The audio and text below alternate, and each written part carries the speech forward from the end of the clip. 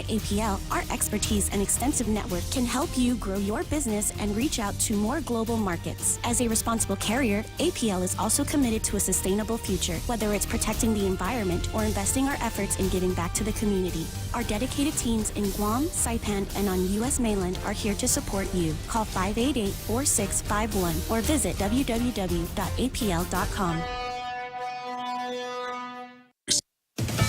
Former President Donald Trump is appealing a contempt ruling from a New York court in a fight over documents. The former president's attorney, Alina Habba, filed the appeal in New York State Court. A judge earlier this week ruled in favor of New York Attorney General Letitia James, who asked for contempt and a $10,000 per day fine against the former president for not submitting documents to the court by March 31st. The Trump legal team has insisted that any papers they had were already turned over. In a statement, James said the reaction was expected. "We've seen this playbook before," she commented, adding it will not stop their probe into the Trump organization.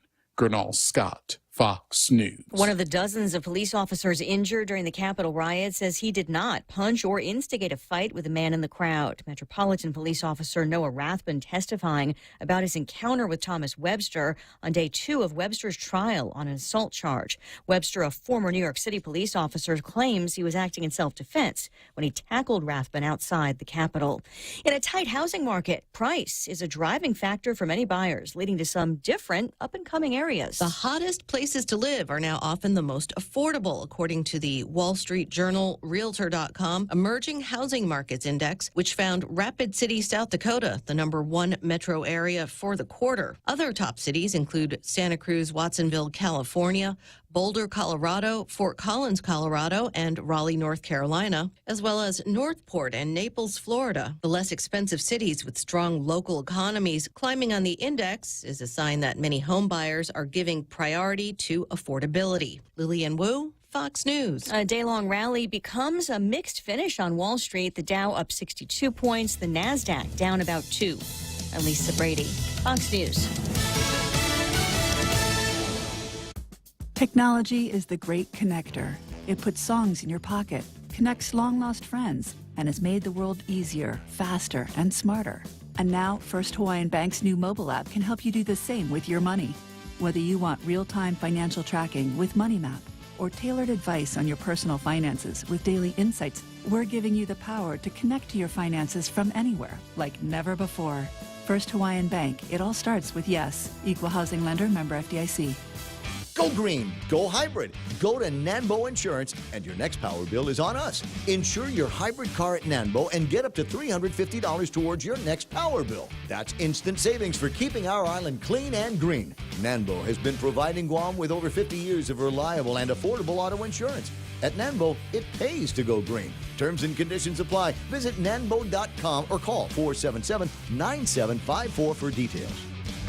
It's time for a fresh moment from Ruby Tuesday Guam. The Fresh Garden Bar is back to self-service, and for a limited time, you can feel the freshness for just $8.99. That's right, $8.99. You can also add on grilled chicken or grilled salmon for a few bucks more. The Fresh Garden Bar is back to self-service and available all day long. So come on in for a fresh moment at Ruby Tuesday Guam.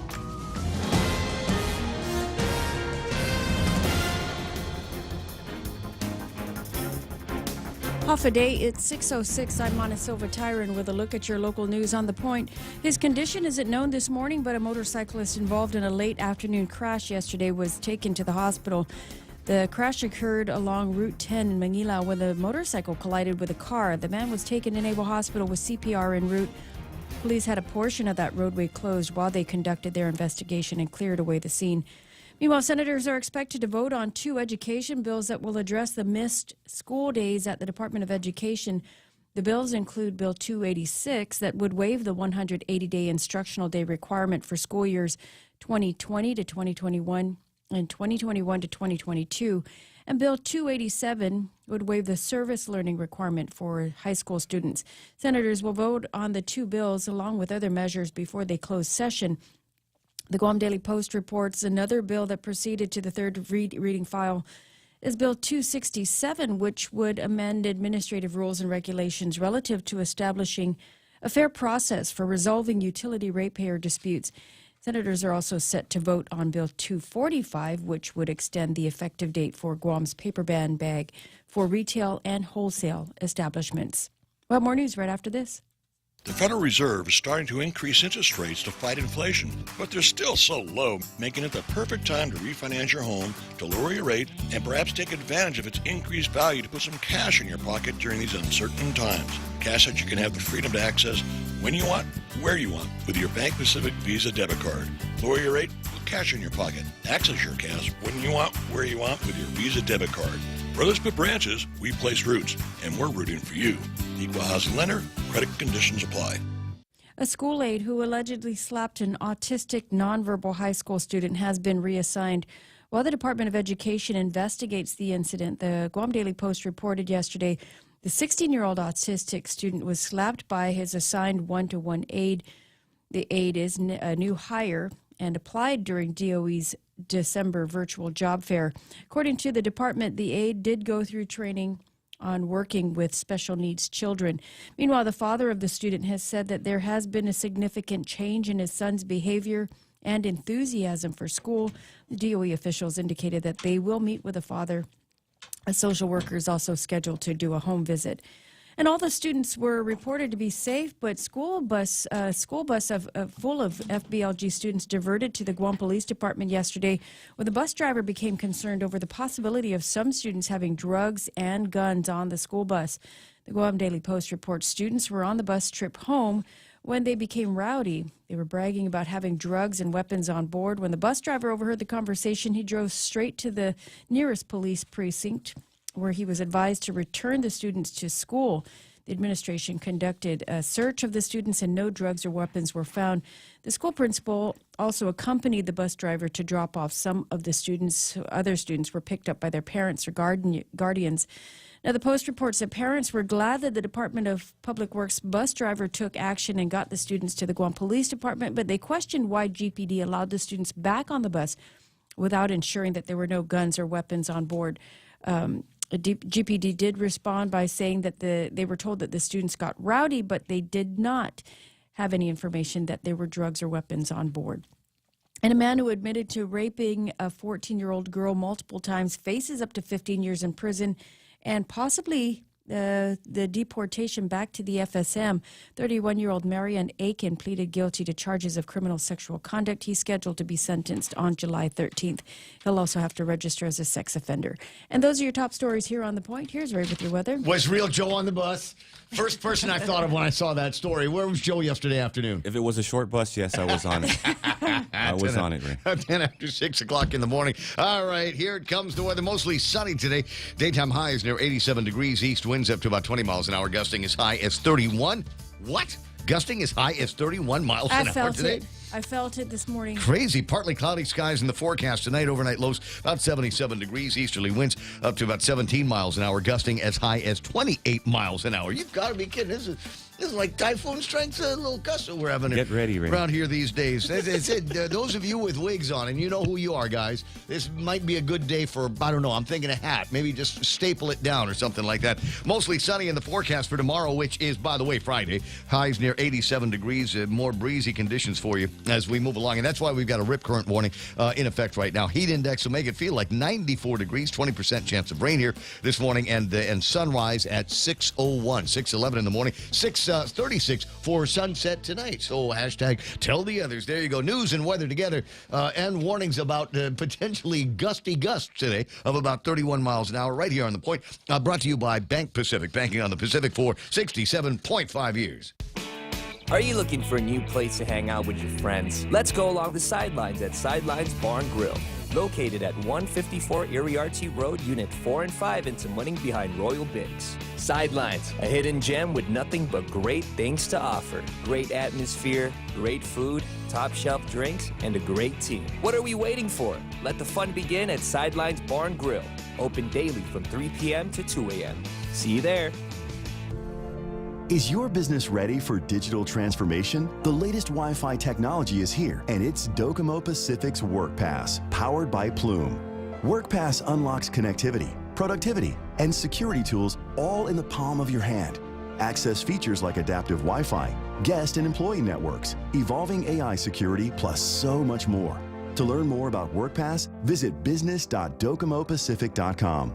Docomo Pacific Business. Work better together. At 6:12 in the morning on the Ray Gibson Show. Portions brought to you by APL, American President Lines, a global presence with a local home. Also brought to you by Ron and Kim over at Security Title. I've got this picture of Ray Tenorio holding a gun. It's not that kind of security. It's like if you're buying a house and somebody says, no, I own the property, you always want to have somebody do a title search on that to make sure that the guy actually does own what it is that he's trying to sell you, and you're not sitting in the house and then somebody coming and going, why are you here? This is not your property, bro. They can alleviate those awkward moments with Security Title. The Ray Gibson Show. Morning talk that matters. Call now, 888-TALK. That's 888-8255.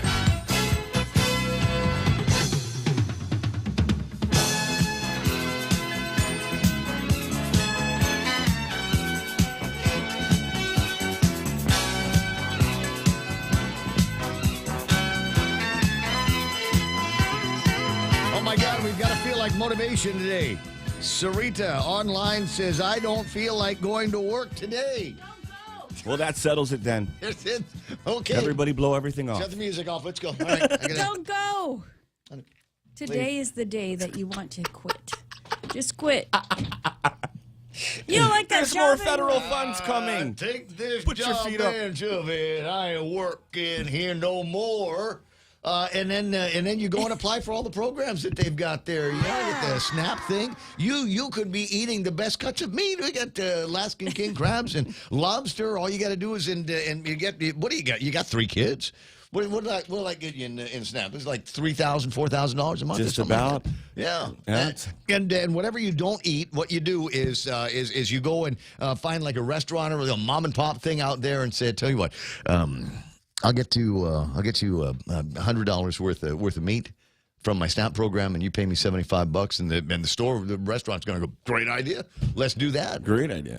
And that's the way that Even particular Teddy SNAP works. would think that's a great idea too. Was that Francis Teddy Yeah, she'll think that's great too. There's somebody that watches that kind of thing, but I don't know who it is. But I'm just saying, you've got options. You don't really need to go to work. I mean, thousands and thousands of people here on Guam are living the life of luxury, comfortably poor, nestled in the bosom of the Department of Public Health. This is my summer home, Ray. Social Services, right? 6:15 in the morning. Hey, welcome to the program. Excuse the mess. It is the Ray Gibson Show on 93.3 The Point. My name is Ray.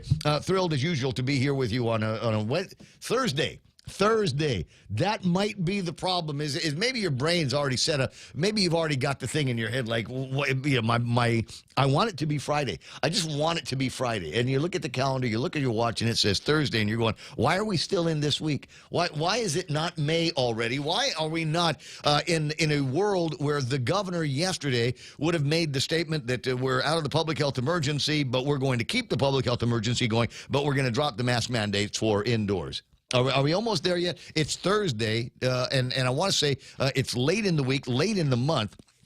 So we need to have, number one, the announcement of the extension of the public health emergency, and maybe a little bit of the foreshadowing that next week is going to be the end of the indoor mask mandate. We need to have some kind of benchmark, and I'm pleading now with the administration, make today worth something. Make today meaningful. Teasers, at least. At least teasers. Some teasers. Well, we're pretty close. Phil Leon Guerrero did a story in the Guam Daily Post about 47 new COVID cases. Did you see that when the JIT came out yesterday? Did you go, come on, no, not 40. We've been doing such a great job. The numbers have been going down. So You mean there's still COVID? There's still apparently COVID. But the island, he checked on him, and the island is, quote, still on track to lift the indoor mask mandate. That's supposed to be coming up next. I think it was Monday or Tuesday next week or something like that is when the big announcement's going to be coming. So try to act surprised when it does. Anyway, let me just introduce everybody. Just make sure everybody knows everybody around here. Real Joe gets the phone when you call. Yes, at 671-888-8255, 888-TALK. And Kellis is already on the phone? Oh, man, he's fired up. Blessed. Buenos Zen Hoffa Day, Kellis. Buenos and half a day. I was just wanting to tell Joe that maybe you should just identify that today is Friday and not come in tomorrow. That would be great. That would be great. And I'm going to also identify as a female rugby player. Can I do that? Yes, of course. You can do whatever you want to. I'm going to identify as a Democrat. No, you can't do that. Yes, I'm going to. I don't care what You Tony can do Vivanta, anything. Lulian Girl says. I'm you going to can't do identify as a Democrat, and I'm going to vote for Mike St. Nicholas in the election just to trigger them and tick them off. Can I do all of that, my friend? Yes, you can. Well, I appreciate that. I'll talk to you pretty soon. And remember, remember which color of the wire is hot when you're doing the electrical work today, would you? All right, I'll talk. There's different color wire? My colorblind electrician. I love that. Bro, you have a great day. 888-825-888-TALK. Montesilva is going to take care of news and information as we make our way into a Thursday morning. Is there good news? I was listening to the newscast. No news is good news. Anything in there that was No. particularly exciting? No, just the school bus driver who took I'm sorry, this evasive is a action? great story. Rowdy It was students good. cause bus detour. I'm one of those parents. I would drive my kid to the police department or DYA if they were being rowdy. Absolutely. I think this is a great story. Our mom did that. Indicative I'll of take just you to DYA myself. how spoiled our kids are around here. Can I just say that there's a lot of spoiled kids that we've got floating around on if it was me, if I was one of these kids in the back of the somebody bus. taught them about, spanking's bad. Yes. Yeah. Whoever spilled the beans. And said, you shouldn't, you never Started raise a that hand trend. to your child. Report your parent. Violence in the home. Look, I'm not talking about beating them with wire hangers. I'm talking about discipline. Just good a old-fashioned just discipline. Make it just a Come on, little man. bit of like that. Get the Fought kids' for your attention. heartbeat, bro. Yeah. Come on, straighten up. Heartbeat. Our parents never even had to lay a hand on us. All they had to do was snap their finger and we just comply. Or that look. Yeah. That look. And I don't think that the kids anymore are getting that look, and they don't know how to behave in public, like on the school bus. And frankly, I don't know if I was the bus driver. I don't know. It would have been my last day. Whatever it was, it would have been my last day on the job. Yeah. Because I would have stopped the bus. I would have All of walked. you, Just everybody, goodbye. But this is not where I live. Too bad. We got the kids in the back that are being a little pain in the asses, and I don't have to take this anymore. So I'm going. You drive. I heard the guy on the radio this morning say that I could sign up for the food stamp program and eat good steaks and Alaskan king crabs and lobster whenever I want to, and that's what I'm going to do. So you little monsters out there in the back, come on up here. Let me show you how it works, and then you can drive yourselves home. You could have just cut the Wi-Fi, Ray. Turn off the Wi-Fi in the bus. They have It's Wi-Fi over, in man. the buses? That's what I hear. What? Are they Spoiled. running it? Maybe they're Absolutely running it. spoiled. Is that real? That's supposed to. And we need the bus driver. Could you drive slower? Because you keep hitting the bumps and you ruin me. I'm just now getting to my homework. I was that kid on the bus. 20 after 6 o'clock in the morning. There are lots of stuff to get to in the table of contents. Spent a lot of time yesterday on what continues to be a top story today about how the Democrats have decided that we I'm sorry, we just cannot risk Leon Guerrero losing Adelup. She needs to be a 2-term governor, not a 1-term governor. And Mike St. Nicholas is going to screw it up. So we're going to close our primary to just a handful of the true believers, the chosen Democrats of Guam.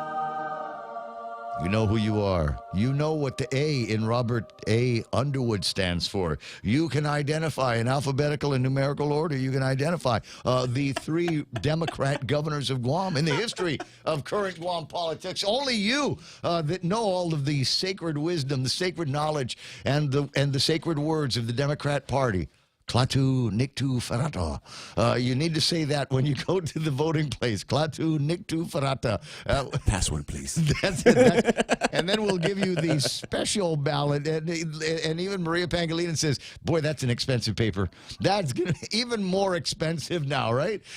We still don't have a very clear handle on how this is all going to get handled when you go and vote. So if you are one of, I'm sure, thousands of Republicans that would like to continue to support Lulian Guerrero and usher her into a second term filled with hope and prosperity for all. You may not be able to do that, but we'll keep an eye on this story.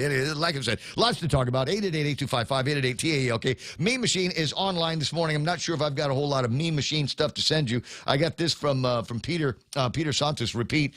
He has penned an open letter to the public and talking about Mike Nicholas and the Democrats and all this other stuff. I might get around to reading bits and pieces of it from He's getting wild Peter. today, huh? What's that? Pete's getting wild today.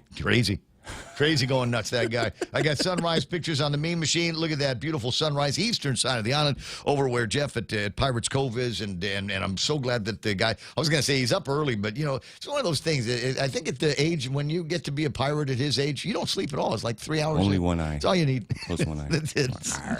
One eye, one hand, one leg.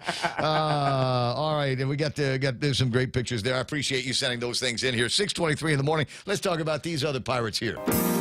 Sometimes you want to go where everybody knows your name, and they're always glad you came. You want to be where you can see our troubles are all the same. You want to be where everybody knows your name.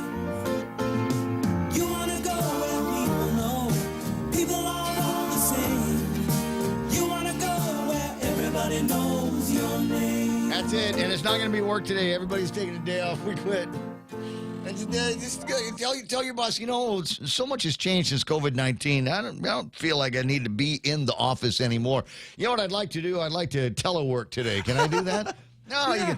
You can watch me on whatever the program is, that Microsoft Works program.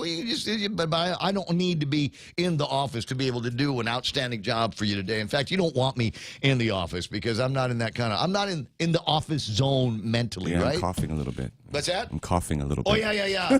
Well, Coughing, dude. That's the new one. Back in the old days, you know, it's like, yeah, come to work, doesn't feel good. And, you know, the boss is like, nah, come on in, get out of here. You're not that sick. Are you in the hospital? No, then come to work.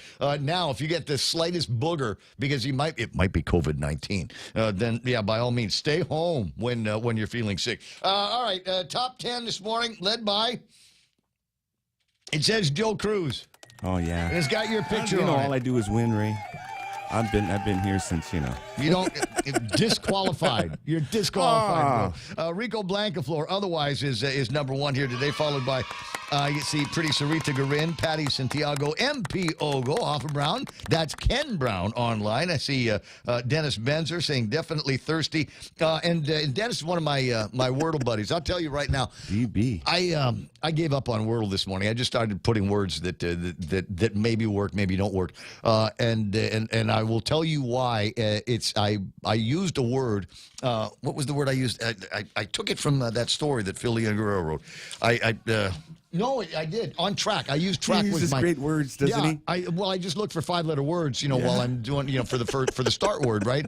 And so on track. Track was the word that I used to get things started, and that didn't give me a whole lot of options, and so, you know, I just kind of gave up on it and threw in a whole bunch of words that I don't care about Wordle today. But for those of you that are playing Wordle, all right, I'm going to try not to spoil it for you, but I'm just going to save you a whole lot of frustration.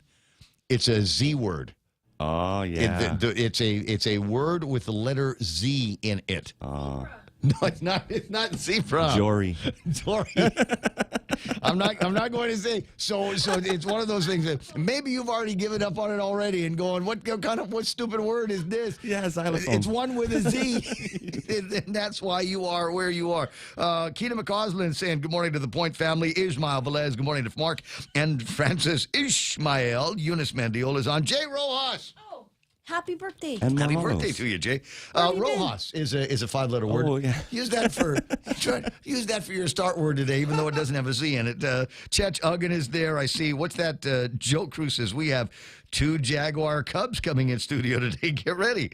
Do we? Really? Yeah, you don't know about that? I forgot. Is it a surprise for me on my yeah. birthday? Okay, gotcha. Brad Wood is online. Sarah Lake, thought-provoking, entertaining, and ball bust only at the point. Jerome McDonald, I got Bunk Bunker. Franklin Meno, Biba. Biba Bunker. Hava de Rayman Zansi Zogin in Lahan Biba. Mike Grace Bloss. And let me see, Cheryl Ochai watching the program.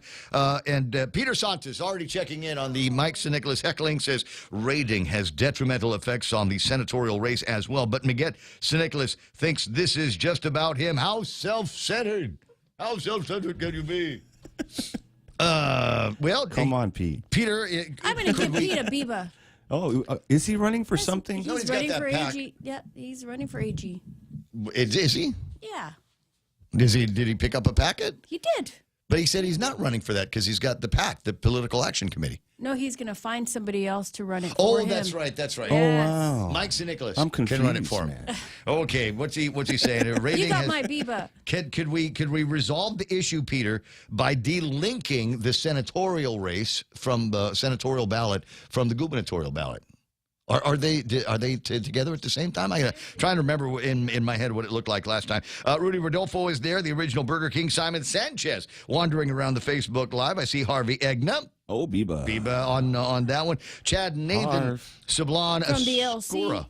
From which LC? Lower Kenyatta. Landon Nadler saying, good morning. Well, good morning to you, buddy, as well. Sarah Lake's online. Charles Craw and... the entire road was closed for the accident at 4 p.m. Yeah. They heard that there was going to be a protest, one of these heartbeat protests going on, so they closed the roads in the wrong street. Sorry about that. Everybody was down in Agana, apparently. I saw them walking up and down the roadway back to their car, and it occurred to me, whether I'm behind your protest or not, could you write more clearly on your sign? Fewer words, I think, because there was one person I saw walking by, and then it was like a paragraph. You got 3 words. Yeah, and then they're walking by slowly and they're waving the thing, and I can't read your darn signs. I couldn't tell whether you wanted the abortion or not. So you gotta try fewer words. You should be able to read the whole thing. No, but did I hear that right? From a speeding car. I was watching KUAM, and they reported that the governor did show up, and actually told the crowd that she was going to veto the bill once it hits her desk. Wow. Yeah, that was what I heard on KUAM. Baby killer. Tim Zedeker's online. I see cousin Troy Torres online. Good to have you there. The hot sister of the program, Pam Duvall, hanging out. Wow. Lori Atoigui. Miglu. Good morning to my many problems happening here on Guam. So no. Good morning.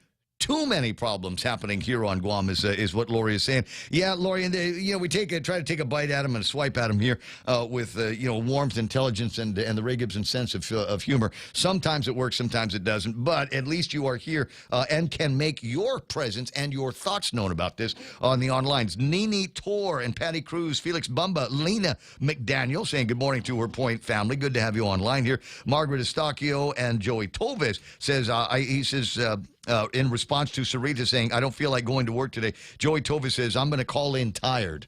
Is that's a way to do that? I've done it. Sorry, boss, I can't come to work today. Why? Just tired, man. Tired of your face, boss. I had the chicken at Carabao last night, and it was good, and I'm tired from chewing. Mark Voigtland checking in from the free zone. Marla Carbolito is on. Margaret Estacchio, good to have Benidosu Tau in there saying, I've been at work since 1 o'clock in the morning. Good for you. Congratulations. I don't think they pay extra for that. My bro Dean Bates is online. You need to right-click on Dean Bates' name, right? And then right-click on his wife. She got oh boy. There was posing. Lowry. There was posing going on at the beach recently, yeah. And I'm just going to say I'm assuming that Dean was the lucky photographer for many of those pictures. Who else is there? Penny Cruz online. I see Dave Lazard and Heather Perez. Juanita Machi. Good morning to you. Tina Garcia says Ray is a good Democrat. I am a good Democrat. You know what? I'm for the people. That's all you have to say. I'm for the people. Or it's balanced over here. You're in my heart. You're in my Classic heart. Tina. Patricia Canata online here this morning. Sonia Vidzagomez Uggan wishing everybody a blessed day. Good to see Jose Tetpahago Jr. online. Donna Mila is hanging out. Who else is where's the husband here? Former Governor Carl T.C. Gutierrez online. No, just bring back the sunshine. He took it to Japan, but he brought it back to Guam. And I've got pictures of the governor standing around with a bevy of beautiful Japanese influencers who are going to be here on Guam at some point to take beautiful pictures of the island, send them back to Japan, and encourage all of their millions of followers to come and enjoy Guam. Incidentally, Carl T.C. Gutierrez, there's another article in the Point Guy. Another article in the Point Guide. There was one that was printed last week about why Guam should be more than just a stopover. It should be a final destination, and they reiterate that point. In fact, the author of the story in the Point Guide makes the point on the point of using mileage to get to Guam, how easy it would be to use your mileage to get to Guam and you know, whatever cash in, whatever points that you've got, and be able to get you. I'll get you some bits and pieces on that story a little bit. Matt Galenda says, push-ups. If they can't listen to me, then they ain't listening in school. At least I can make you strong so you can do good old-fashioned hard labor and feed yourself when I'm gone. Good point there, Matt Galendez. You're not allowed to beat your children, but you can force them to do calisthenics in the house. Might want to work on that. Otherwise, send them over to Brennan Fausto and have our Jigo Jarhead put some marine wisdom into their heads. Who else is playing around? I got Tony Uggan, Pete, repeat, appreciate you, Brett. Don't stop, can't stop. Stephen Applegate is watching the program here this morning. Took the family out for a beautiful dinner with some drinks over at the Carabao last night. Jess Mendiola, Carlene Harker. Was it Jess that was writing this morning about spending $9.25 for one pack of cigarettes? Oh, yeah. Yeah, he's like, okay, I'm going to quit. That's on the low end, too, Ray.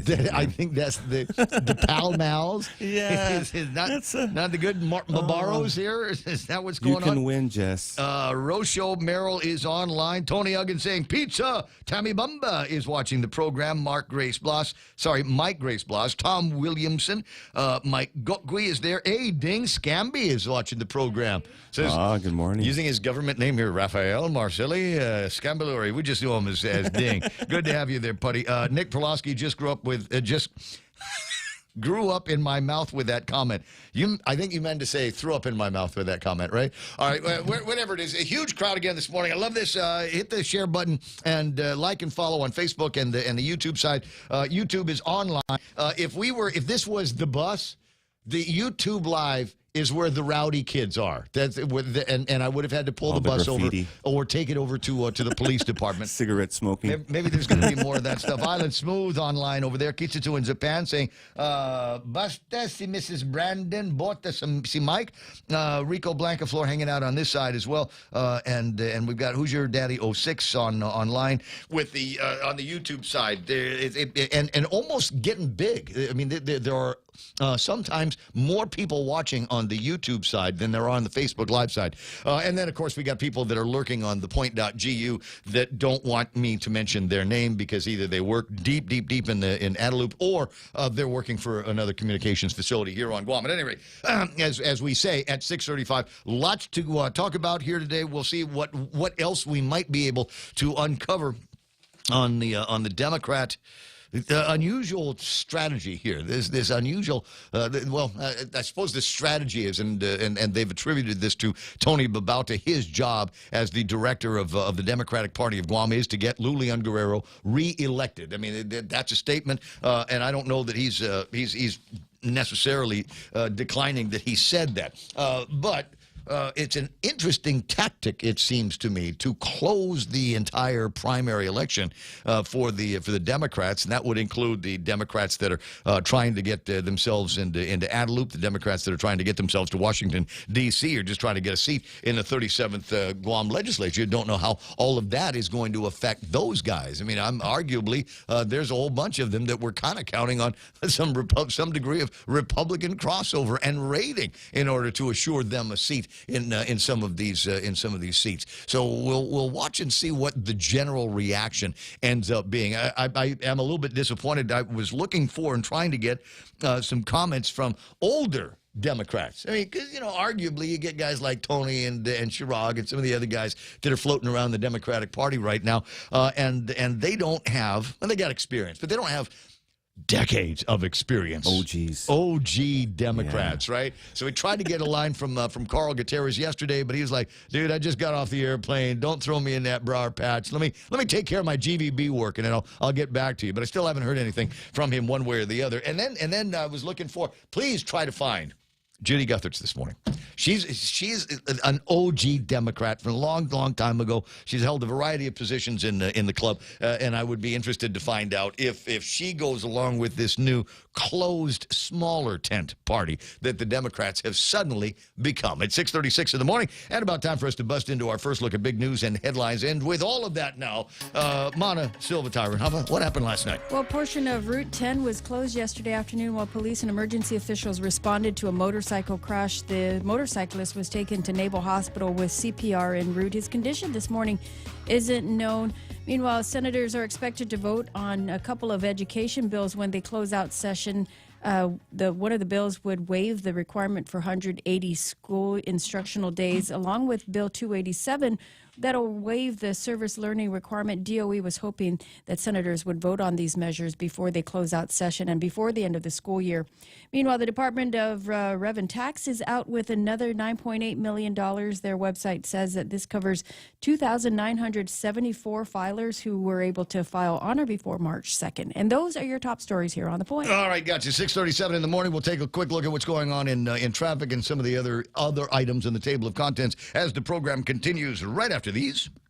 Come try Guam's original Chamorro restaurant with Pica's Best 5 years running. Mezcla Chamorro Fusion Bistro. Experience Chef Peter's candied salmon over scallion coconut rice, octopus to naktak, Chamorro platter, and their award-winning gourmet hamburgers. Or if you're looking for something healthy, try their keto-friendly menu. Come and enjoy Mezcla's half-a-day service at their Hagåtña and Grand Plaza Tuman location. Call their Hagåtña location at 479-2652 for reservations. JV International Safety Equipment has it all for you. Fall protection, rain gear, traffic signs, speed bumps, custom signs and banners, PPEs, fire extinguishers, plus more. Check them out on Facebook at JV International Safety Equipment Company or visit their website, www.jvisec.com. JV International Safety Equipment, Guam's leader in occupational and environmental safety equipment. Call 688-9524. JV International Safety Equipment, located in Harmon Industrial Park. Knowledge is power.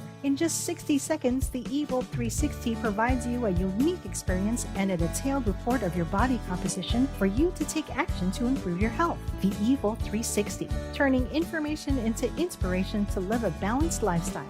Evil 360 is exclusively at the Take Care Wellness Center. Go to Simply Book Me or call 671-646-6956 extension 7260 for more information and to schedule an appointment with a member of the Take Care Wellness team. There's no traffic because it's still too early.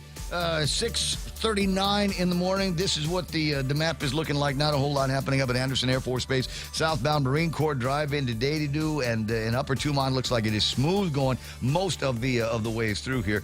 Don't think that we're going to see a repeat of what happened on Route 10 yesterday. Fingers crossed, and hope that guy is okay. But I don't know. You know, when I heard it was a motorcycle, there were two thoughts in my head. Is number one, I hope he was wearing a helmet, and number two, I hope he wasn't doing anything crazy on the motorcycle.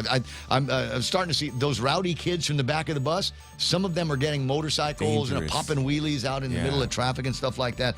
So I hope that wasn't the case yesterday. A little bit of traffic getting into the downtown Hagåtña area, and it's mild even down at Big Navy in Sumai. 6:40 in the morning. There's your right now traffic. This is The Point. What's for breakfast at KFC under $3.95, you ask? What's for breakfast at KFC that's different than the other guys, you ask? KFC's chicken wrap, sausage wrap, the Colonel's chicken congee, chicken fried steak, sausage biscuit and gravy, and biscuit sandwiches made with KFC's original fluffy biscuits. All for under $3.95 and all only at KFC.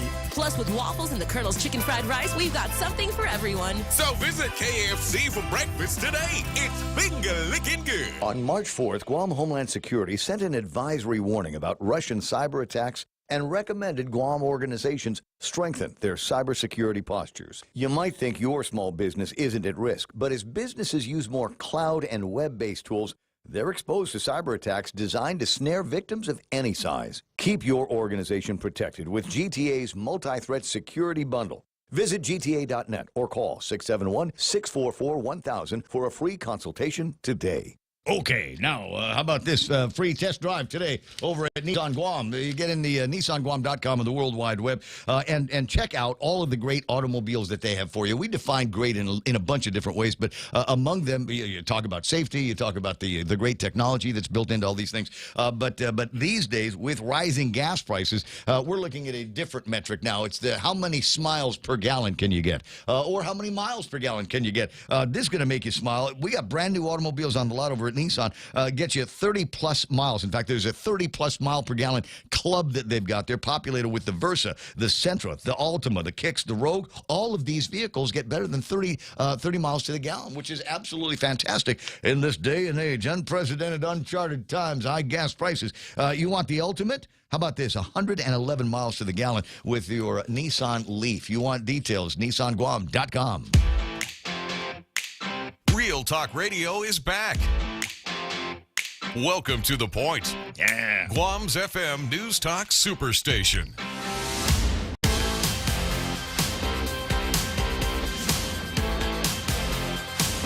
It's 6:42 in the morning in the Ray Gibson Show. You know what today is? If you're looking for something to celebrate, we'll give you the special events on today's date. It's Love Your Thighs Day. Oh, I love your thighs. Ray. No. Easy now. Easy. Careful. Oh, mine. Don't look me in the Love Your Thighs Day. It's Cubicle Day.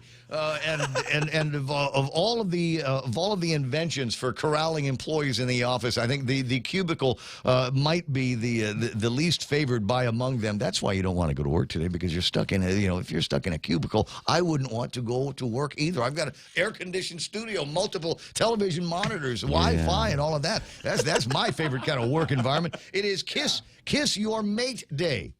Oh, wow, Ray. Isn't that special? Don't look me in the eye, Joe. Kiss Your Mate Day. So start off the day that way. I mean, if unless they've already left the house or the office or whatever already. It is Take Your Daughters and Sons to Work Day.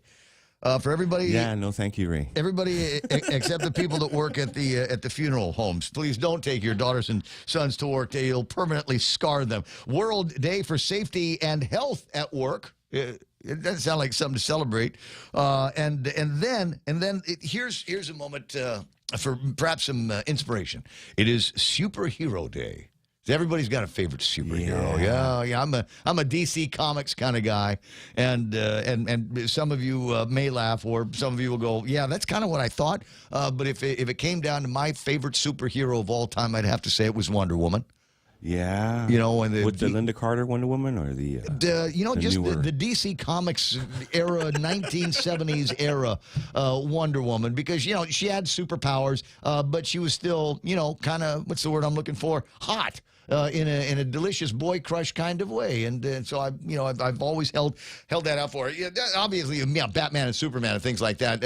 I'm lost in the Marvel Comics universe. I never got into that. They had this weird kind of Stan Lee art that was going on in the 70s, and I just wasn't about it. So I was never into it. So when I see the success of Marvel movies and Marvel Comics, I'm going, yeah, I guess, but it wasn't a big deal for me. My favorite Marvels, though, if I have to say, my favorite Marvel shows are the ones that aren't like the regular Marvel universe.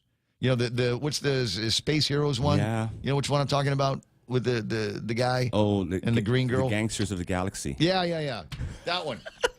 I don't think that's the name of it, but I know what movie you're talking about. That's a good one. And there's a MODOK one that I found on a thing. But it's superheroes, and it always brings up the question: if you could have a superhero power, what would that superhero power be? Would it be the power of flight? Would you like to be able to see through women's clothes like Superman? What is it that you would be going for? Telekinesis. Telekinesis. What's that? Bending watches with your brain? Yeah. That would be a cool thing to be able Spoons, to do. Just mostly, Ray. Yeah. Spoons.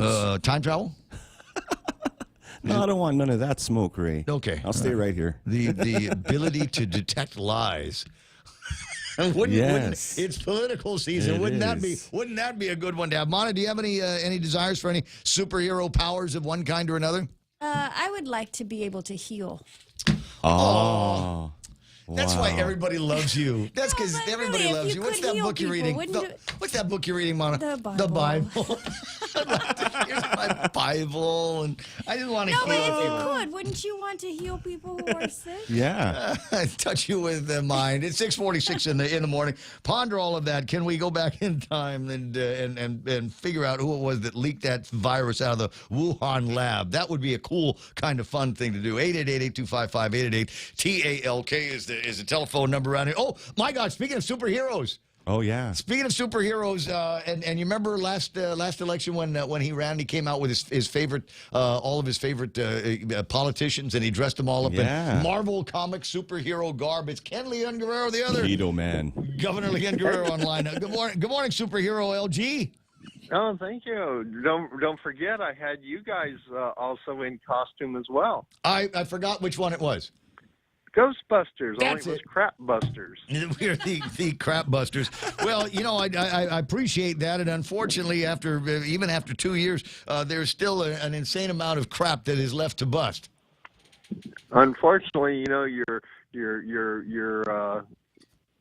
whatever those guns were needed more power than I gave you on them last time. We'll have to stagger that thing up a little bit in order to truly get after some of the crap that we are going through right now, and not a whole lot of information on how things are going to be moving forward in this closed primary for the Democrat Party universe that we live in.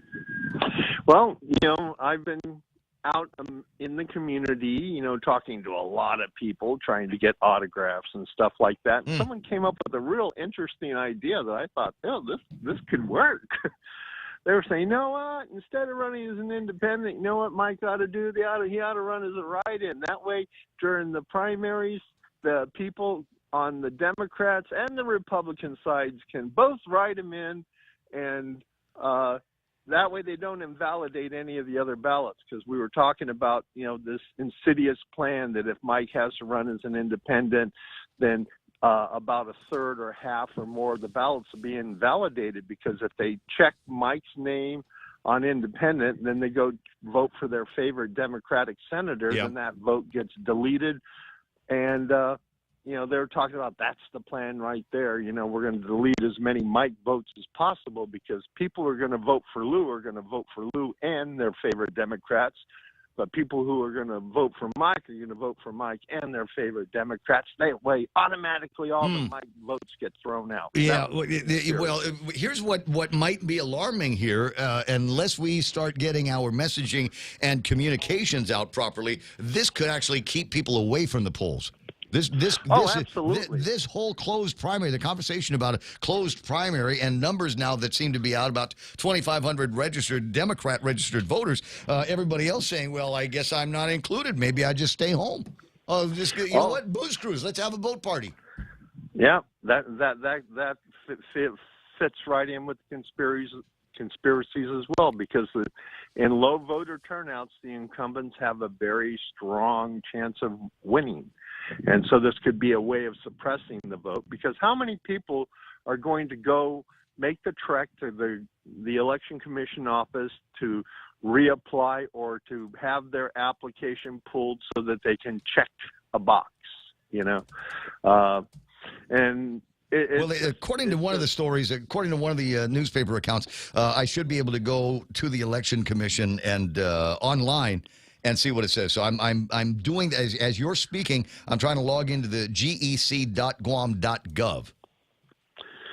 Okay, while we're talking about that, but just think about the logistics of having 50,000, because remember, less than 5,000 people, so less than 10% of all voters registered have indicated a party, which means more than 90% of the voters have not indicated a party. So we're talking about alienating 90% of the voters. So we're at 50,000 plus now. So we're saying that 45,000 of you don't matter as far as the Democrat Party is concerned.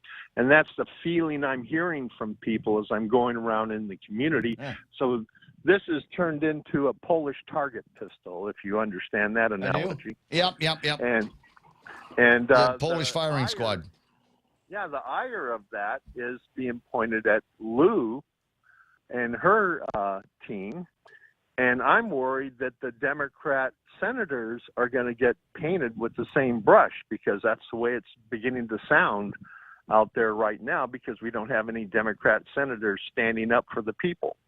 You know, if they're all going to stand behind Lou and salute Lou's process, then they're going to get painted with the same brush and suffer appropriately, which will definitely benefit the Republican side of the party. Yeah, I think it's interesting analysis that we're trying to scratch through in the very, very early stage of where this is all going to be going.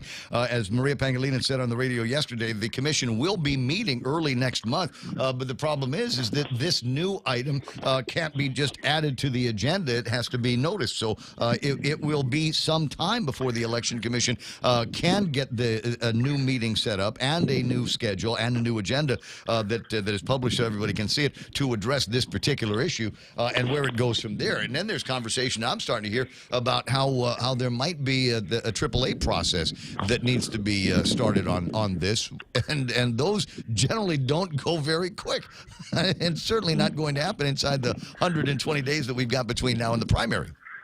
Absolutely not. And in the meantime, the collateral damage continues to fall. We disenfranchise a larger group of voters, and we aggravate those who are planning to vote. But when I say we, I'm talking about as the government, by their own actions, they are going to compel or drive voters away from a bipartisan point of view to a partisan point of view, and the beneficiary, that's going to be the Republican Party. Well, now, I'm okay with that. Republican, I'm not opposed to that. Yeah. But as a community advocate, I am opposed to that. So now I'm bipolar on this issue, because the community advocate of me, as you know, I have testified numerous times to eliminate the primary election just for these reasons. I've got a voter initiative that's in the process. I've already met with the Guam Election Commission on the next steps on the voter initiative process. So if the voter process goes well, then this will be the last time we have to go to these particular reindeer games. And I have no doubt that the politicians will create new reindeer games around the general election coming up in 2024. But at least if we as voters, as citizens, start registering in large numbers and not selecting a party, it'll drive politicians nuts. Oh, I'm just absolutely going to love the screaming and yelling that lifelong Democrats are going to be going through the histrionics when they're being asked if what their ballot preference is going to be, and they say, "Well, I'm a lifelong Democrat." Well, you're not on the list, Mr. Lifelong Democrat. I never thought I had to put it down. I'm a Democrat. My father was a Democrat. My grandfather was a Democrat, so I'm a Democrat. Yeah, but you're not on the list. You know, what are you going to do? Provisional ballots? Is that what they're going to be? I don't know. I don't know. I just think it's somebody needs to corral the kids in the Democrat Party. At least that's the sense that I've got, is they've kind of run away with a decision without checking with the old farts. But I've yet to confirm that. We'll see what happens this morning. 6:54. You have a great day. Yeah, we'll just have to rename them the Undemocratic Party of Guam. Yeah, that's crazy progressive talk there, buddy. I'll see you soon. There's the other governor, Ken LG, on the line. 888-825-5888-TALK. Mon, are you at the Guam Election Commission website as well? Are you at Amazon? What are you buying me for my birthday? You should have bought it last week, because I don't think it'll get here in time, the way Amazon's been shipping these days. Shucks. The Guam Election Commission, I'm looking at their website. According to Maria, in one of the stories, there's a place where you can go, a link that you can click that will actually take you to your voter identification page. Oh, really? wow. Yeah, where's that? Is that public? Open to the public? Well, if you got my full legal name and my social security, I believe it is. Okay, search. Mm-hmm. Voter identification. All right. So if you're looking it up, it's 586. I'm just kidding. I know your mom's maiden name, man. Everybody knows my mom's maiden name. It's Nicholas and his running mate, blah, blah, blah, an attempt to get them into a partisan. Have you found it yet? Maybe it was in there. Where to register, election manual, absentee voting, precinct breakdown, where to register, general information. No, I don't know where. I don't know. I'll see what I can find during the news if I don't make another attempt at Wordle. 6:56 in the morning, and another interesting story. This from the Pacific Daily News. Senators closer to delaying the paper bag ban. Oh wow! I told you about this. They've made a change. It was it was originally supposed to go into effect summertime this year on July, right? My guess is that Sabina and a bunch of the other folks at the legislature said, "Oh, that's way too close to the election. There's going to be people growling about the paper bag ban. We don't want that to happen anywhere near an election." So they've moved it off. Now apparently they've moved the start date of this to 25, July 1st of 2025. So everybody will have clean hands and everybody will have forgotten whose brain fart of a law this was to prevent people from being able to have at least paper bags when they're leaving the grocery store, wherever it happens to be. Sabina wants to give businesses another 3 years to comply with the ban through 245. Paris said Wednesday that the extension is meant, for those who wish to phase out and make use of their existing supplies rather than going to waste landfill, and to provide more time to develop reusable options. Yeah, I got a reusable option. Let me use my paper bag. Let me use the plastic bags, the recyclable ones, the biodegradable ones, and all of that. And you say, well, but paper bags, they kind of make a mess of the environment as well. According to the eggheads at the Guam Center for Island Sustainability, they testified that manufacturing paper bags creates 4 times more pollution than manufacturing plastic bags does. And that's apparently all you have to say is 4 times more pollution. Can you show me what the nature of that pollution is? And where's the EPA? If we've got a manufacturing process that by its own definition creates some kind of pollution, don't you think that the EPA would be involved? Don't you suppose maybe they would have some kind of metrics that they would be looking at and maybe provide some kind of compliance? Like a power plant makes pollution, right? But there's a certain amount of scrubbing that we do so that there are mitigations on all of this kind of thing. And can you imagine all of the people that are employed in these manufacturing rules to make paper bags? Wait a second. Here's a thought. If manufacturing paper bags makes a lot of pollution, then wouldn't it stand to reason that manufacturing toilet paper would make a whole lot of pollution? Yeah. Yeah, maybe the people over at the legislature, maybe and the Center for Island Sustainability need to take a look at that and figure out, well, wait a second, we can't have paper bags because the manufacturing creates pollution. We can't have paper toilet either because that makes some kind of pollution. Going to have to make a law. We're going to ban toilet paper now because that's the logical extension of that line of thinking, is it not? We'll see what happens on this. It is on apparently on the agenda for the deal. You know what is not on the agenda, I believe?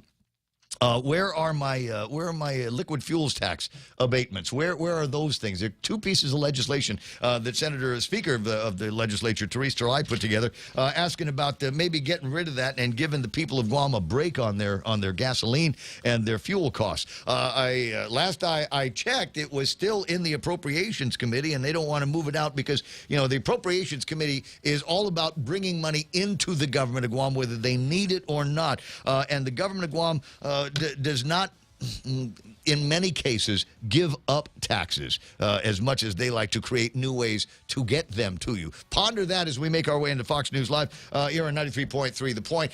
We've got that coming up next. On the other side of that, Montecillo Tyron is going to take a look at some of the big news stories for you. Jerry Roberts has got the extra point. We'll take a look at the market, Bitcoin numbers, and where Tapas and West Texas crude are. That is all ahead right here at 93.3 KUSG. I got you. We are The Point.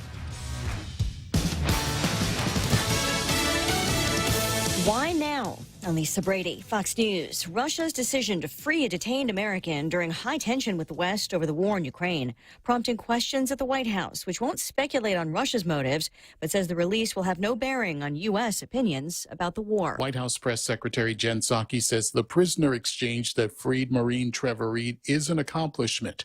But as it concerns Russia's Ukraine invasion, what has not changed is our approach or view, opposition, or the president's intention to put forward a package in the coming days to help continue to support the Ukrainians. Psaki says she won't speculate on how Russia has viewed the exchange. Two other Americans, women's basketball star Brittany Griner and security executive Paul Whelan, are still detained in Russia. Fox's Gernal Scott, Whelan's family expressing diminishing hope. The UN working to coordinate a complex evacuation of besieged civilians at a steel plant in the Ukrainian city of Mariupol after President Putin agreed in principle to let the UN and Red Cross take part. But for now, talks continue. Meantime, powerful explosions just reported in the southern city of Kherson, which is occupied by Russians.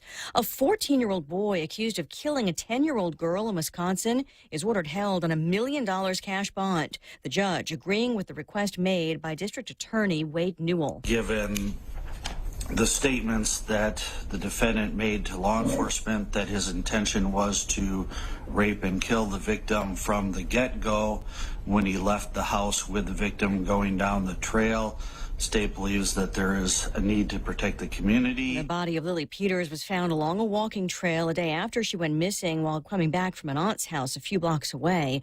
The boy is charged with intentional homicide and sexual assault.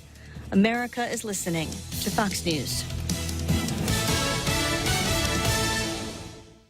Off a day. I'm the owner of Guam's largest tourist attraction group. The pandemic's been very tough for all of us, and particularly for my team members. So I'm really appreciative and grateful for the PUA assistance to our team members, and more recently, the SVOG federal grant that allowed us to reopen these facilities and re-employ everyone at a critical time when PUA ended. From myself and my team, on behalf of all of us, thank you for the federal funds that allowed us to reopen. The federal fund you provide saved many jobs. Thank you so much. We employ about 35 technicians for our shows. Thank you for the federal funds that kept us going. Thank you for helping with the federal funds. Thank you for the federal funds. Thank you for helping to save our jobs. Thank you for the federal funds. This ad was paid for with official funds from the office of Congressman Michael F.Q. San Nicolas. The pandemic isn't over. That from the White House after top advisor Dr. Anthony Fauci said the U.S. was out of the pandemic phase. White House spokeswoman Jen Psaki says what he meant is that we're in a different phase, but that people still need to protect themselves. A congressional probe of the opioid epidemic accuses a consulting firm, McKinsey & Company, of conflicts of interest, including serving both the FDA and Purdue Pharma and failing to disclose those conflicts to the FDA. The Oversight Committee holding a hearing on the report. McKinsey has apologized for some of its conduct, but McKinsey & Company managing partner Bob Sternfeld says the firm did not advise the FDA on opioids. As both McKinsey and the FDA have made clear, our work for the FDA focused on administrative and operational topics, including improvements to organization structure, business processes, and technology. Patricia Godsey is a Richmond, Virginia mom who lost her daughter Cassie to an opioid overdose. Finding your daughter on the floor with a needle still in her hand is an image I'll never get out of my head. In Washington, Mike Emanuel, Fox News. Actor Michael J. Fox, who became an advocate for medical research after being diagnosed with Parkinson's disease, will be the subject of a new documentary. The doc was grabbed by Apple Original Films and is currently in production. The film is still untitled and will follow the Canadian-born actor's extraordinary career, documenting his rise to the pinnacle of the movie and television business, thanks to his roles as Alex P. Keaton in Family Ties. Mallory, I'm not just a guy. I like to think of myself as a guy and a half. And in the Back to the Future film franchise. We'll also look at his struggles with fame, as well as his diagnosis with Parkinson's at 29 years old. Michelle Polino, Fox News. The Dow finishes up 62 points, but shed most of today's gains after yesterday's sell-off. The NASDAQ down 2 points. I'm Lisa Brady, Fox News. What's for breakfast at KFC under $3.95, you ask? What's for breakfast at KFC that's different than the other guys, you ask? KFC's chicken wrap, sausage wrap, the Colonel's chicken congee, chicken fried steak, sausage biscuit and gravy, and biscuit sandwiches made with KFC's original fluffy biscuits. All for under $3.95 and all only at KFC. Plus, with waffles and the Colonel's chicken fried rice, we've got something for everyone. So visit KFC for breakfast today. It's finger licking good. Half a day, this is Honey. Here at APL, our expertise and extensive network can help you grow your business and reach out to more global markets. As a responsible carrier, APL is also committed to a sustainable future, whether it's protecting the environment or investing our efforts in giving back to the community. Our dedicated teams in Guam, Saipan, and on U.S. mainland are here to support you. Call 588-4651 or visit apl.com. The Federal Reserve is starting to increase interest rates to fight inflation, but they're still so low, making it the perfect time to refinance your home, to lower your rate, and perhaps take advantage of its increased value to put some cash in your pocket during these uncertain times. Cash that you can have the freedom to access when you want, where you want, with your Bank Pacific Visa debit card. Lower your rate, put cash in your pocket. Access your cash when you want, where you want, with your Visa debit card. For others put branches, we place roots, and we're rooting for you. Equal housing lender, credit conditions apply.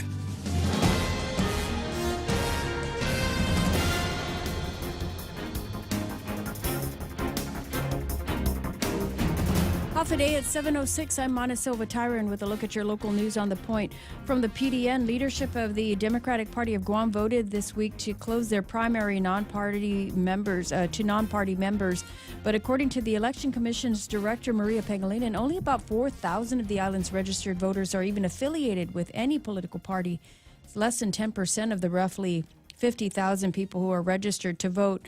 Guam's primaries are normally open, meaning that voters from either party can vote either for Republican or Democrat in the primary elections.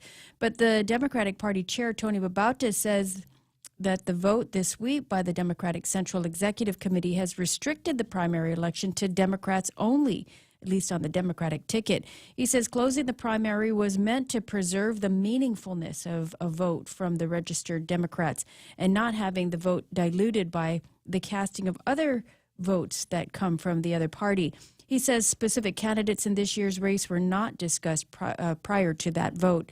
Now, as a result of the move, Congressman Mike San Nicolas, who's running on the Democratic ticket, along with his running mate, says that they will now consider running as independent candidates. On the Republican side, only former Governor Felix Camacho and his running mate Tony Ada will be running in that election. The primary election is scheduled for August 27th, and early voting begins on July 28th, so the commission will have to quickly adjust to the change. Pangilinan said commission board members are set to meet this week, or actually today, on the issue. From the Department of Revenue and Tax, they've processed about 2,900 refunds or returns, and those will be going out to the tune of about $9.8 million. This is for those who filed their returns on or before March 2nd. Police are investigating a late afternoon motorcycle crash that took place along Route 10 in Mangilau. The accident caused traffic to be delayed quite a bit as officers closed down traffic along that roadway. A motorcyclist was taken to the Naval Hospital. His condition is not known while police continue their investigation. We'll have more news right after this. In celebration of our 33rd anniversary, BK's new Whopper Melts are here. Our Whopper Melts feature 2 slices of toasted bread layered with 2 Whopper Junior patties for a quarter pound of flame grilled beef, melty American cheese, caramelized onions, and stacker sauce. Whopper Melts now available in a spicy and bacony variation made for our big Whopper fans. Top off your meal with jalapeno cheddar bites and a refreshing Coca-Cola. Get your hands on the new Whopper Melts, now available for a limited time. BK, Tumon Bay, Aganya, Micronesia Mall, and the airport. BK, your way. Senators are expected to vote on a couple of education bills that will address the missed school days at the Department of Education. The bills include Bill 286 that would waive the 180-day instructional days required for the last 2 school years. Bill 287 would waive the service learning requirement for high school students. The senators will vote on those 2 measures before they close session. A couple of other bills that were placed in the voting file include Bill 267 that deals with establishing a fair process for resolving utility ratepayer disputes, along with Bill 245 that would extend the effective date for Guam's paper bag ban for retail and wholesale establishments. And a school aide who allegedly slapped an autistic nonverbal high school student has been reassigned while the Department of Education investigates the incident. Post reported yesterday that the 16-year-old autistic student was slapped by his one-to-one aide. The aide is a new hire at DOE and did undergo training prior to taking on the position. Meanwhile, the father of the student had said that there has been significant change in his son's behavior. DOE officials did tell the Post that they will be meeting with the father, and a social worker will also be making a home visit. And those are your top stories here on The Point. Here's Ray with your weather. Oh, we're going to do weather again? Yeah. I'm sorry. I was prepping for a new feature on the program. Yeah, it's the one. I haven't decided on the name, but basically I wanted to have a church soundy thing to it. And now a reading from Lou and Josh's campaign platform. Because I want to see all of the pillow talk that they gave us 4 years ago and see what's actually come up. So I'll give you guys a choice when we eventually do it. Do you want me to do a reading from the platform on safe neighborhoods, or did you want me to do a reading on the platform for economic recovery here on Guam? What do you want? I'm probably going to end up doing both. So from the book of Get a Job. Get a job. I'll decide a little bit later on, but that's what's coming up in the program. Today we've got mostly sunny skies in the forecast. Daytime highs near 87 degrees. Watch out for the wind. Regular wind is going to be 16 to 20 miles an hour, but you might get hit with gusts as high as 31 miles per hour.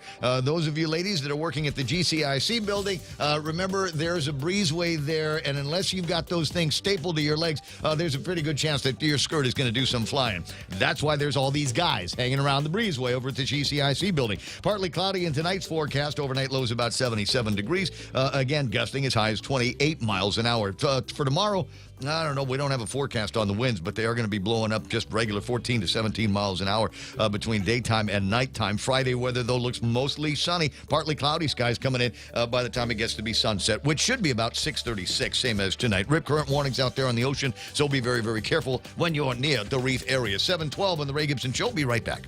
This Mother's Day, spoil your mom by giving her what she really wants. Come into GTA today and get mom a new smartphone on HPO with our Live Unlimited plan for only $55 a month. That's not only a savings of $360 a year, it's also unlimited talk, text, data, and in case that's not enough, while supplies last, get a free $200 Visa gift card with your purchase. If she didn't have a favorite before, she will now. Terms and conditions apply. See store for details or visit gta.net for more info. GTA, we start with mom. Attention! Lolita Kamet is now with Hafaday Realty. She'll always be that hardworking and passionate real estate professional who is committed to helping you make a difference in your life and helping you achieve the American dream of home ownership. She also specializes in commercial leasing, land sales, local residential sales leasing, military and corporate relocation. So for all your real estate needs, call Lolita Kamet now with Hafaday Realty at 688-6743. That's 688-6743. 7:13, Ray Gibson Show brought to you by APL American President Lines, a global presence with a local home. Also being brought to you by the team over at Subway. Eat Fresh, Refresh continues. Do you like roast beef? They've got Angus roast beef in the sandwiches that they can put together for you. Where's it? There's a couple of names here that I don't quite have memorized just yet because they're not putting it in a BMT. You can find it in the Subway Club where they've got that layered with turkey and Black Forest ham. Choice Angus roast beef in the new roast beef sandwich waiting for you today over at Subway.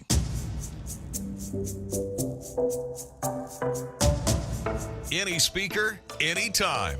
The Ray Gibson Show. Call now, 888-TALK. That's 888-8255. All right, groovy folks hanging around with the rowdy kids in the back of the bus and YouTube Live, including Elvis Kanata. That's moderator Elvis Kanata. James Howard's there. Island Smooth online. Kitsutsu in Japan.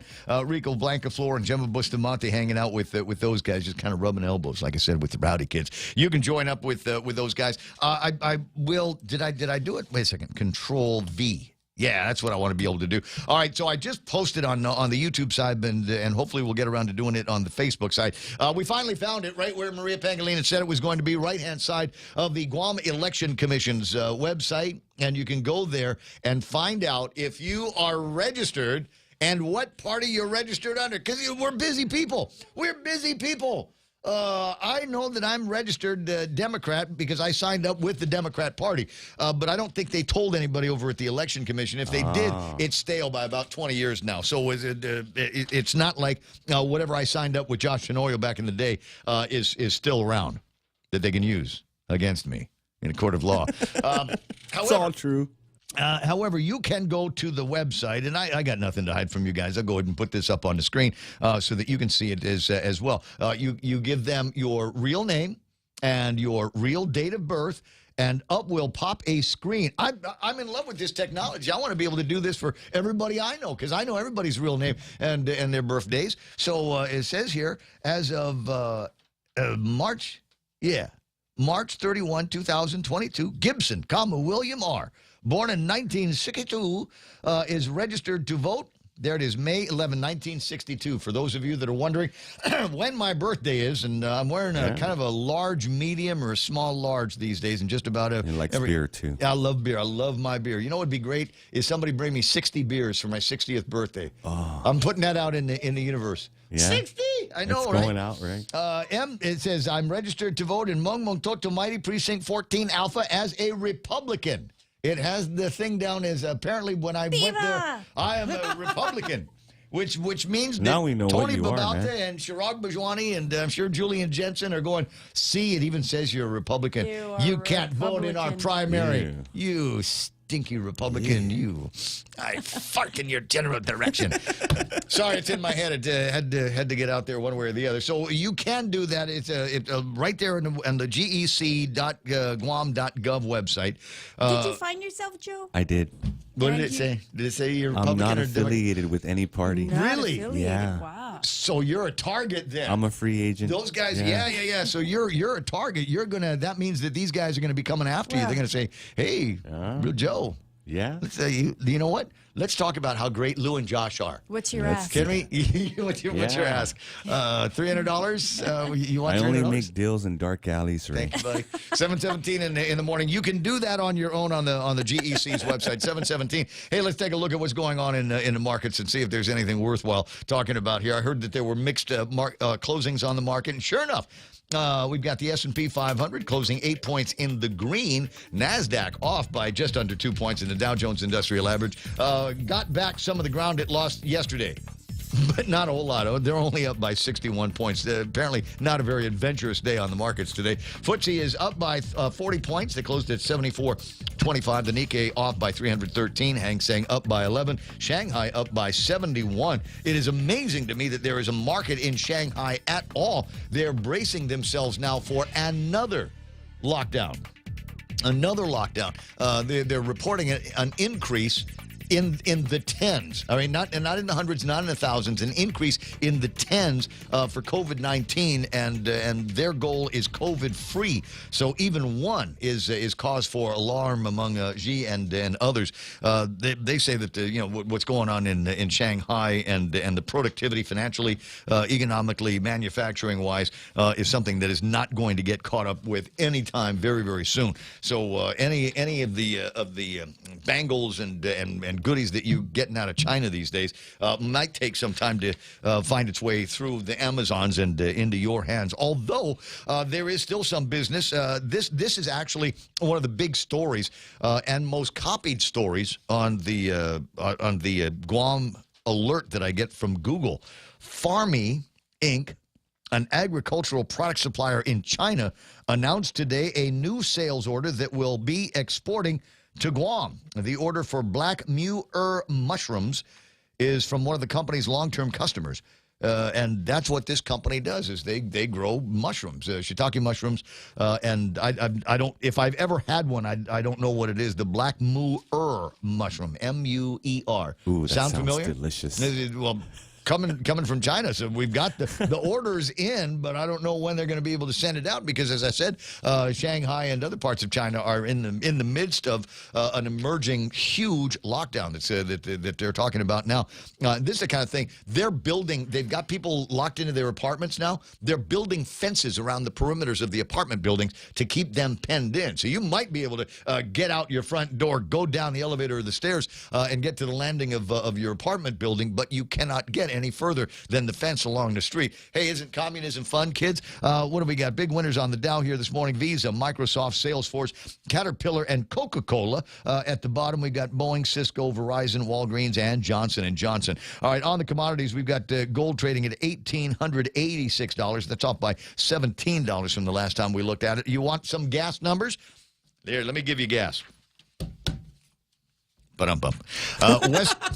West. Man, you slow. Yeah, man.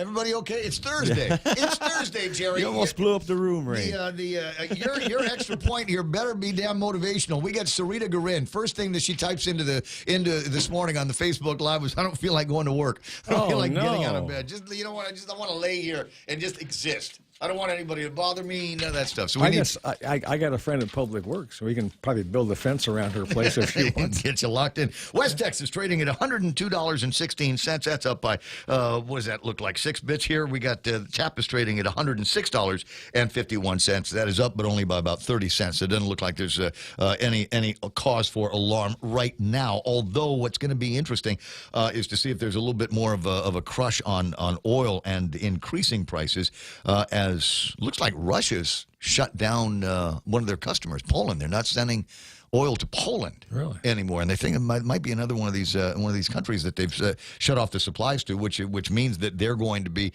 increasing the demand for those two countries, and that increase in the demand. What happens to supply-demand equation? There's a number in there. It's Something. a ratio. 7:21 in the morning, and other items that are worth talking about here. What's that say? Something about Elon Musk. He has been in the big news in the headlines for the last couple of days. 888-825-5888-TALK. Tomorrow, maybe 4 habits of happy people, but in the meantime, it's too early for you.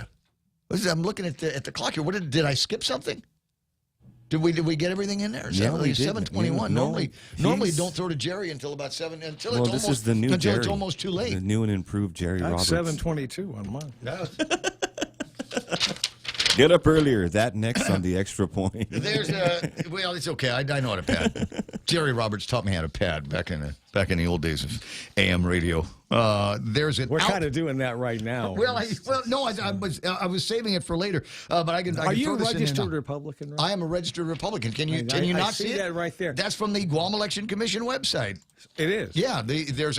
Wait, first of all, amazing technology. They have a way. I had no idea that you could do this. They have a way that you can go to the Election Commission and find out whether you're a registered voter or not. The rolls are apparently available in some kind of a PH.PHP database kind of thing. Really? I had no idea that you could do exactly what you're seeing right there. So you cannot recant this and then go vote for Mike San Nicolas, and then in the general election do what you want. And then just flip over. I would presume that you would not be able to do that. But these are crazy, uncharted times, Jerry Roberts. The world of COVID has done amazing things to websites and databases. So I sense and a maybe phone even the call law. to Maria Pangolina today. I try not to bug that lady. I bugged her yesterday, and the problem is as I said, uncharted, unprecedented times. And in many cases, the answer is, I don't know. I got to check with legal on that. I don't know in a lot of places. I think the big reveals in the last 24 hours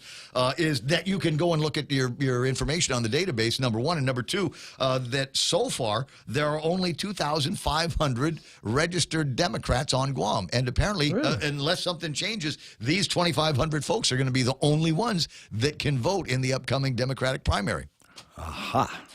How many of those do you think work for the administration?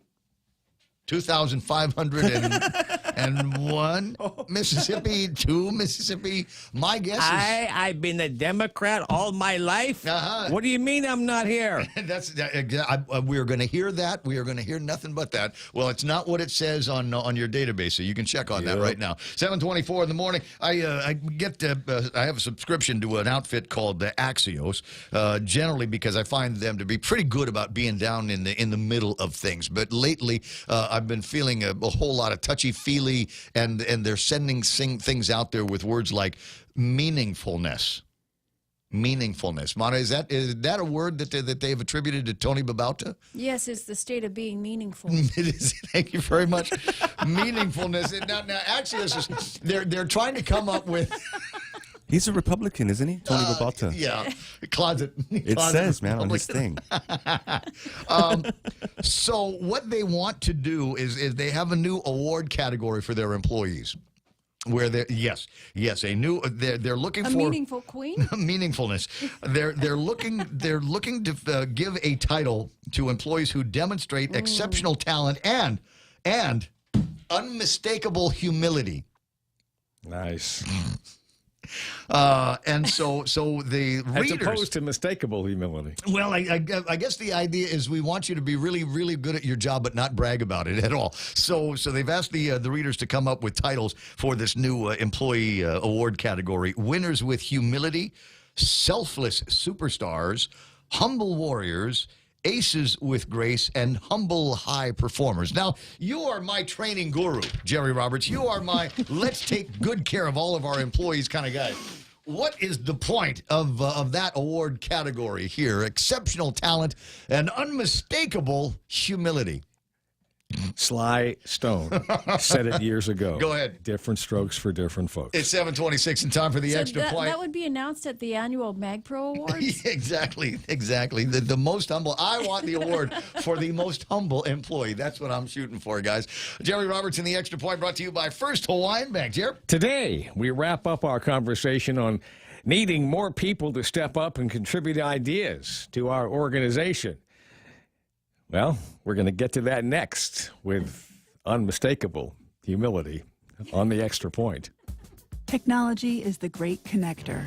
It puts songs in your pocket, connects long-lost friends, and has made the world easier, faster, and smarter. And now, First Hawaiian Bank's new mobile app can help you do the same with your money. Whether you want real-time financial tracking with MoneyMap or tailored advice on your personal finances with daily insights, we're giving you the power to connect to your finances from anywhere, like never before. First Hawaiian Bank. It all starts with yes. Equal housing lender, member FDIC.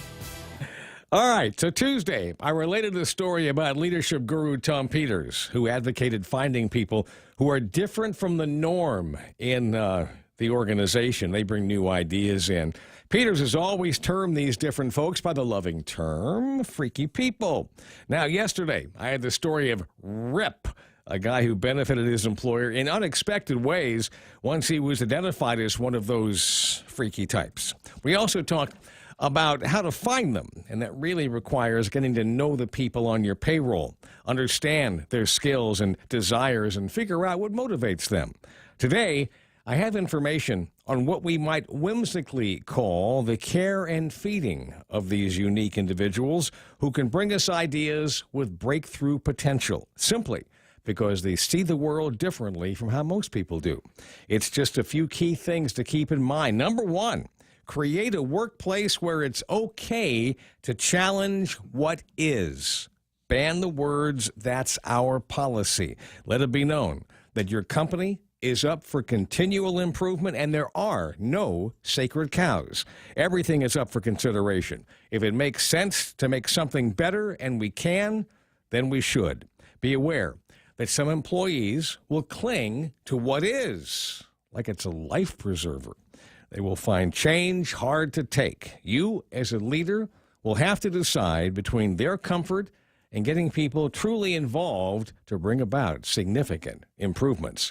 Number two, reward good ideas. I can hear it now. Someone just said, "Oh, no, did he say we have to pay them for their ideas?" Yes, I did. Let me be clear.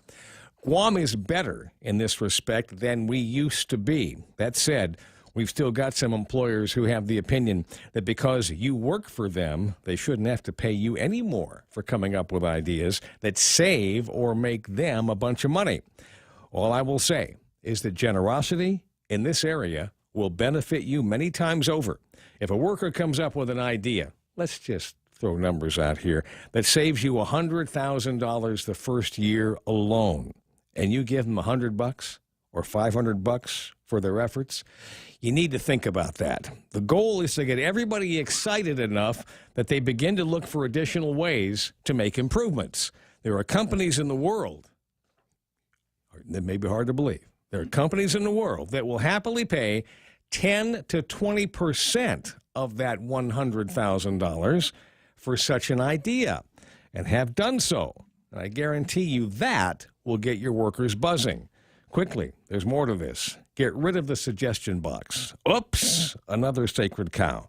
Do it electronically and give workers an easy way to submit their ideas. When they do, fire back a response that you'll get the ball rolling to consider their offering. Number three, make brainstorming and open discussion a big deal. Invite people in, take pictures, and let everybody know who took part in the brainstorming. Number 4, if you identify people with special thinking skills, offer to mentor or coach them. You just might have a star waiting for you there on the launching pad. Number 5, if you take in an idea, but it needs more development or redirection, quickly get back to the creator of the idea and ask them to work it up again. 6, and this part is so important, take action on something. Even if there's no home run idea in the batch, find something basic you can go with and make it happen immediately. This is called picking the low-hanging fruit. It's a payoff for all of those who took the time to go through the exercise. Last item, number 7. It's just good manners, if nothing else. Respond personally to every idea submitted with your gratitude. Further, encourage the individual to resubmit an idea that isn't used with modifications or hand in something new. If you've got a few bucks to spare, maybe toss the employee a free lunch somewhere for their trouble. If you want ideas flowing in your organization, you're going to have to work at it. And I hope you do. That's the Extra Point. Be responsible and make something good happen today. For 93.3, The Ray Gibson Show and First Hawaiian Bank. I'm Jerry Roberts. All right, nice. I like that. Good ideas and wonderful suggestions. I worked for a company where we had profit sharing. Yeah. And that was absolutely terrific. And we'd all get together and figure out what we were going to do, not just to raise more money, but to hold on to the money that we had and take care of maintaining equipment and different technologies and things like that, so that our share of the profits would be going up along with the revenue of the radio station. Great time to be in that business. 7:32 in the morning, and Jerry Roberts in the Extra Point. You want to get into the training, and maybe you can have exceptional talent and humble employees. Yeah. Jerry Roberts is your man. Get details at GuamTraining.com and the World Wide Web. Right now, thank you, sir. Time for Montecillo Tyron to take care of big news and headlines, brought to you by the anniversary guys over at Burger King. 33 years on Guam, and they are celebrating with the melts. Not just any ordinary melt, spicy melt, and bacon melt. Available right now over at BK. It's also being brought to you by Auntie Lolita Cammett from Hoffaday Realty. She's ready to take your order for a new house today. 688-6743. Principal broker Joe D. Duenas. Now with news and headlines, here's Montecillo Tyron.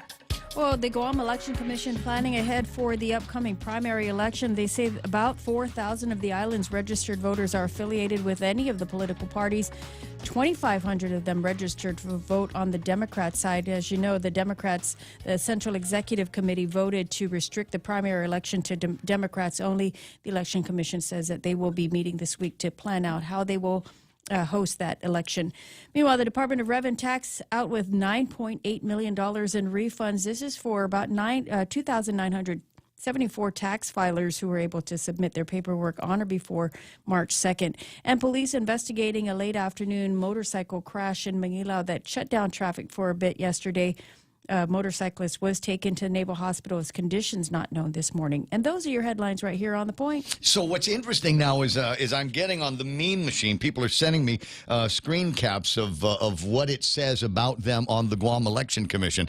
Rico Blancafor sent me his. It says he is hey, dude, we vote in the same place, dude. Normal to MTM 14 Alpha, dude. Hey, friends. Hey, we can be buddies and we can both go to San Miguel together, me and you, bro. Anyway, so it says here he is an independent. Which means that he is going to be barred from entry if he tries to vote as a Democrat in the upcoming primary election, because he's not in the special club. But Peter Santos, I'm going to assume that he's got secret agent superpowers, because he was able to send me. He's got 4, but they're not his. Lou Leon Guerrero and Joshua Jess Tenorio, where it says, okay, they're voting in Tamuning, and Josh votes in Telefo. They are both registered on the Guam Election Commission website as Democrats. All right. Now, underneath that, and I can't, I'm trying to figure out whether I want to put these up on the screen or not. I guess it would be public knowledge one way or the other if it's available, as easy as it is from the website. Here's Mike Sinicholas's screen cap. It says, as of end of March, Michael San Nicolas, born in 1981, is registered to vote in Dededu and is not affiliated with any party. says the same Well, thing. there you go. Says the same thing about Sabrina Salas Matanani. Says registered to vote in Zigu and is not affiliated with any party. They could not, if things stand the way they are right now, unless there's They couldn't any, even vote for themselves. She couldn't. They could not vote for themselves in their own primary election. But I'm sure that the point of this was to underscore a fact that Mike and Sabrina aren't registered in any party, whether independent, Republican, or Democrat. And I suppose Pete would ask me to ask the question on the air, should they be? If you were running as a Democrat, if you're running for governor of Guam under the Democratic flag, should you not, at least in the eyes of the Election Commission, be a Democrat? Just because you picked up the paperwork and wrote down Democrat when you did the thing over at the Election Commission doesn't necessarily mean that you are a registered Democrat. And clearly, in this case, he is not. That is an interesting wrinkle. Something worth talking about, I suppose. 7:36 in the morning on the Ray Gibson Show. We'll figure out what's happening with traffic and plenty more after these. Is your business ready for digital transformation? The latest Wi-Fi technology is here, and it's Docomo Pacific's WorkPass, powered by Plume. WorkPass unlocks connectivity, productivity, and security tools all in the palm of your hand. Access features like adaptive Wi-Fi, guest and employee networks, evolving AI security, plus so much more. To learn more about WorkPass, visit business.docomopacific.com. Docomo Pacific Business. Work better together. It's time for a fresh moment from Ruby Tuesday Guam. The Fresh Garden Bar is back to self-service, and for a limited time, you can feel the freshness for just $8.99. That's right, $8.99. You can also add on grilled chicken or grilled salmon for a few bucks more. The Fresh Garden Bar is back to self-service and available all day long. So come on in for a fresh moment at Ruby Tuesday Guam. I was looking at it already. A little bit of traffic heading out of Atacao area. Watch out for that and headed in the opposite direction towards Marine Corps Drive. Busy up in Dededo getting through Ipao to Waisang Song. Going to take you a little bit of time, but should be smooth going. Where it is most smooth right now seems to be up around Ukadu and the intersection of 1 and 3. Getting to the Micronesia Mall. Expect some delays right after that intersection, but you will eventually make it into the Tamuning area. Don't worry about that. 8, 10, and 16 starting to run busy here this morning, and I passed by there yesterday on the way to GFA to watch Miami play volleyball, and it occurred to me again how much better somebody's life would be if you just got rid of the K-rails, the Jersey barriers that they've got at the intersection of 8, 10, and 16, and just let traffic from Route 10 go straight into Teedzin. Yeah, send it. Straight into Teedzin. You know, just blast right through there, man. And somebody's going to say, whoa, we got to ask the Admiral, or we got to talk because they got a pipeline under there, whatever. Just do it. Just do it. But what are they going to say? What's it going to say? No, you can't do that? And just go, hey, what about that military buildup? We'll send that. I will find Angel Santos, and we're going to send somebody over and protest in front of your gate there, bro. It's not your air. It's not the NAS anymore. So just open up that roadway and another way for people to get into regulated traffic onto Teedzin. So not everybody has to fight to get into that one good intersection across from the Chinese restaurant. All right. End of editorial. What do we got here? A lot of lousy traffic on Route 8, dogging out traffic. Watch out for all of that. We're looking at some traffic on Route 4 getting into the downtown Agana in the usual slow areas. And then, of course, we got traffic over at Big Navy. So, man, you guys got your big gate there. Can't we just have that little one on the one side? What's that, Penguin Avenue or something like that? Real Joe, do you remember? Yeah, no, Starfish. Starfish. I think so. No, was it? Seagull. Balati. Balati Drive. I gotcha. Okay, well, I'll look it up here in a second. In 20 minutes, it'll be 8 o'clock. Everyone has a busy schedule these days, and sometimes we forget to schedule our routine dental checkup and cleaning. Don't neglect your dental health. Schedule one today with Dr. Robert Yang and his Smile Team, conveniently located at the East West Business Center on Marine Drive, Upper Tumon. Call us today at 647-8702 or 3. Again, that's 647-8702 or 647-8703. We make smiles happen. $15 might not get you that far, but Chili's is bucking the trend with $15 meal deals. At Chili's, $15 gives you not one, not two, but 3-course meal deals complete with a drink, a starter, and an entree. Mix and match 3-course meals 15 ways to Sunday with soup, salad, or chips and salsa to start, and ranchero chicken tacos, honey chipotle crispers with rice, bacon ranch quesadillas, or personal fajitas for the main course. Build your own $15 meal deal at Chili's. More life and great value happen here. News to fill your mind. Talk to get it out. The Ray Gibson Show. Call now, 888-8255.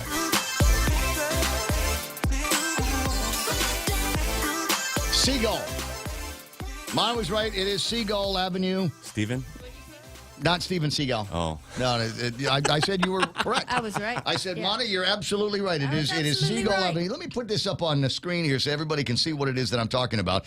And it occurs to me that I don't understand why we cannot do this. Now they say that the reason why is because there's a pipeline that runs underneath it or something like that. You know, yada yada. Here we got all the brains. The brain's the size of a planet. No, but there's a pipeline that runs underneath the current opening. I don't know. That was the excuse that I got the last time I brought this up.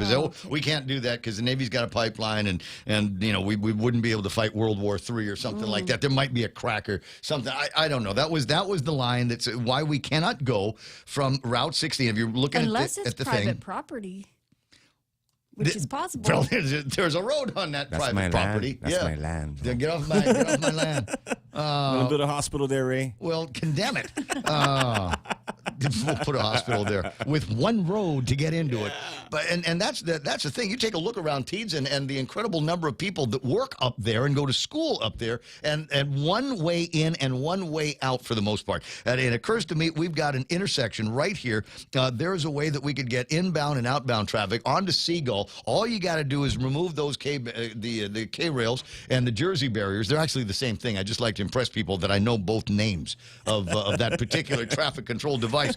Get those things out of there, and if you're on Route 10, just go straight if you want to get onto Teedson. If you're coming in on Route 16, just go ahead and make that right-hand turn, and if you're coming in on from Route 8, then go ahead and execute a left-hand turn from there. I'm sure with the brain power that we have available to us, we ought to be able to do something like that. 7:42 in the morning, and that would be would be among my dreams come true, because right now, if I want to go and say run in the afternoon, then I got to go from my house up Route 8, and then I got to get stuck in that line of traffic that literally only allows 3 cars at a time to go. I've sat there and I've counted it. So, it's an easily 6 or 7 minute time investment. If the first guy goes really fast and the first guy maybe you'll get 4. The first right? guy is always on his phone.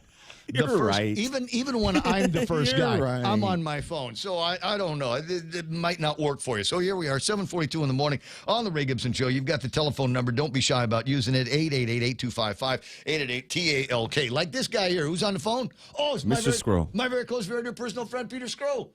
Sending me endless amounts of talking points on the heartbeat bill. So good morning, Peter. Did you swing by the protest yesterday? No, I didn't. They apparently had one, because I saw people walking around with unintelligible signs around the downtown Agutnia area. I wasn't sure which side they were on until I read a story that said they were apparently protesting against the heartbeat legislation. I guess these are people that are crazy about killing babies. Well, we actually took a very concerted effort to not be there. I especially didn't want to have any potential confrontations or even the possibility of any even screaming or yelling. So as far as a pretty large group of people, that some that wanted to go down that are pro-life, we encouraged everybody not to go. So, and just to avoid the confrontation, but there necessarily will be some kind of confrontation as this gets discussed over at the legislature. There is a public hearing coming up for the Heartbeat Act for Bill 291. When's that going to be? That starts next week, Wednesday. There's going to be 2 public hearings next week, Wednesday, from 1 to 5. And then on Friday, gosh, Ray, I don't have the exact times in front of me, but it's Friday that takes you into the evening, that gives people a chance to basically talk after hours. But if I can, I sent you and actually sent a lot of people something yesterday. If I can add to it, because the court case in Texas. Yes. Yeah, go ahead. Actually, God sure does work in strange ways, and I can't help but feel it's a coincidence that, yesterday they have their protests. It was announced on the radio that it was going to be a massive protest, and as far as pictures I've seen, probably about 30 people.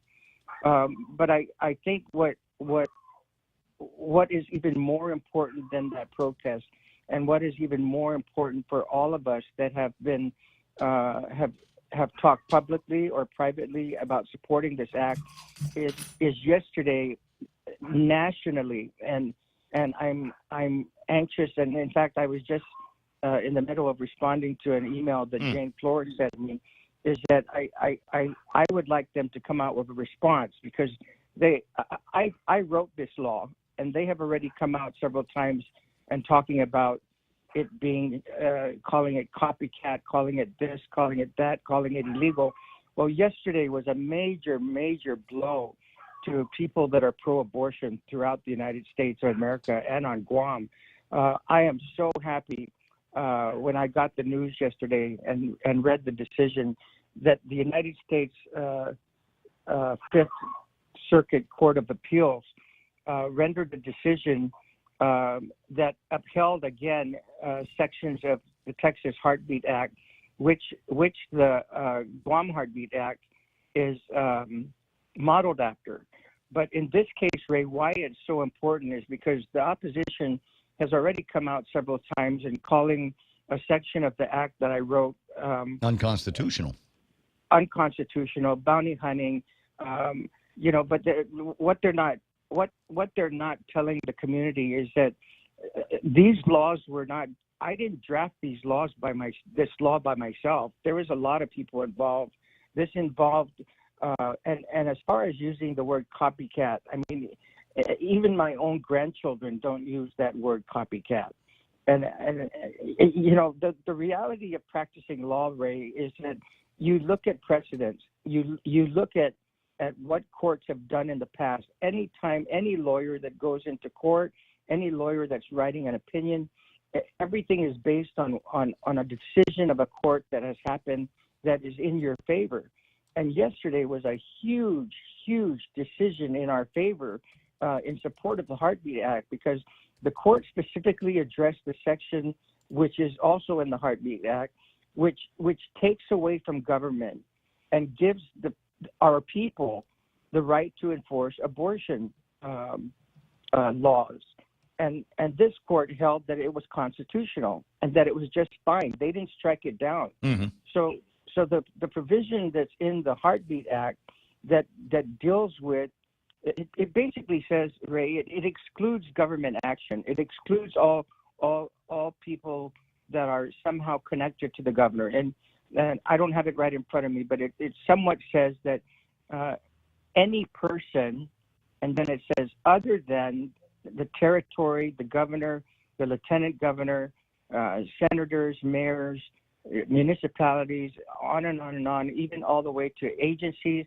It even includes even the attorney general cannot.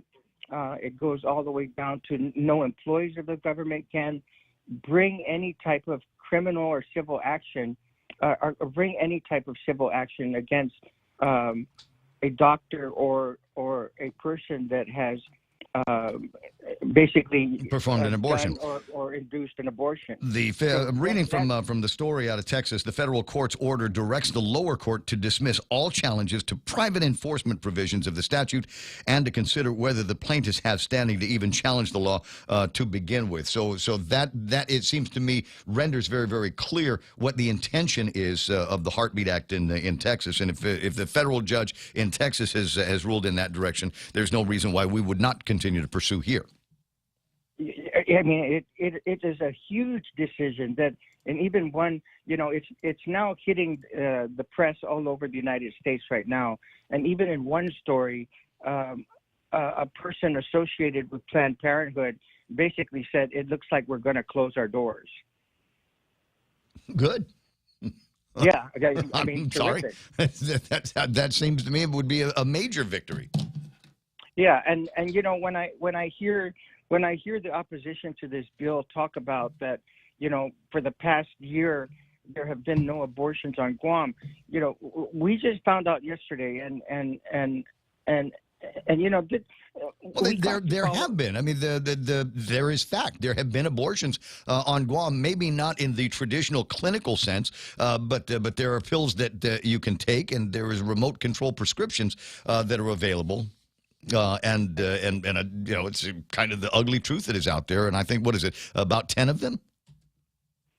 Yes, but not only that, Ray, is that and none of them, I believe, had anything to do with you know, a woman's health. They were all just a matter of convenience, some kind of new kind of prophylaxis, if you will. 7:50 in the morning. I think it's an interesting story. Start looking it up, and I imagine that you will have a response to Jane, and Jane will have a response back to you, and we'll continue to watch this endless debate. It will be in front of the legislature in a public hearing that people are going to start getting ready for. So I'm going to let you free you up to get ready for your participation in that hearing.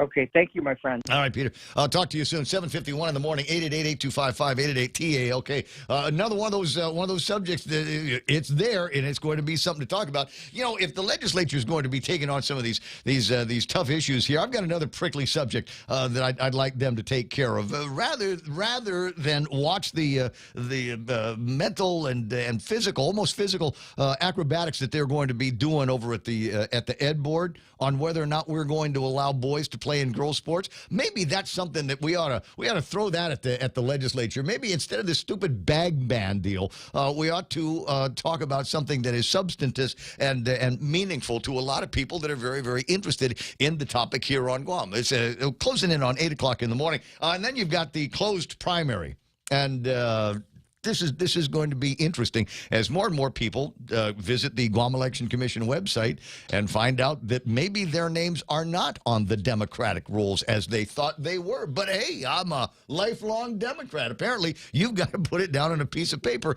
over at Maria Pangolina's place. Hey, Mr. C, how you doing?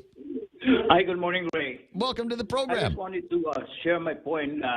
The only time that I recall being a registered Democrat was on the way back when the Young Popular Party was organized before the Democrat. I was registered as a young Democrat, but I have not been allowed to vote because the fact that I was not of voting age. But Ray, this is my point. To the point is that although that may be a good idea, it's far too late at this point to restrict people to vote because they're exercising their right under the Constitution.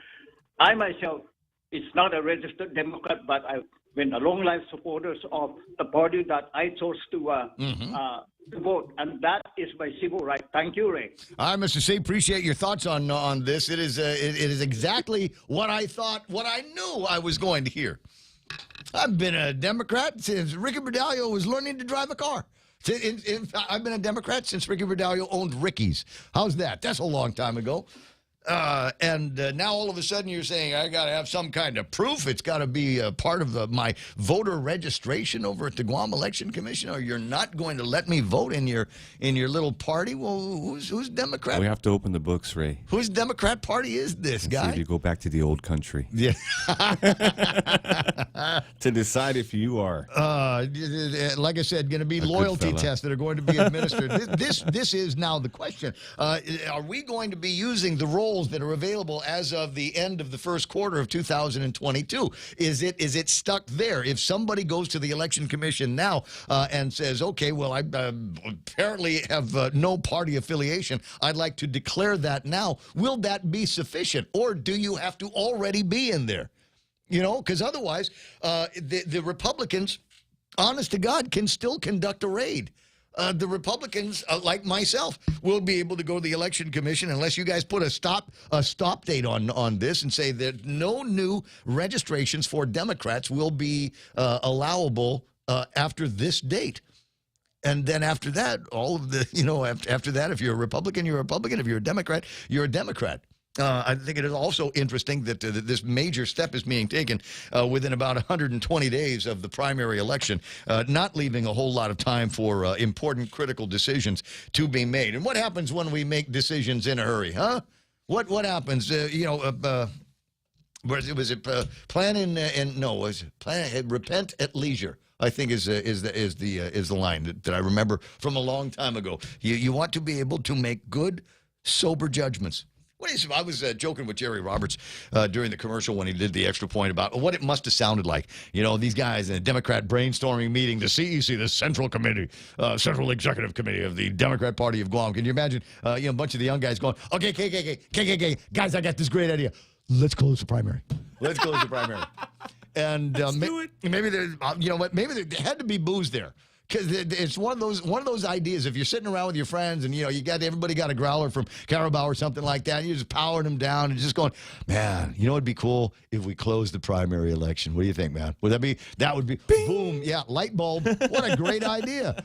Who's here? Let's vote on this before we get sober up, and then unleash the news onto an unsuspecting public of people that want to vote in the election, but might be embargoed from doing so simply because they did not declare in a loud and unwavering voice at the Election Commission or when they otherwise registered that they were registering to vote as Democrats. 756. Is it possible that maybe that information might have gotten lost as well? Maybe that motor vehicle. What is it? The motor voter registration. Yeah, when you go DMV. Yeah. Fill that out. Yeah, you fill that thing out. Now they had a hard time getting the data from DMV over to the Department of the Election Commission. Wouldn't it be interesting if the information about what party you registered with? How do we know for sure that data accompanied your registration data, one way or the other? Pondering minds will want to know. It's almost 8 o'clock in the morning, and I think now a reading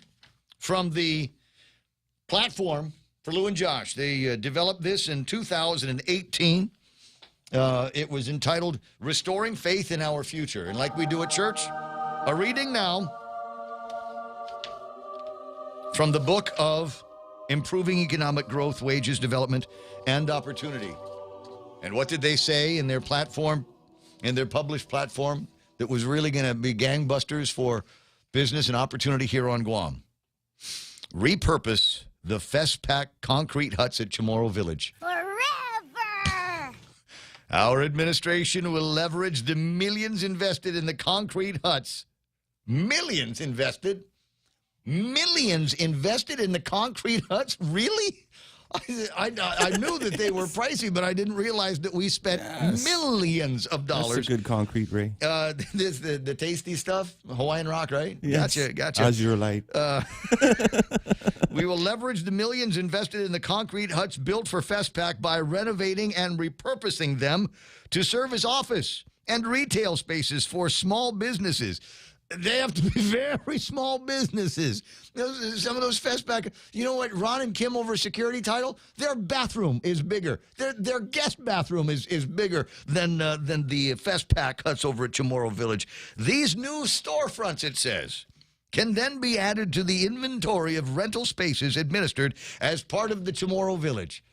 Melvin, get on that right away. Melvin's in charge of that, right? Melvin Wampatty's in charge of the Chamorro Village. Well, excuse me, it's almost time for re-election. Are you telling me that they have done nothing on this in the last 3.5 years? That we have not yet repurposed these FestPac huts at Chamorro Village? These are COVID times. Oh, yeah. It's going to be this. Why didn't you get to this? Oh, because COVID. Here's another one. And from what I understand, they don't have a general manager right now. Really? Yeah, they're looking for one, so... Oh, no, how much? I'm just thinking how much we're Who's running saving. the B&B down there? But they're talking to somebody, because didn't you say that they're going to go back to Wednesday night markets in May? Yeah, but apparently I just saw on KUAM too that they may not be ready for opening as soon as May. Excuse me. What's it take? All you got to do is say we're open, and people will show up. The food truck guys will know that there's a thing to do on Wednesday. All the regular families. But there's another one a little bit later on when I take another look at this. We'll go through restoring faith in our future to an area on public safety, which has recently come up, but I don't know again why nothing has been done on it in the last 3.5 years. 7:59 and change. Stand by for Fox News Live. On the other side of that, Montecillo Tyron will have a look at big news and headlines. On the agenda at the legislature, there's a conversation about moving the effective date of the paper bag ban to 2025. I think I should be able to, in just a few sentences, give you a reason to just eliminate the ban on paper bags completely in the next hour of the program. Stick around for that, would you? 888-8255, 888-TALK. It's time for Fox News on the Point. It's over. I'm Lisa Lacera, Fox News. A top health official says we're out of the pandemic phase of COVID-19. National Institute for Allergy and Infectious Disease Chief Anthony Fauci, whose insistence on measures like masking and school closures and who derided leaders in states that began to do away with pandemic protocols, now says the COVID-19 pandemic is over within the United States and that the virus will likely never be eradicated. Fauci tells PBS that keeping the virus in check will likely require yearly vaccinations and monitoring. He also notes the pandemic conditions persist in other parts of the world. Eben Brown, Fox News. The CDC says COVID cases are at a lower point than they have been in months, and 2/3 of the population is vaccinated. The parents of Trevor Reed, the U.S. Marine who had been held in Russia since 2019 after he was accused of assaulting an officer, say they're excited he will be coming home. His mother, Paula Reed. We're happy.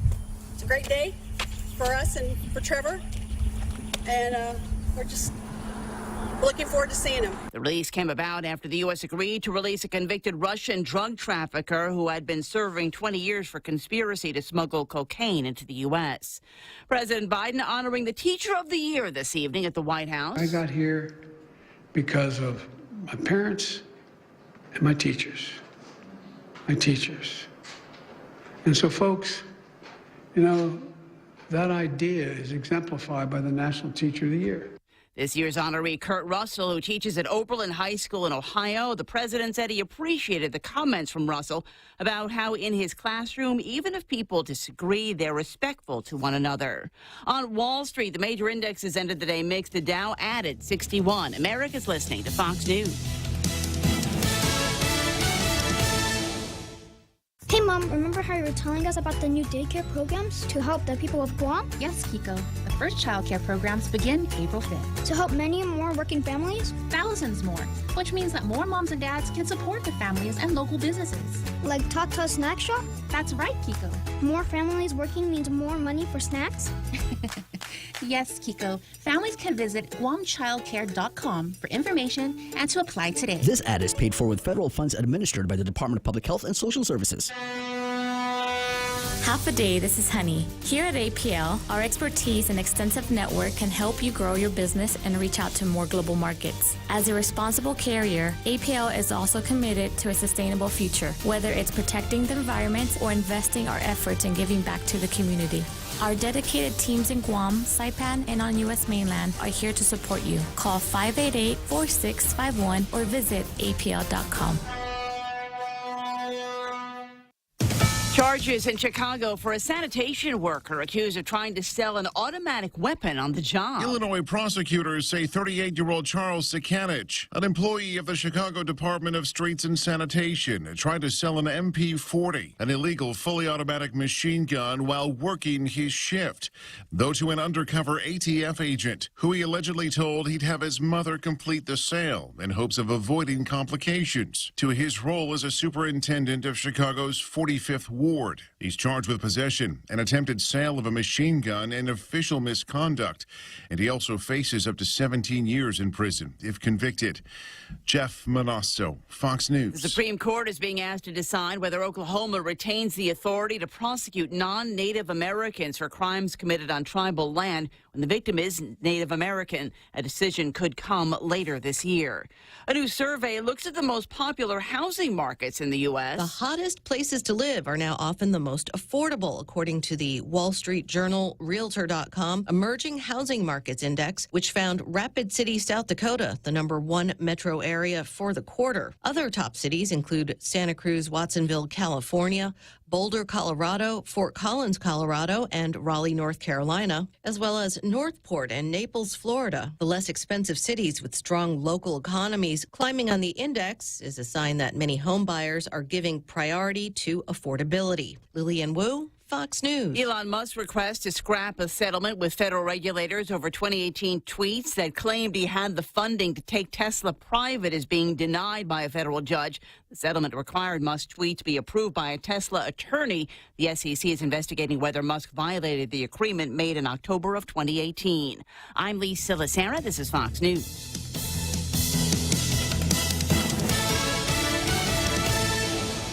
Hafa Day. I'm the owner of Guam's largest tourist attraction group. The pandemic's been very tough for all of us, and particularly for my team members. So I'm really appreciative and grateful for the PUA assistance to our team members, and more recently, the SVOG federal grant that allowed us to reopen these facilities and re-employ everyone at a critical time when PUA ended. From myself and my team, on behalf of all of us, thank you for the federal funds that allowed us to reopen. The federal fund you provide saved many jobs. Thank you so much. We employ about 35 technicians for our shows. Thank you for the federal funds that kept us going. Thank you for helping with the federal funds. Thank you for the federal funds. Thank you for helping to save our jobs. Thank you for the federal funds. This ad was paid for with official funds from the office of Congressman Michael F.Q. San Nicolas. Are you looking for a new place to hang out with your friends? Let's go along the sidelines at Sidelines Bar and Grill. Located at 154 Iriarte Road, Unit 4 and 5 in Tamuning behind Royal Bigs. Sidelines, a hidden gem with nothing but great things to offer. Great atmosphere, great food, top shelf drinks, and a great team. What are we waiting for? Let the fun begin at Sidelines Bar and Grill. Open daily from 3 p.m. to 2 a.m. See you there. Your local news is brought to you by Nambo Insurance. Skip the line, pay online. It's fast, it's easy, and it's secure. Visit Nambo.com for more information.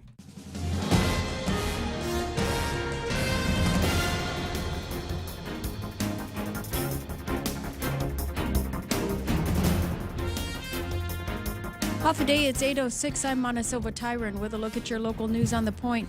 Well, the Guam Election Commission preparing for the changes that will be coming for the primary election.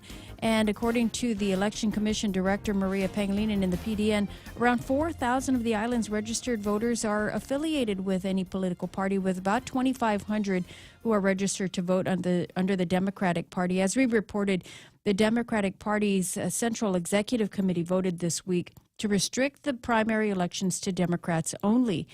That's 2,500 of them, again, are registered to vote under the Democratic Party. Now, the primary elections are scheduled to take place in August on the 27th. Early voting will begin on July 28th. The commission will also be preparing for the general election, which is scheduled for November. Meanwhile, senators at the Guam legislature expected to finally vote on two bills that deal with education, in particular the missed days as a result of the pandemic. The bills include Bill 286, which would waive the requirement for 180 instructional school days, while Bill 287 waives the requirement for service learning for high school students. Senators will vote on those two bills before they close out session. Also on their agenda to vote is Bill 267, which would amend the administrative rules and regulations that deal with establishing fair processes for resolving utility ratepayer disputes. And then Bill 245, which would extend the effective date for Guam's paper bag ban for retail and wholesale establishments. Also this week, the Department of Revenue Tax is out with $9.8 million that will go to early filers. Those filers were able to submit their paperwork on or before March 2nd. Revenue Tax website says that there are 2,974 refunds that are going out this week. Well, more news right after this. Go green, go hybrid, go to Nanbo Insurance, and your next power bill is on us. Insure your hybrid car at Nanbo and get up to $350 towards your next power bill. That's instant savings for keeping our island clean and green. Nanbo has been providing Guam with over 50 years of reliable and affordable auto insurance. At Nanbo, it pays to go green. Terms and conditions apply. Visit nanbo.com or call 477-9754 for details. His condition isn't known this morning, but a motorcyclist involved in a late afternoon crash yesterday was taken to Naval Hospital. The crash occurred along Route 10 in Manila when the motorcycle crashed with a car. The man was taken to Naval Hospital with CPR en route. Police had a portion of that roadway closed while they conducted their investigation and cleared that roadway. Meanwhile, a man who admitted to raping a 14-year-old girl multiple times faces up to 15 years in prison and deportation back to the FSM. 31-year-old Myron Eichen pleaded guilty to charges of criminal sexual conduct. He's scheduled to be sentenced on July 13th. He'll register as a sex offender. And a 35-year-old man, Justin James Tyron, has been released from detention after he posted a $15,000 cash bail. He faces charges of criminal sexual conduct after allegedly raping 2 young girls numerous times. The first victim reported the abuse started when she was about 9, and she's now 13. The second victim, now 12 years old, alleged that the suspect raped her while she was between the ages of 9 and 11. And a school aide who allegedly slapped an autistic nonverbal high school student has been reassigned. The Department of Education also investigating that incident. The Post reported yesterday the 16-year-old autistic student was slapped by his assigned one-to-one aide. That aide was a new hire at DOE and also is said to have undergone training to work with special needs children. And those are your top stories here on The Point. Here's Ray with your weather. Will they be air conditioned? Which one? Those I'm fascinated now with this idea. It's an old idea. It was part of the campaign platform for Lou and Josh in 2018. But one of their ideas was to leverage the millions of dollars that were invested in the concrete huts for FestPac by renovating and repurposing them to serve as office and retail space for small businesses. And when we say small businesses, we mean tiny, tiny businesses. Those things are not very big at the end of the day. So I'm trying to think in my head what kind of small businesses, tiny businesses, probably about we'd be able to 100 support. square feet. Yeah, something along those lines. Yeah, they're about the size of this room. Yeah, they're about. And I did notice. So another radio station. I did notice that some of them have solar panels on the top of them. Yeah. I don't know if those go into each and every one of them. So far, the only kind of air conditioning they have right now is there's no windows on any of them, so you have free air conditioning. So not much by way of security. So are they going to put walls up on that? Are they going to put windows in there? And will they run enough electricity? Some have. I don't know if all of them have any electricity in them. I think there's just enough there to keep the homeless phone charged. In that area, if they're allowed to use it. So I don't know. It's an interesting concept, and I don't know why they haven't done anything with it in the last 3.5 years that they've been in power. Well, probably because they've had a hard time maintaining the facilities that they have that they already do have windows and doors and concur. Another idea, and I'm okay with this idea, but they promised it 4 years ago, and we still don't have them. In order to make Guam's roadways safer, to improve traffic safety, and relieve the burden on police officers for enforcement, we will install traffic cameras at major intersections, with the revenue from the citations documented by traffic cameras being earmarked for public safety programs. And I'm in love with this idea. Yeah, they have it everywhere in Asia, the CCTV. Why have we not put traffic cameras up? They said it was part of their anti-crime and traffic control program from 2018. And I know they can say it was COVID. We ordered them, but the factory shut down. So the camera that makes the hardware and the software shut down during COVID. So we don't have it for you. I don't know. Just saying, it's interesting to take a look at all the pillow talk that was thrown at the voters 4 years ago, and how little of it has actually been done. Mostly sunny with highs near 87 degrees today. East winds blowing to about 20 miles an hour, gusting as high as 31. Tonight we've got the same thing. Some isolated showers moving in. Partly cloudy skies and overnight lows. Breezy tonight. 28 miles an hour is what they're talking about. This, and I know some of you are going, man, you know what? is going to be 77 degrees and a nice breeze coming through. I'm just going to open the windows.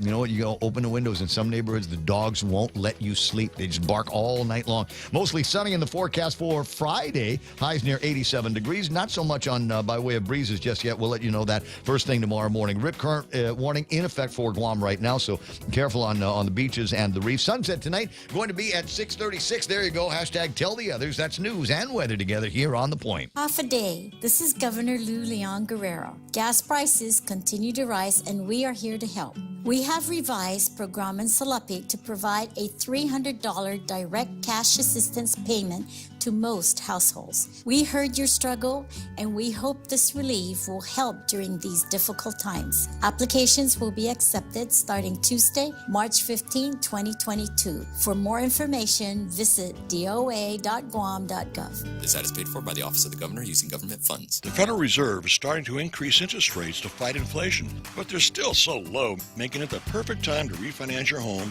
to lower your rate, and perhaps take advantage of its increased value to put some cash in your pocket during these uncertain times. Cash that you can have the freedom to access when you want, where you want, with your Bank Pacific Visa debit card. Lower your rate with cash in your pocket. Access your cash when you want, where you want, with your Visa debit card. Where there's put branches, we place roots, and we're rooting for you. Equal housing lender, credit conditions apply. How about what? What do you want me to do? Portions of the program brought to you by APL. That's American President Lines. Global presence with a local home, also being brought to you by the team over at Chili's. You can find them on the second floor of the Tumon Sands Plaza. What's waiting for you there? Well, you know it's going to be good food. You know you're going to absolutely love it, and you're going to love the price, too. It's the $15 meal deal at Chili's. Mix and match. It's a 3-course meal. We start with a soup, salad, or chips and salsa. Ranchero chicken tacos on the entree side. Honey chipotle crispers with rice. Bacon ranch quesadillas or personal fajitas. That's your main course for $15 at Chili's. More life and super great value happening here. Bringing you closer to the action.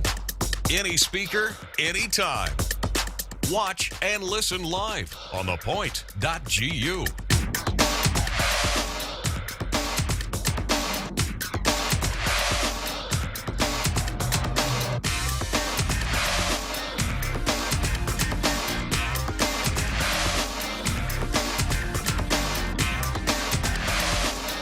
What's that? Elvis Canata says Melvin Juan Pat Borja is in over his head. KUAM story last night is all you need to see. Is it this one here? Will the iconic Wednesday night market be ready for the relaunch of the Chamorro Village next week? It seems it may not be ready. In an interview with KUAM News, Department of Chamorro Affairs President Melvin Juan Pat Borja stated that some things need to be worked out. To be completely honest, I have to say that it's not a guarantee. We still have to figure out a few things. I mean, we feel confident that we'll be able to pull it off, but, you know, things can go wrong, definitely. So we're prepared either way. But our goal is, when we do reopen, is to avoid a gap in service. What we don't want to do is open for a month and realize that we just don't have the revenue to support it after being closed down for the last 2 years due to the ongoing blah, blah, blah, COVID-19. Chamorro Village recently made an announcement that the valuable event will be coming back on May the 4th. Juan Pat Borja cited some hurdles that may prevent the resumption of the night market, noting the pedestrian crosswalk that connects Marine Drive to Skinner Plaza is down. We need to ensure that we have proper staffing and manpower to ensure for safe crossing. So there are just some small considerations. Same with waste disposal, waste management, and enforcement of regulations and security during the actual event itself. At this time, according to Juan Pat Borja, the DCA is not experiencing a budget gap. However, he noted that Chamorro Affairs is always lacking in resources. Availability of partners, funding support, and monetary revenue resources would be the determining factor to keep the night market open.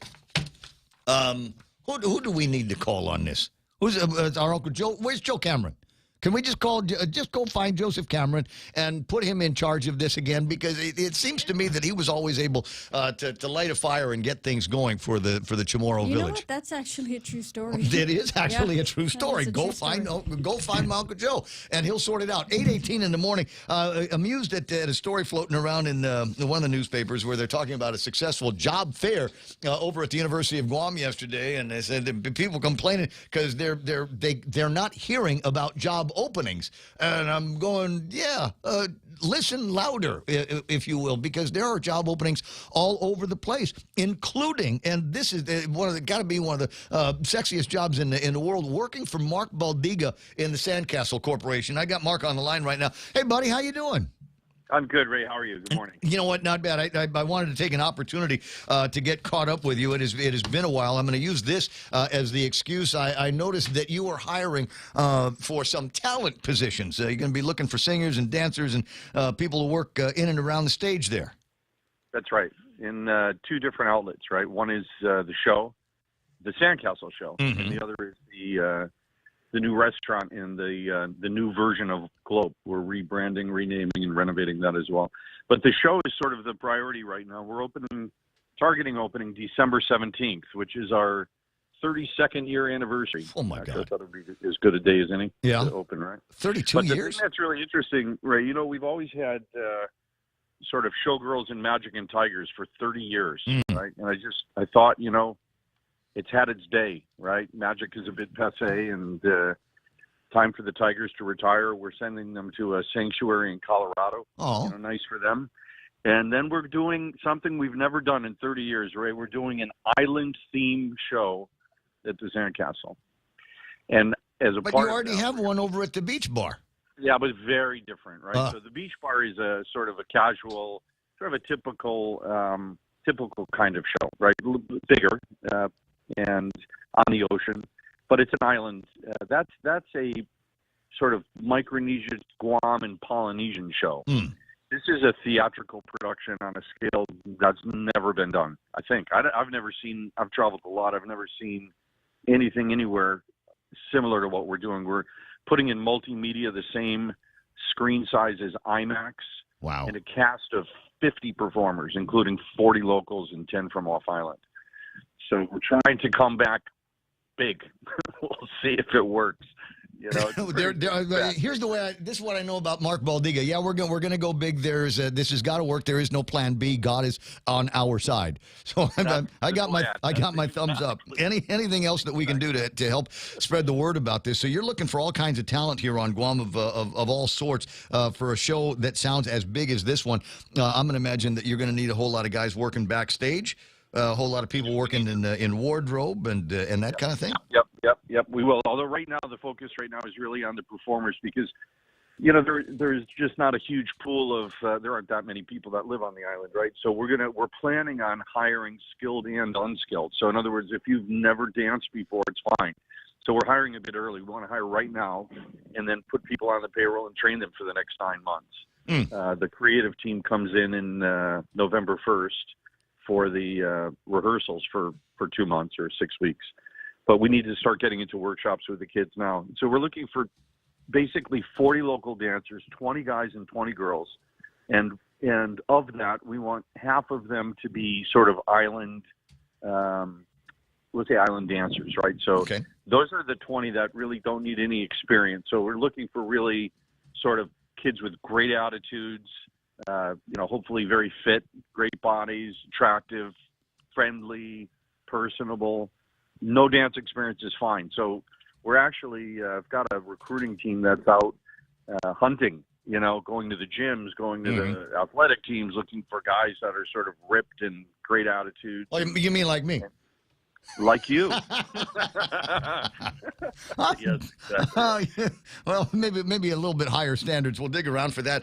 You'd mentioned an IMAX, and I'm sorry, I was kind of distracted by the thought. Is it possible that when you're not doing your islandy show, can we go in there and watch movies on your IMAX screen? You're thinking ahead, but it's not exactly IMAX. It's just the screen is as large as, right? In fact, an IMAX screen is 55 feet high and 75 wide. We will be 40 high, but 100 wide. So the square footage it's not quite as tall, but it's much wider. So we're using 6 projectors, 40,000 lumens each, 4K projectors. Wow. Each projector is 150,000 plus the video servers. It's $1 million worth of video. And the answer to your question is, we're thinking. So the first step right now is to focus on getting the show open. Correct. But phase 2, I'd really like to think in 2023, 24.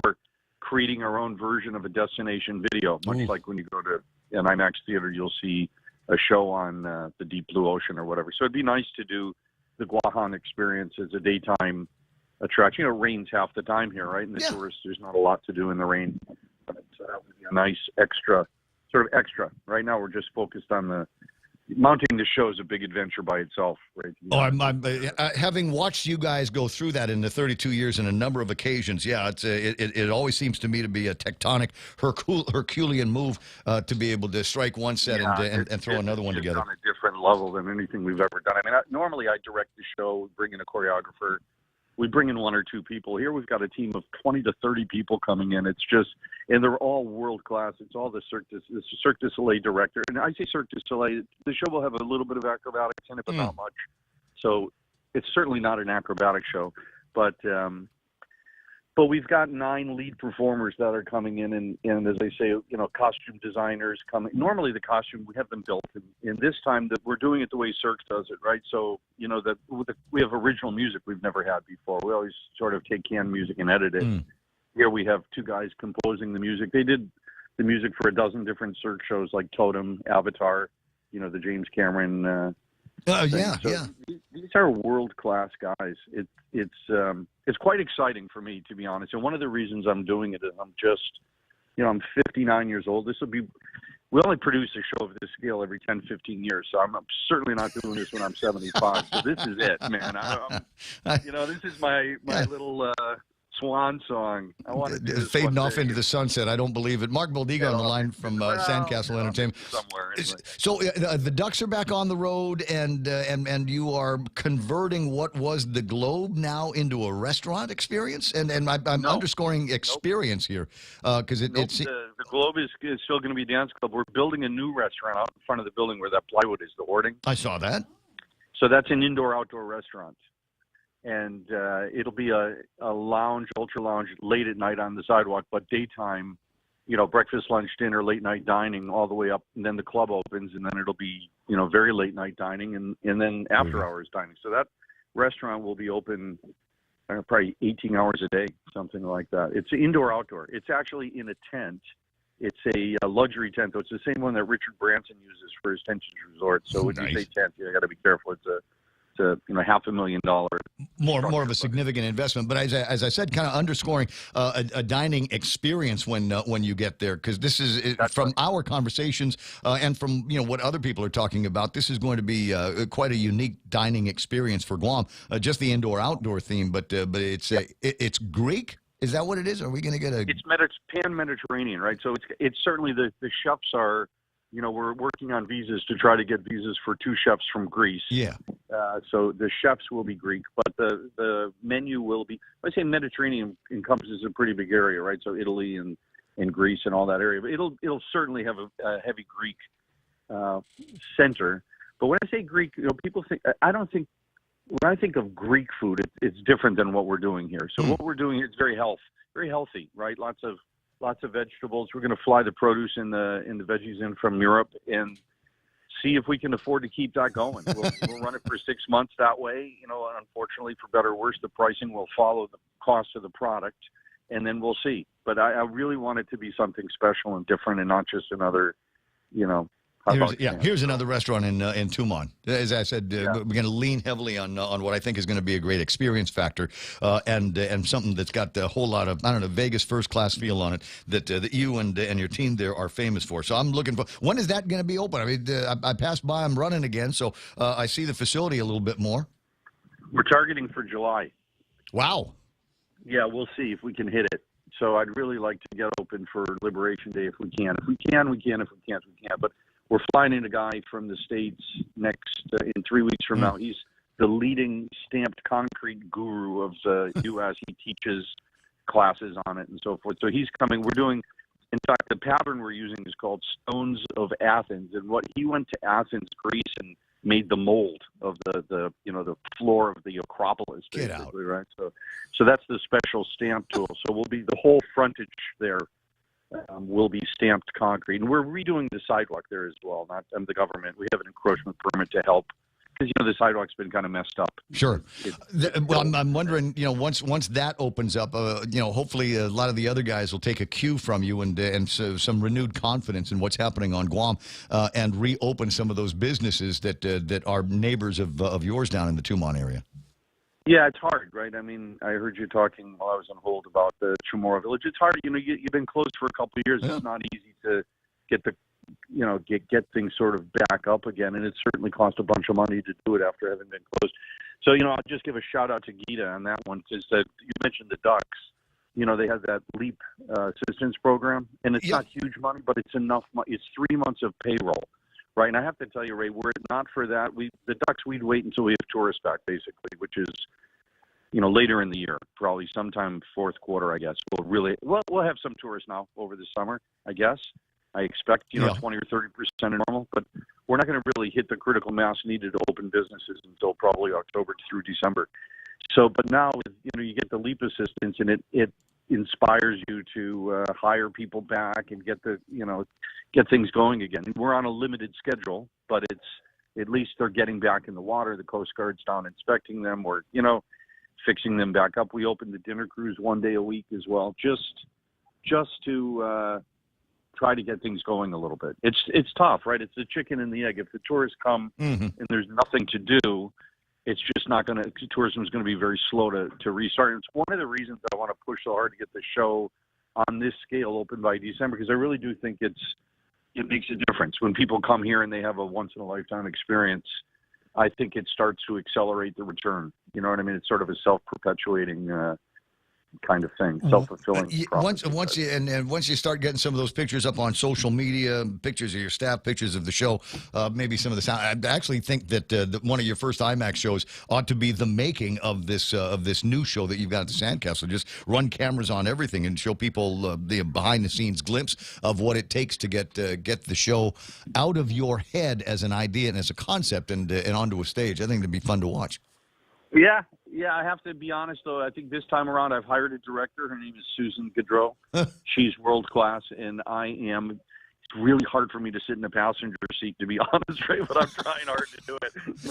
She's the director, she's the writer, and, I'm purposely sort of sitting on my hands as much as I can, Yeah, but from the sound of this, it sounds like you are enjoying the process. It doesn't sound like it's as much work as you would make it out to be. 8:30 in the morning. Last question on the restaurant here. Last questions. Number one, what is the name of the place going to be, and will there be pizza? It'll be flatbread and not round pizza. And it's my thinking anyway at the moment. We have the oven to do whatever we want. And the name of the place is called Anemos, Anemos. It means wind in Greek. And just the last thing, Ray, on the hiring. So we're looking for the dancers, but we're also right now hiring. We're doing a job fair as well. So this Thursday and Saturday for dancers. Thursday and Saturday at the beach bar at the Tautotasi Pavilion. Okay. And then May 5th and May 7th, we're doing a job fair for servers and DJs. Again, DJs don't need experience. We will train you for the new globe. The new globe is called Zoe, Z-O-H. It means life in Greek, just like Lanatla means life. Yeah. I like that word, right, in Chamorro. So that's also at Tautotasi at the Pavilion, May 5 and 7. For servers, bartenders, DJs, club dancers, all the people for the restaurant, culinary. So we're hiring. Tell Hannah to send me the updates as you get them, and I'll stick those on the radio. We'll see if we can get something going on Star, so that some of the younger listeners can hear what's going on. Cool, and then go to the gym and work out, Ray, and we can see if we can find a slot for you. Yeah, right. Yeah, and, I'm running. I got my dumbbells. I'll eventually get around to picking them up and dusting them off. It's 8:32 in the morning. There's my buddy Mark Baldiga, Sandcastle Corporation. They are on the grow, ladies and gentlemen, and I'm so glad that we got him here in this morning, and not just to fill 20 minutes on the radio, but there's.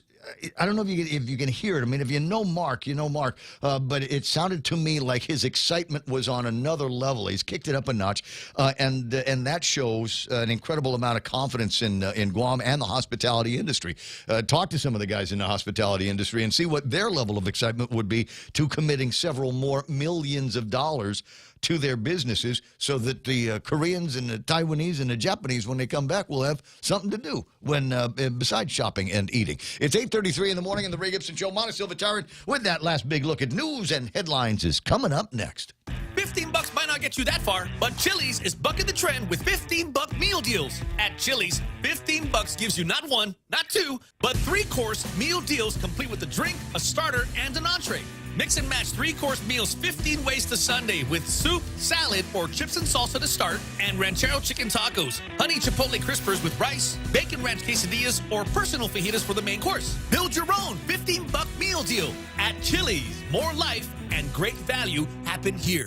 We're already Pika's best radio station, but we're always looking for ways to be even better. Announcing The Point on Alexa. In addition to our FM and HD radio feeds, our incredible app, informative website, Facebook Live, and YouTube Live, you can now tell Alexa to stream The Point. And your smart speaker will start playing whatever we're saying. News and views 24/7 with your 4-word command. Alexa, stream The Point.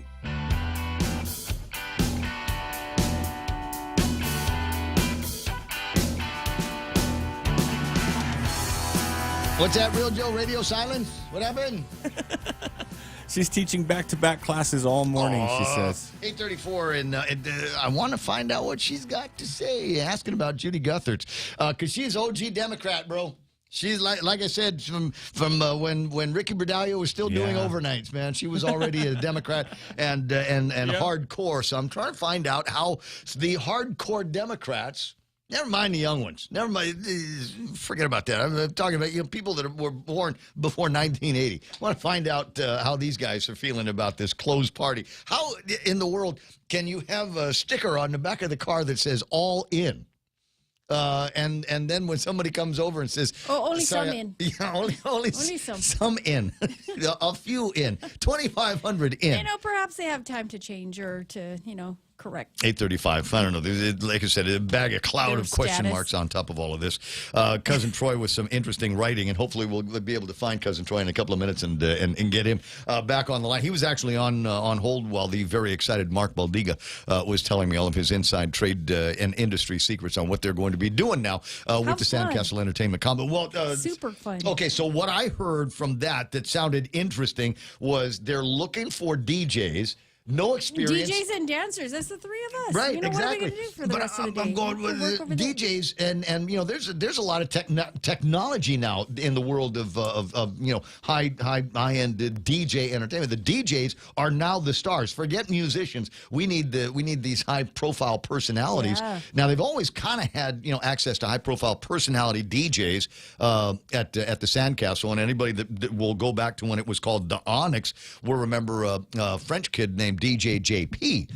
Was really, really cool. Had a great ear for music and a great style of kind of a metro style of spinning. And I think what they're going to be looking at is, let's find the personalities and then we'll teach them the DJ skills. And then they will become not just jocks, but now actual it's an performers. entire show because they incorporate lights and all kinds of effects that they put into the music. So it's a really cool IMAX size screens. That was the thing that got my attention. Anyway, 8:36 in the morning. Montecillo Tyrant with the last league.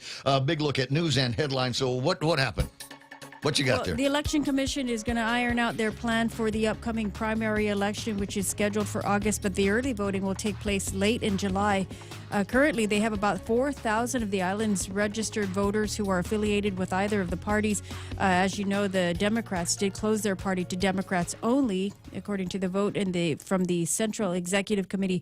That leaves about 2,500 registered Democrats who will vote in that election, according to the Election Commission. Meanwhile, the senators go back into session this morning, and then before they close the session, they will vote on two bills that deal with the Department of Education. One of the bills is 286 that would waive the requirement for 180 school days, along with Bill 287 that would waive the requirement for the service learning for high school students. Senators will vote on that before they close session. A couple of other bills that made it onto the voting file, 267 that amends the administrative rules dealing with resolving utility ratepayer disputes, and Bill 245 that would extend the effective date for Guam's paper bag ban. That one introduced by Senator Sabine Perez. And those are your top stories here on The Point. Stupid bill. Just repeal all of the bans here, guys. People don't need to be distracted by all of this nonsense. There's real stuff that's going on in this community, and I think there's a whole lot of unnecessary distractions and unnecessary requirements that we're putting on people. Like I said the other day, I'm trying to get to Payless, and I realized I didn't have a math mask on me in the car, and B, I didn't have any bags in the car. So, okay, no sale for Ray today because of those other two requirements. Now, yeah, I probably could have done one of those things where I just kind of pulled my shirt up over my nose. Oh, yeah. Oh, yeah, see that all the time. That works. That would have gotten me in. But then, there's still the hassle of putting everything in the cart, running it through the cash register, putting it back in the cart as loose items, and then shoving them all in the back of the car.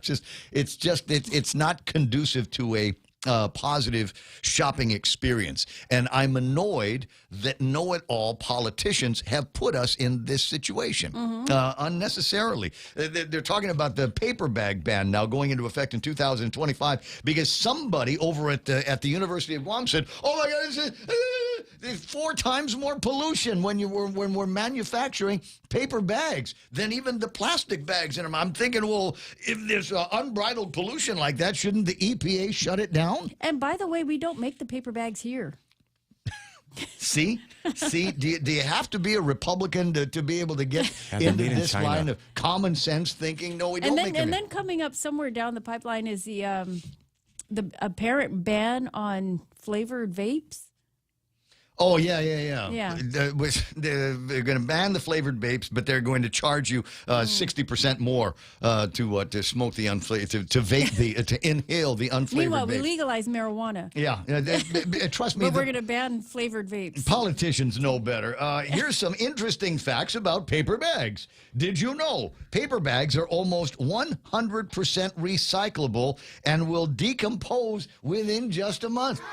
Take a paper bag and stick it outside and come back a month later and it won't be there, or it will be unrecognizable from what it was before because it will naturally return to Mother Earth. Factoid number 2, a paper bag can hold around 10 to 14 items and are actually quite sturdy. It takes less energy to manufacture paper bags as compared to plastic bags. So whatever they're thinking, 4 times the pollution, but not a whole lot by way of electricity and energy that goes into the manufacture of these things, thereby more of the savings to Mother Earth. Paper bags are safer for pets and other animals that you may have in the house. And isn't it just the most delightful thing to watch a cat play inside of a paper bag? Hours and hours of entertainment, ladies and gentlemen. And there's more. The great environmental benefit of using paper bags is that they're made from unbleached, recycled brown craft paper in a perfect solution, which is a perfect solution to conserve natural resources, preserve energy, and reduce greenhouse gas emissions. So why is a paper bag now a new Satan that Sabina and everybody over at the legislature is trying to save us from? Just asking. 8:41 in the morning in the Ray Gibson Show. Do I need to be right back? Shoot, do it. Is your business ready for digital transformation? The latest Wi-Fi technology is here, and it's Docomo Pacific's WorkPass, powered by Plume. WorkPass unlocks connectivity, productivity, and security tools all in the palm of your hand. Access features like adaptive Wi-Fi, guest and employee networks, evolving AI security, plus so much more. To learn more about WorkPass, visit business.docomopacific.com. Docomo Pacific Business. Work better together. Wow, nice smile. So perfect and all. Thanks. I owe it all to Dr. Robert Yang and his smile team. They do wonders for a healthy, happy mouth. Got teeth? Don't wait until they hurt. Schedule your routine checkup and cleaning with Dr. Yang and his smile team. Suite 119 in the East West Business Center, Upper Tumon. Call 647-8702 or 3. The best thing that happened to teeth since toothpaste. Dr. Yang and his smile team. They make smiles happen. Happy Mother's Day. It's coming up, you know. You know how I know? Because I've been celebrating Mother's Day and my birthday together at the same time since the beginning of time just about. And that means that there is new goodness over at Cold Stone Creamery. What does Mom want for Mother's Day? I got a whole list, but I'm sure inside the top 5 is a cake from Cold Stone. Try the Strawberry Passion. It's layers of moist red velvet cake, strawberry ice cream, and graham cracker pie crust wrapped in a fluffy strawberry frosting. Call, visit, or order online, coldstonecreamery.com.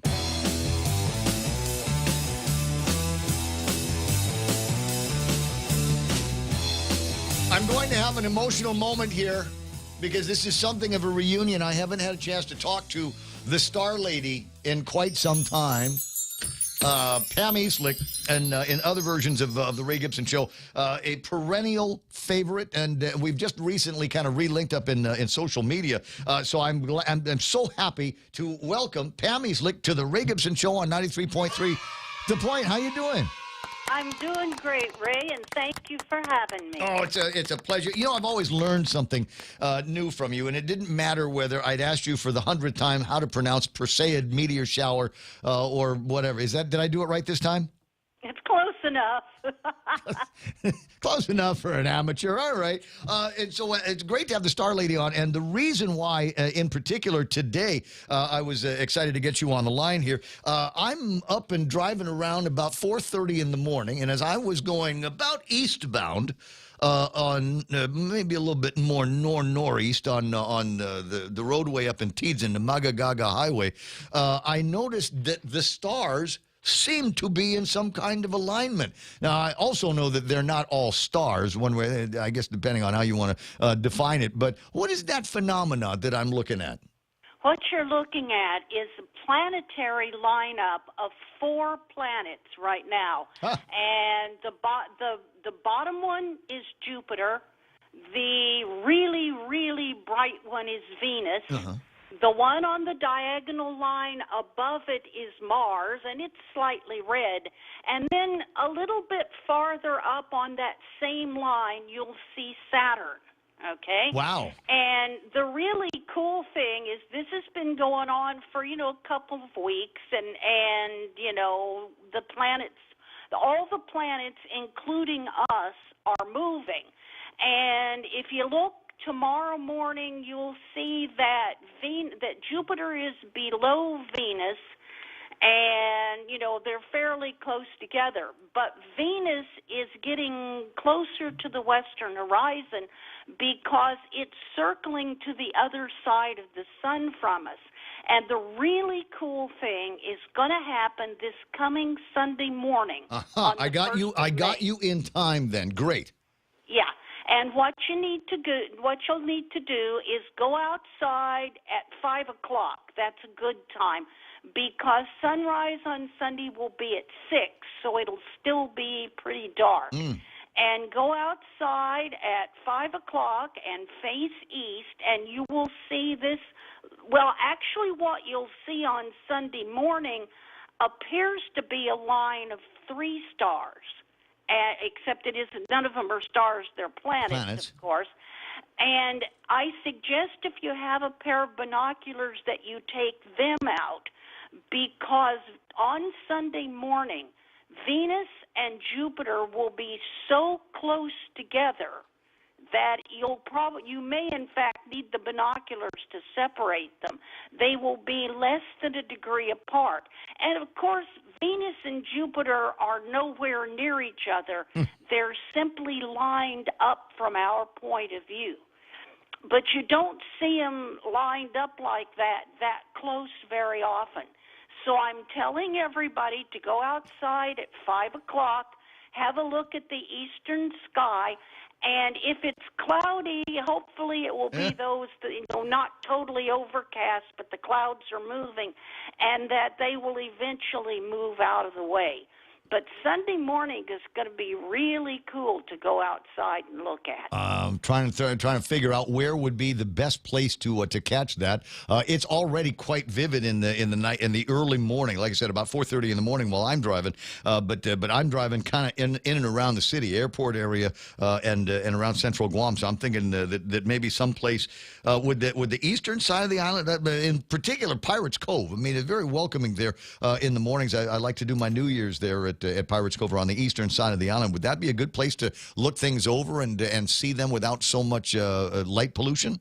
That would be great, yeah. And the nice thing about it is we are talking about planets, not dim stars. Mm-hmm. And so, unless you're standing under a street light, you'll definitely be able to see Venus. Venus is shining at -4. And if the clouds aren't obscuring it, no matter where you are and what the light pollution is like, you'll be able to see Venus because it's extremely bright. But the other, Mars and Saturn, and then, of course, on Sunday morning, Jupiter will be very close to Venus. So, but the east side of the island is a good place to look. All right. I love the cosmic phenomena that we get treated to from time to time, and I love being able to get you on the phone from time to time so that we can talk about these things, so that people are aware what is happening around them. And I'm not going to say that this is one of those kind of lunar Earth kind of only happens once in a generation kind of thing, but it is remarkable when you see something like that, and all of them kind of lined up. And I saw the moon seeming to look like it wanted to this morning get lined up in it as well. The moon looked like it wanted to join the constellation. Yeah, the moon has been visiting each one of the planets all this week, so that's kind of cool too. And of course, it isn't just the morning. In the evening, for the entire month, not the entire month, but most of the month, next month, you'll be able to see what I call the magic half hour, which is when you go outside in the evening and you can see 8 of the 10 brightest stars, 15 of the 20 brightest stars, the largest and smallest constellations, and the 3 most famous constellations all at the same time. Wow. And the only place that's possible is the equatorial tropics. Which is where we are, about 13 degrees off the equator, as a matter of fact. It's 8:49 in the morning. Pam Eastlick, the star lady on the line, where can we read about these things? I recalled that you were published for a time, but I don't know that I've seen any articles from you recently. Yes. I still have an article in the Guam Pacific Daily News. And that appears every Saturday morning, or every in the Saturday. Okay, that's why I don't get the newspapers on the weekends. All right, that's exactly why I'm not catching up with you these days. Is there a website that I can go to besides PDN to get caught up on all it? No, I'm sorry, I don't have a website. All right. Well, one of these days now, and you and I got caught up again on social media. Are you using that for personal stuff, or is there some star lady work that gets done on that social media? Social media is mostly personal stuff. I got you. All right. Well, I am retired. Right? No, there's no retirement. Get out of here. You're an old hippie star lady. That doesn't happen. Now, outside that magic half hour thing that we were talking about, are there any other cosmic coming attractions? James Howard wants me to ask about aliens, and he wants me to ask about meteors and maybe a possible meteor strike on the planet. Well, of course, like in the movies. We won't know that until it happens. But one of the things that I did want to tell you is that you will see in the national, news, social media, that there are lunar and solar eclipses coming up in May. And unfortunately, we don't see either one of them here. There's a website that you used to quote all the time to get caught up on stuff like that. Do you remember what that was? Heaven, Earth, and Stars, or Heavenly Bodies, or? Nope, I'm sorry. I don't use it anymore. Really? Well, boy, retirement sure has hit you. When Uncle Robert shut down the planetarium over at the university, you just quit. Well, not just quit. Yeah. I still do several other things as well, but it's close. And I do the PDN and and KPRG. We don't, say that too loud since it's a radio station. Oh, no. KPR is a public radio. It's okay. As long as there's some programming that I can't tolerate, but that's just me. I roll my eyes a lot these days. I think that's a habit that most older guys get into from time to time. 8:52 in the morning. It's just a pleasure talking with you again, and I'm not going to lose a string on you. So, folks that appreciate hearing Pam Eastlick's voice on this radio station, she ain't going to be going too far off. That's very true, and I will be more than happy to share what's going on in the sky. Absolutely love talking to you. You have a great day, and welcome back to the radio with me. Thank you, Ray. I appreciate it. There is Pam Eastlick on the radio. Check out the newspaper, I guess, on Saturday mornings. That might be all the reason that I need to get a copy of the PDN on Saturdays, because otherwise, never mind. I'm reminded every time I talk to her or think about cosmic coming events and things like that, I am reminded of a book that I read years ago called Death from the Skies. And it's a book about just how lucky we are. I don't know that that was the intention of the writer, but it's a book that will detail over the course of about 150 pages or so how lucky we are to live on this planet.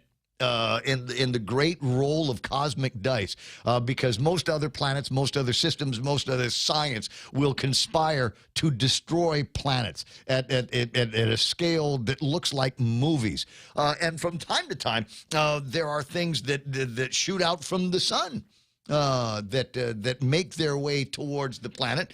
Most of the time, it misses us or glances at us. But if we were to get hit with one of those big solar ejections coming out of the sun, it had the potential to knock us back into the Stone Age. But we, like I said, have been lucky and have not had to deal with that kind of death from the skies. 8:54 on the Ray Gibson Show, as we make our way into the small talk portion of the program.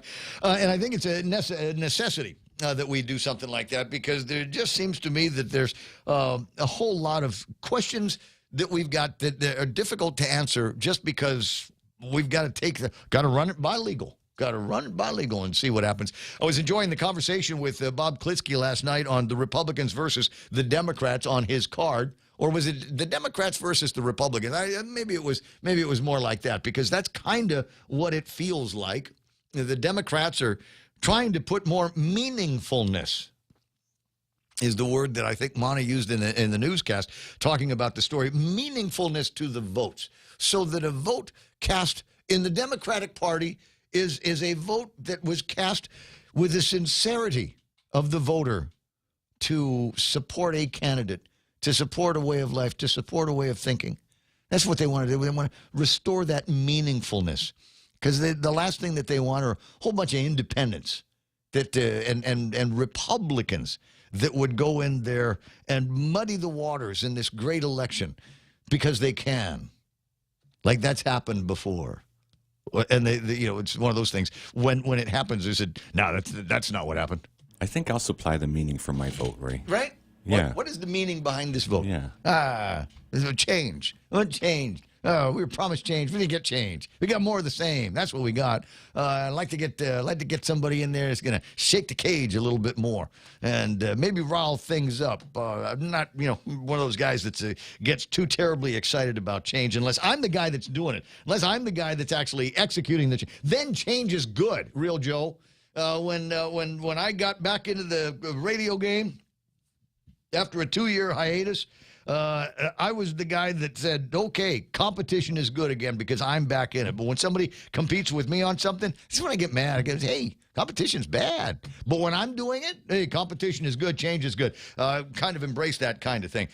Today, I was remarking about how delighted I was that the Guam Election Commission is doing something, has done something that feels like we always say that we need to do more with computers. We need to do more with social media. We need to do more with websites and things like that. There ought to be a way, as an example, to find out whether you're registered or not. And sure enough, on the Guam Election Commission website, gec.guam.gov, you can go there. On the right-hand side, it's got a little box that says, see if you're registered. And if you plug in your real name and your date of birth, it will tell you whether or not you are a registered voter. I think this is very, very cool technology. I mean, I'm kind of gobsmacked by that because it just feels like, wow, it's a good use. Somebody thought it was a good idea, and now you can investigate the database. Now, the other fun thing is that you can also, if you know somebody's real name and their birthday, find out if they are a registered voter and what party they are registered with. Now, a friend of mine went to the website, and he happened to know, let me see if I can get this up on the screen. There it is on the meme machine. He happened to know the birthday and the full legal name of the first dude.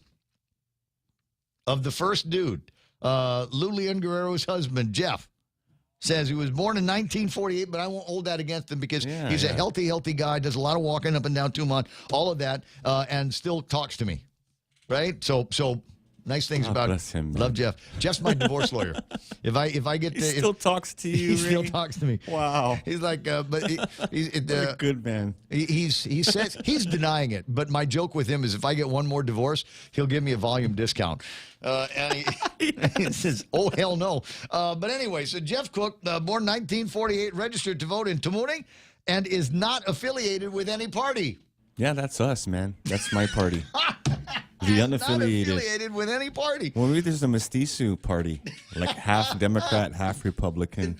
So I'm trying to figure this out. So he could not go and vote for his own wife in this upcoming primary election. Yeah. That's exactly what the Democratic Party of Guam has done, is disenfranchised, among others, now the husband of the governor of Guam. Unless, of course, this gets out. Somebody over at Adeloop is probably screen capping what we've got right now and going, oh my God, we got to tell the governor right now. Find Tony Babauta because Jeff Cook could not vote for his wife because he is not a registered Democrat. Or is this the database that they're going to be using? Will it be the Guam Election Commission's database, or is it going to be their own kind of homegrown database? Yeah. You might not be registered as a Democrat or a Republican with Maria Pangilinan, but we got you. We got you. Come on over. Here's your ballot, bro. Here's your ballot so you can key in and vote for your wife. Looking at the time here, because that's what DJs and radio people need to do from time to time. It is 8:59 and change. Coming up on the Ray Gibson Show. I don't know, what are we doing in the next hour? You got any ideas? Any clear ideas? Well, Real Joe and I will come up with something as a small talk portion of the program continues, perhaps inspired by stories, issues, and articles that we will hear now in the hourly update from Fox News. Here it is on The Point. As a plan, I'm Lisa Lacera, Fox News. The head of the Department of Homeland Security laying out the strategy for an expected influx of migrants next month. Homeland Security Secretary Alejandro Mayorkas expects an increase in migrants trying to cross the southern border once a public health order is lifted by the CDC at the end of May. A significant increase in migrant encounters will strain our system even further, and we will address this challenge successfully. Mayorkas is telling lawmakers here the agency will surge personnel to speed up removal proceedings and mitigate potential overcrowding.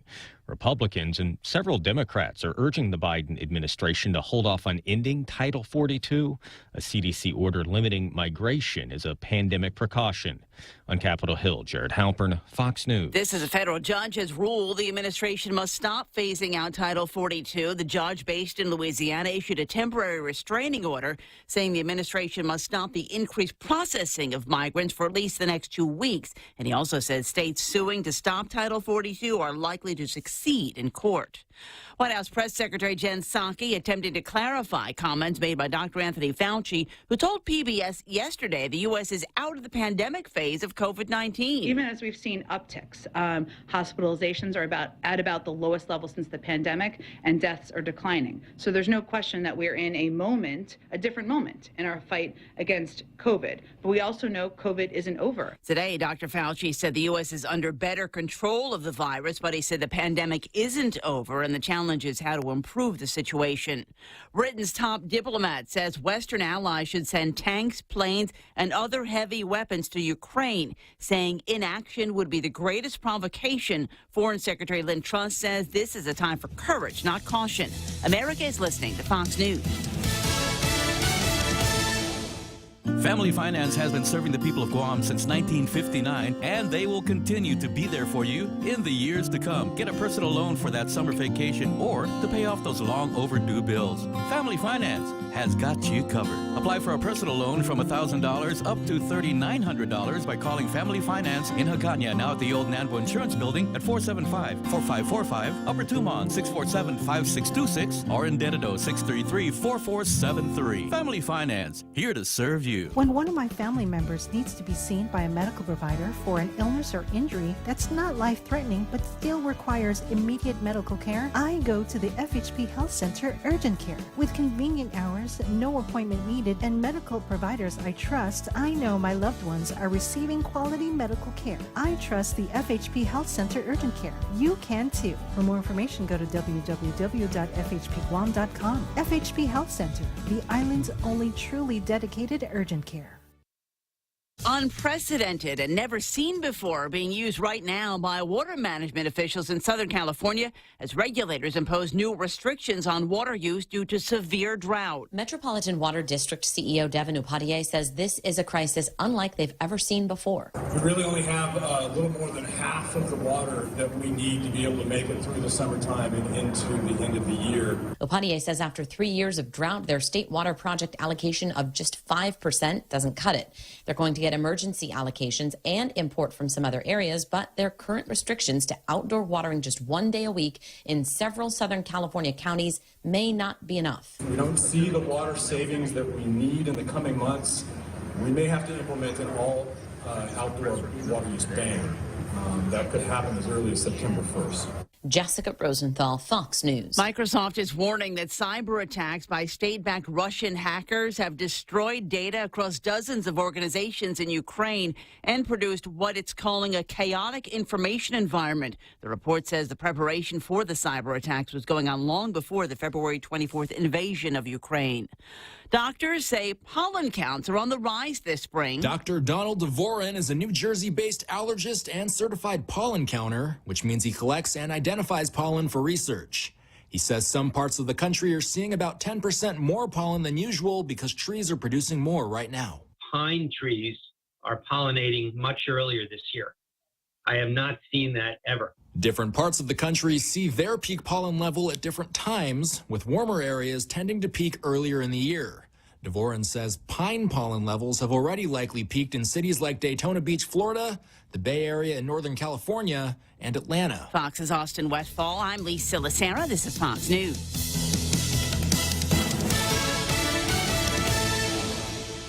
Subway's Eat Fresh Refresh does it again, bringing back a classic fan favorite on the menu. The roast beef returns. And not just any roast beef, it's choice Angus roast beef, flavorful and satisfying on its own, or layered with oven-roasted turkey and Black Forest ham in the Subway Club. Whether you're a choice Angus roast beef purist or like the variety of the Subway Club, both come piled high on hearty multi-grain bread with fresh hand-sliced veggies. Get your fill of the new roast beef at Subway. Eat fresh. The Federal Reserve is starting to increase interest rates to fight inflation, but they're still so low, making it the perfect time to refinance your home, to lower your rate, and perhaps take advantage of its increased value to put some cash in your pocket during these uncertain times. Cash that you can have the freedom to access when you want, where you want, with your Bank Pacific Visa debit card. Lower your rate with cash in your pocket. Access your cash when you want, where you want, with your Visa debit card. Where there's put branches, we place roots, and we're rooting for you. Equal housing lender, credit conditions apply. Is your business ready for digital transformation? The latest Wi-Fi technology is here, and it's Docomo Pacific's WorkPass, powered by Plume. WorkPass unlocks connectivity, productivity, and security tools all in the palm of your hand. Access features like adaptive Wi-Fi, guest and employee networks, evolving AI security, plus so much more. To learn more about WorkPass, visit business.docomopacific.com. Docomo Pacific Business. Work better together. Okay, Ray Gibson Show brought to you by APL American President Lines, a global presence with a local home, also being brought to you by the team over at Mescla. And what do you need to know about Mescla besides the incredible food that they've got? How about this one? We spoke the other day. You can find the a link to it at thepoint.gu. Chef Peter and I, did I do that yesterday? I did. Chef Peter and I just the other day talking about a new way to enjoy the Mescla experience. You can go there. There's a Mescla in Agana that's waiting for you with incredible service and a menu that most people probably already know by heart because they've eaten there so many times. It's just that good. But they've now also, you can find them at Payless. You can buy kind of a Mescla in the bag. They got the chicken that is already pre-packaged, pre-marinated, pre-seasoned. All you need to do is defrost, thaw, and cook. And you like short ribs? Who doesn't? Everybody I know likes short ribs. They've got the incredible short rib experience now in a bag. Same thing. It's pre-packaged, pre-seasoned, pre-marinated. All you need to do is thaw and cook and serve. You want more information? I don't know. Or maybe you want the whole enchilada with the rice and the salad and the great service. We'll try it out at Mescla today. News to fill your mind. Talk to get it out. The Ray Gibson Show. Call now, 888-825-FIVE.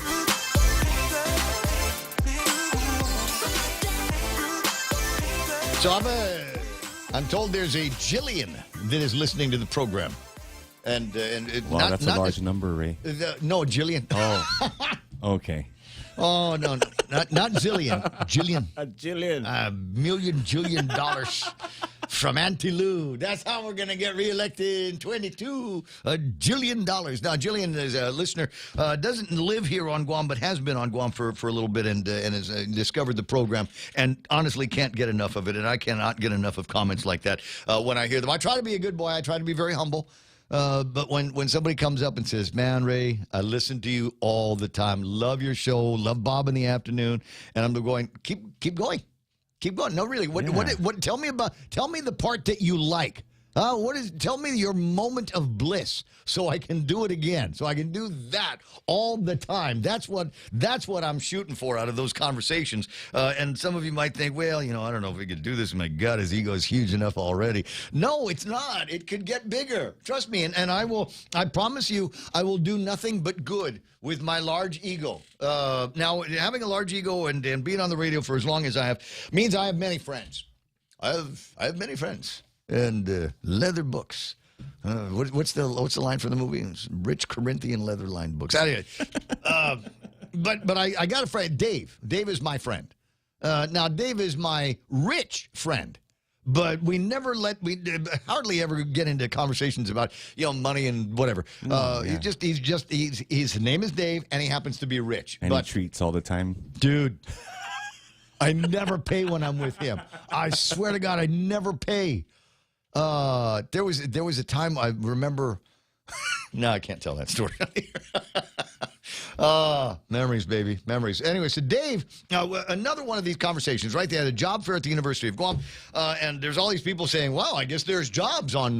I didn't know until I came to the job fair. I didn't realize that people were hiring. There's a lot of businesses that are hiring. And take a look at the newspaper. Obviously, you'll see. So I'll give you another one. I'm hiring in the sales department. I'm going to hire somebody in a sales department. I'm going to give you an active list. You're going to love the terms that you get around here. Gas card, done. Business cards, done. Right? We get all the things that you need to get out there. We'll teach you how to dance. Oh, yeah. No, you don't need to know how to dance. You know what I want? I want somebody to be able to convince me, right? That's what I want. I want somebody that's going to come in and say, I heard you talking on the radio about a job in sales. I want that job, Ray. Oh, okay, now here's again, this little ego, just a little tiny bit of ego. But can you imagine the hand over fist business that you would get selling advertising to people like you that are listening to this program? Can you imagine? What do you got to sell? Ray Gibson Show. Oh my God, that's the one everybody listens to. Yeah, I'm gonna buy. Give me an annual contract. I don't care about the numbers either. We'll just make it as high as I can. Just make a number, and I'll pay it every month. It's craft radio. It is craft radio. Did you steal that? No. You've been looking at my notes. No, I'm actually. I'm actually trying.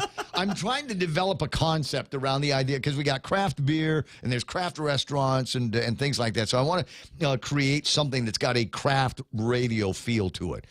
A lot of personality, a lot of, this is it, kids. This is the real deal. This is the Ray Gibson. There is no other version of the Ray Gibson. What you get on the radio is exactly what you would get if we were sitting on the beach together drinking beer.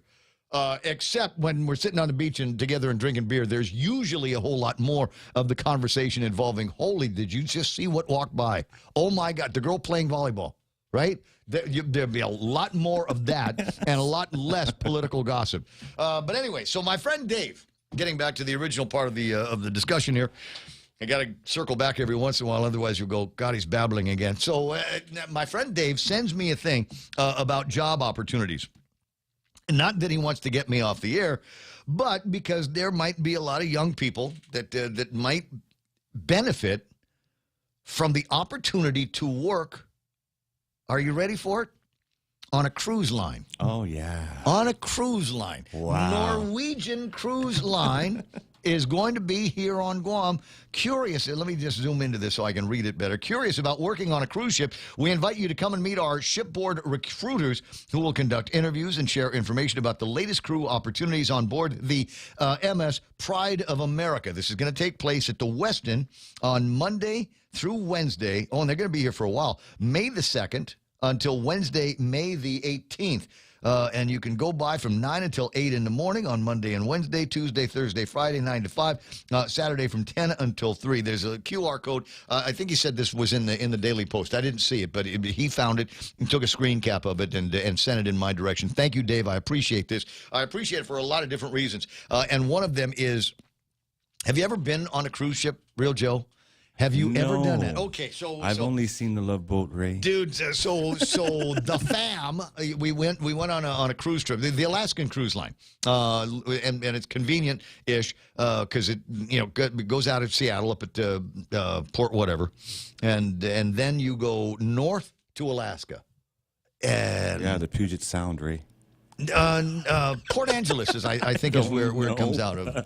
No, it is. I always so talk. It wasn't a crab boat. Where Keena lives. I always refer to that as the upper left-hand corner. Okay, the corner of the upper left-hand corner is Port Angeles, and I believe that is where these ships will leave off from. And you get on this ship, and it's you and 5,000 other people, and the whole idea is, and it's crazy, is that you and these other 5,000 people on the boat are going to have to be tended to 24 hours a day, 7 days a week for the entire time that you're on there. And I think I want to say that we were aboard for about 4 days or something like that. And every single day was absolutely fantastic. I mean, there's a shipboard newspaper. They got a shipboard television channel. And they had this funny British guy that was on the television. And you kind of got used to seeing him because he was the entertainment director of this boat. And I don't know when this guy was able to sleep, because he was just always doing something. And so you get used to seeing him on the television, hearing him on the radio. And I had him do a birthday for one of the kids or something like that. And that was, they wake up in the morning kind of the same way that we do the announcements here. He was doing them on aboard the ship. And there are shows that he will be in, either as the master of ceremony or as the entertainment in the show himself. And they got these big, it was a 60s night, 70s night, 80s night or something like that. And there's bar here, bar there, restaurants here, is upstairs, there's downstairs. That's got to be a great job. Fine dining. And it's like everybody can do everybody else's job.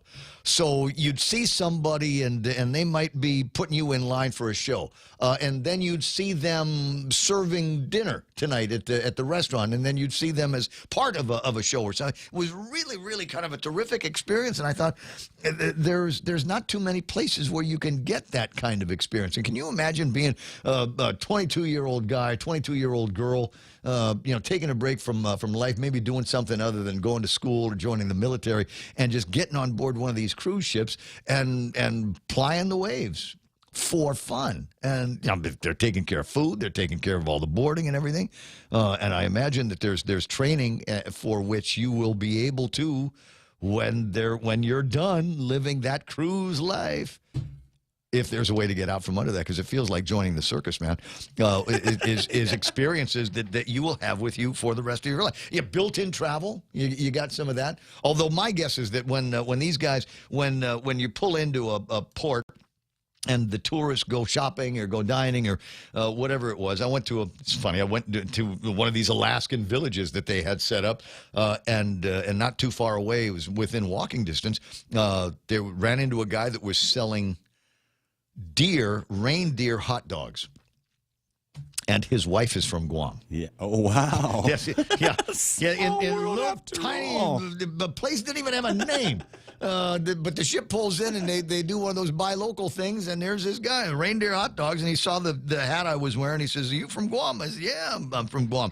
And he says, "Is the governor's husband registered as a Democrat?" And I said, "No, he's not registered as We call that retrieval. It's 9:17 in the morning. So if you want information, like I said, it's going to be at the Westin Resort starting on Monday, May the 2nd. Did I just talk you into a new career? Is it possible that you've done something like that? Because I noted that there were a variety of people, different ages were represented in all of this. And I recall, in particular, one of my favorite one was a Filipina. And you're going, well, of course it was, wasn't it, Ray? Pretty Filipina that I see 4 or 5 times a day in all kinds of different capacities and different roles on the ship. So give it a shot. You could do worse as far as careers and job ideas for young people. 888-8255-888-TALK is the telephone number around these parts. Do we return here to the conversation about what's going on with the primary election, or have we wrung that out? Or are you sitting there waiting for the shoes to drop? And it's coming slow, guys. It is absolutely coming slow. From a variety of places, from inside the Democratic Party, from inside the Guam Election Commission, and people. This is where you've got to be careful now, because people will make up their own crap. They will come up with their own conclusions.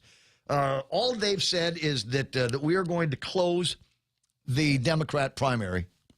You will only Democrats are going to be allowed to vote in this. And that is there are going to be people that go, oh, you don't need my vote anymore. And for which there needs to be stronger messaging coming out of the Democratic Party. Otherwise, people will draw their own conclusions. And the conclusion that I am hearing from folks, old-time Democrats, like Mr. C, who was on earlier, he says, I'm a lifelong Democrat. But if they turn me away because I'm not... I didn't identify myself as a Democrat to the Guam Election Commission, then they're taking the privilege, my right to vote away from me. And then there are others that are saying, oh, this is more about Mike Sinicolas and his fear of running in a closed primary. And suggesting that his plan to have Republicans raid the primary have been dashed. Oh, is this the nail in the coffin for Mike Sinicolas, or does it make his campaign that much stronger? I don't know. From time to time, we'll talk to guys like Dr. Ron McNinch from the University of Guam on this topic. I don't know if that's where you wanted to go, or if you wanted to call in and talk about your brilliant editorial that says that the women need protection. We need to protect the rights of women to be able to not be raided, as you will, by folks who are otherwise gender confused. Good morning, Doc. Hey, half a day, Ray, half a day, Guam. Yeah, on the women issue, I mean, I think the U.S. Supreme Court is just going to fix this thing in the future. But until then, if we need a constitutional amendment to the U.S. Constitution, I think we should do it, because it's just that basic of an issue. And we constantly have various folks, Obama did it, and now Biden's done it, where they want to say that women and girls are not different than anyone else, and that's simply wrong. Girls are different. Girls are girls. They're softer. I've found most of them are softer. And a lot of them are much nicer, too. And in fact, they're so nice, often they're not able to speak up on these issues. And so food for thought. And I hope we can have a great community discussion about it when the board meets. And I'm pleased Chairman Mark Mendiola called a board working session and a board meeting on this topic, and we're going to put in input. I don't want it to be done at the board level. I honestly, this is a high level discussion, and I don't want the legislature to be able to skate on it. The legislature is more than happy to let somebody else, let the guys over at the Ed board take the heat for this. One way or the other, there's going to be heat. Somebody's going to get butthurt over this, and so we're going to let the board deal with all of that. I think this needs to be something that emerges as an issue for the legislature to take on, and I wonder which of the brave and courageous members of the 36th Guam legislature will propose language that is specific to protecting women on Guam. I've never had members of the public come up to me and talk to me about a political issue other than this issue. It's incredible. Everywhere I go. I mean, I go to a restaurant, I go to a convenience store. Yep. Everyone tells me, thank you for standing up for the girls. And we all should stand up for young women and girls. But the other thing is we need to accommodate everyone, and I'm all for accommodating. But on the girl and women issue, I think that we need to have a strong community consensus. And if we need to make co-ed leagues to accommodate everyone, I'm not opposed to that or whatever else. But anyway, but let's get back to the primary. I think the primary is a very interesting question, Ray. From so many different levels up to and including the one that was dropped on us by the CEC of the Democrat Party that now suggests that I cannot vote in the primary election. If I wanted to support Lulian Guerrero, I would not be allowed to by virtue of the fact that I am a registered Republican on the Guam Election Commission website. I'd also point out that we've got Mike Nicholas and Sabrina Salas Matanani, who are not affiliated with any party, according to the Guam Election Commission, and even Lulian Guerrero's husband Jeff is, according to the website, is not affiliated with any party. He would not be able to cast a vote for his own wife and Josh. Yeah, I think they should just cancel all the primaries. To be blunt, I mean, I know you do. If you look at the 2018 election, the data is very, very clear. 25,000 people voted Democrat in the primary, 3,000 voted Republican, and then it just doesn't it doesn't play out. And then 25% voted for Ray at the general election, and 75% voted on the Democrat side also in the primary. It just I don't know. I think that, and by the way, there are questions about, is this about St. Nicholas? Is this about this or whatever? I think it's really just the crossover issue more than anything else. And the question, and by the way, I think regardless, St. Nicholas is going to be in a runoff election after a general election this year anyway. It's not going to affect any of that kind of stuff. So we might as well just get rid of the primary and count on the runoff. Right, right. Because if St. Nicholas runs as an independent, he's going to be 1 or 2. No question. I mean, the data is pretty clear on that also. And so why even have a primary if a primary is not going to serve any function other than to name the top Democrat and the top Republican, which is already almost a given. Given the way the party dynamics work, what value does a primary have? And so I don't know. I don't know. I mean, can I also just say for a little bit? For me, it's Legion, legend, tradition. I don't like change. And we've always had a primary election, and we should continue to have open primaries that we've got here on Guam. And if you're going to change it, then announce it right after the last election. That would have been a great time to do this, right after the last general election we had. The Democrats then should have come out and said, "All right, this was the last of the open primaries. All of the next ones are going to be closed. Sorry." That's the way we're looking. And that way people have got time. We're dropping this nonsense within 120 days of the primary election itself. Not a whole lot of time for the Guam Election Commission to reconfigure all of the different moving parts that they have.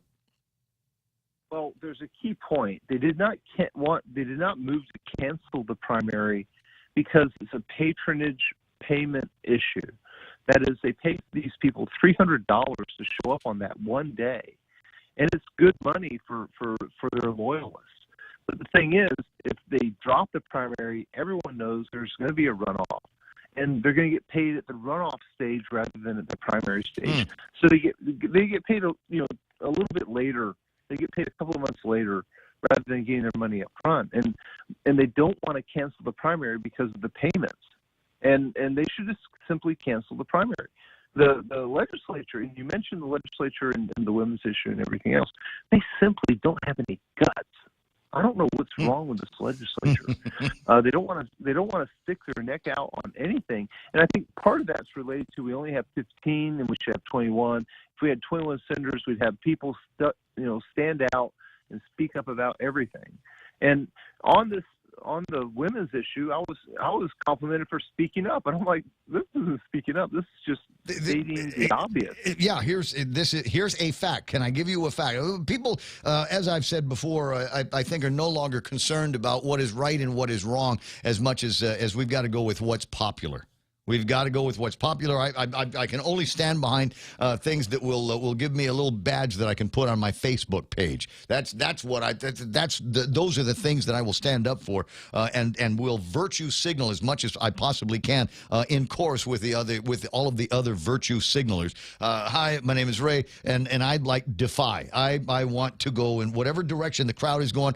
I've always found it's more fun to go in the opposite direction. If the crowd is going for that kind of inclusivity that could lead to injuring these women, these poor girls, then that's I'm sorry, I can't see myself in that groove. The same idea behind taking an untested vaccine. I just cannot see myself in that groove. But it's the popular thing to do, Ray. Don't you want to do what's right for yourself and your family and your loved ones and even strangers? No, I do my research, and as near as I can tell, I don't need to do that. There's no requirement for me to do it. And the more you make me or try to make me do something, the less likely I am to actually do it. Anyway, that's just me. 9:28 in the morning. So I'm wondering where this is all going to go. I don't know that I'm feeling a whole lot of backlash on it one way or the other, because people don't know yet what it really means, this whole changing out the structure of the primary election. Yeah, I think, though, and I really believe this, regardless of whatever happens with the primary, there's going to be three major candidates at the general election. It's going to be Mike, it's going to be Lou, it's going to be Felix. And I don't care what the shenanigans that go on with the primary happen, they're going to be able to assert their right to be on the ballot in the general election. So let's get moving on it. I got to run. I got a Bruce that wants to talk about the election as well. And we're going to spend a huge amount of money on this primary for nothing. You know what? We could save about $500,000 or so, maybe a little bit more, right. if we did not do the primary election and just let everybody go straight to the general election, and the top two will have a runoff unless there's a clear majority. It's 9:29 in the morning. I'll see you soon, Bruce. You're on line 2. Go ahead. Oh, well, what I'm saying is you guys pretty much covered it. That's what I was going to say. Look, there are a lot of states that don't even bother with primary elections. They say, Democrats, go do your slate. Republicans, go do your slate. Everybody has to do the election package, and everybody that can qualify and get on the general ballot. Yeah. What's the problem? Actually, no, you guys just nailed it. I didn't know that people got paid to vote. Okay, maybe I got blinders on, but I thought that was my thing to go vote because I was a citizen. No. There are aspects of political patronage here that might include somebody grabbing some extra dough. Isn't it? Welcome to Guam. What I'm saying is there's a lot of things that happen on Guam here that are not going to change because of such things working in the background that all of us who are not native don't know. Well, now that you are armed with that information, then by all means. So who do I contact? The party and ask for a check to go vote? I would point you certainly. What I'm saying is, look, I'm saying this is tempest in a teapot. There's no point behind this whole argument. I don't know why we're having primaries anyway. Because, look, I'm one of the few Republicans around here, and we never have a full slate. What's the problem? Correct. Unless there's guys out there that want to start, I don't know, a write-in campaign. Dress rehearsal, okay? I don't care. Well. Anyway. Can I? But see, Bruce, I know you love me, so I'm as blunt as I can possibly say it. I would like a primary election. I love the idea of a primary election because political candidates and their teams and their camps must buy advertising, and we are in the advertising business, and so we turn some decent money around here when it gets to be election time, both in the primary and the general. And so, golly, we start talking about canceling a primary. By golly, that takes food out of my kids' mouths. Like I said, again, you just made my point. I'm good at that. Okay. You have a great day, Bruce. I'll see you soon. Buy me a beer. All right, man. 888-825-5888-TALK. What I got is I'm honest. Look, we're the media guys here.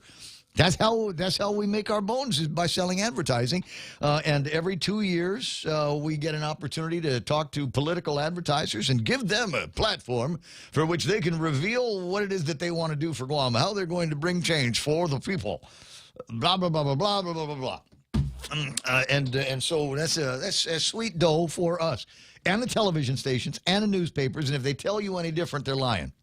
This is a season for which we it's like Manyak season, where you go in there and you cannot believe the number of fish that are in there and the amount of money that these guys are willing to spend. And as Carl Gutierrez says, it's a kind of a ground game in the primary election. So that kind of sets things up. People are used to hearing the 30 and the 60-second commercials with the beautiful music behind it, something soaring, something patriotic.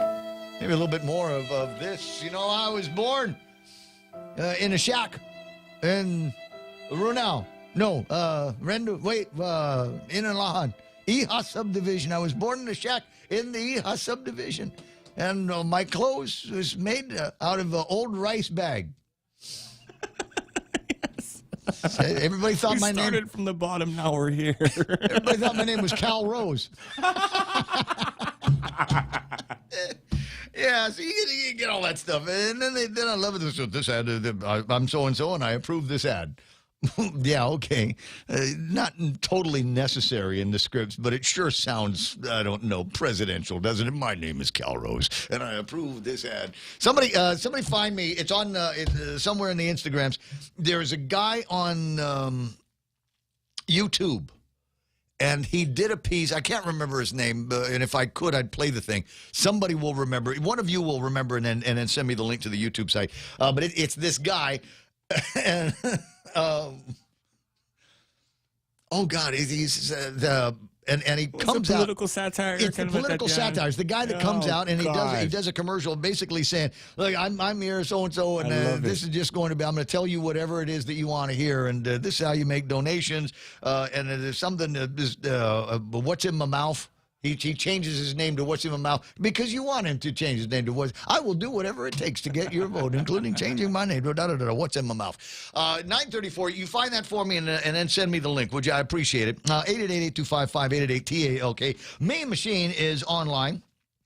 And a couple of things that are coming in on the Mean Machine. I think I'd seen this once upon a time. In 1964, the minimum wage was 90% silver quarters. And some of you aren't old enough to remember when American money was made out of silver. You could get a quarter was made out of silver and a dime was made out of silver, and dollars and half dollars were made out of silver. Pennies were still made out of copper. And of course, nickels were made out of nickel. That's why they call it a nickel. In 2021, 90% silver quarters have a melt value of $23.34. We don't need minimum wages. We need sound money. Is a point that they're making in this particular meme. You think about what we've got now in terms of dollars. And think, if you're old enough to remember, in 1964, how far $1.25 would get you. How far $1.25 could get you. There was an ad, I want to say, for McDonald's. And it was a story about how a guy could go, I'm playing it in my head now, a guy could go up to a McDonald's with $1 in his pocket and get a burger and a Coke and fries and change from that dollar, from that $1. I don't know if you could get change from a 10 for that same meal these days. The cost of everything has gone up, and maybe it is because we've allowed ourselves to devalue the dollar so that it no longer has the same kind of purchasing power that it did once upon a time. And I don't know how we're ever going to get that back. Studio time, 9:36. We'll get more calls on the line before we're all done, but let me take this break. Half a day. Patsy Gogri from Security Title here with information about what a title company does. The title side of our business determines who owns a property and guarantees your ownership with a title insurance policy. The escrow side acts as an independent third party, managing the transfer of money and documents between the buyer, seller, lenders, and others. Security Title has a management of real estate closings down to a science. Give us a call. We are here to help.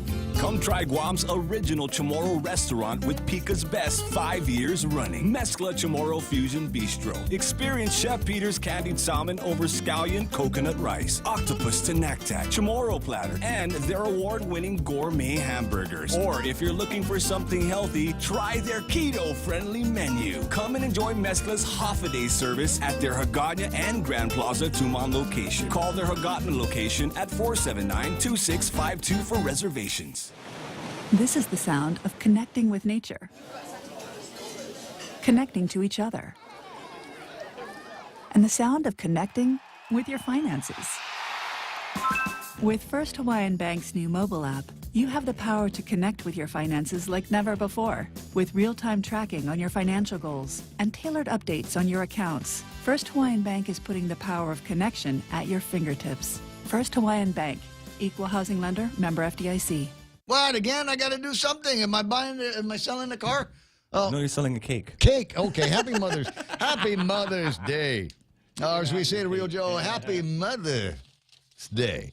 Remind your mom how special she is by giving her a Cold Stone Treats for Mother's Day. The Strawberry Passion, layers of moist red velvet cake, strawberry ice cream, and a graham cracker pie crust, all wrapped up in a fluffy strawberry frosting. Now, imagine I was doing this ad for your business. Wouldn't you? You'd pay extra for that. You realize that this is supposed to be a 30-second commercial, right? And imagine how much extra stretch I give. These are elastic spots to me for my friends in the advertising game, like the ones over at Cold Stone Creamery. Call in, visit, or order online, coldstonecreamery.com.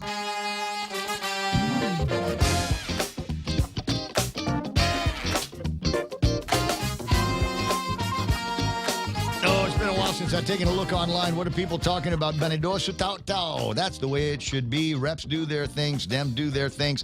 The way Guam does things are feeding corruption. Platforms are BS anyway. Harvey Agnes says, your advertising lady just called me. See? Ding, ding, ding, ding, ding. Yep. Let me see. Money corrupts. Rico B. James Howard says, welcome to capitalism. Politicians should be held liable for their platforms. Well, let me get through this. Ron McNitch wants me to talk about the quarterback ad with Marsha from the Brady Bunch. Could you, Real Joe, could you see if you could find whatever it is he's talking about? Ron, it'd be helpful if you send me a link. Jan Guevara online. I see Pam Duvall, Joey Toves says, check the meme machine. I did, bro. You know what? I checked the meme machine, and I didn't realize that the meme, the part of the meme machine was actually online. And my friend sent this picture in, and I don't think it's...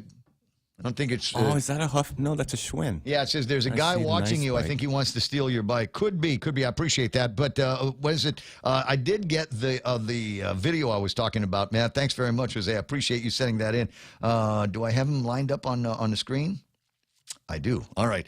So, LK Cole watching the program, Ken LG's online, and others. Joey Toves, thank you very much for digging this out. Now, for your advertising, for your political advertising pleasure. Hi, I'm Gil Fulbright. The people that run my campaign, they've made this commercial, and I'm in it. This campaign, it's not about me. It's about crafting a version of me that'll appeal to you. A version that visits random work sites with paid actors pointing at things. A version of me that doesn't find old people loathsome or pointless. Has a conventionally attractive yet curiously still family. Listening to my constituents, legislating, these are things I don't do.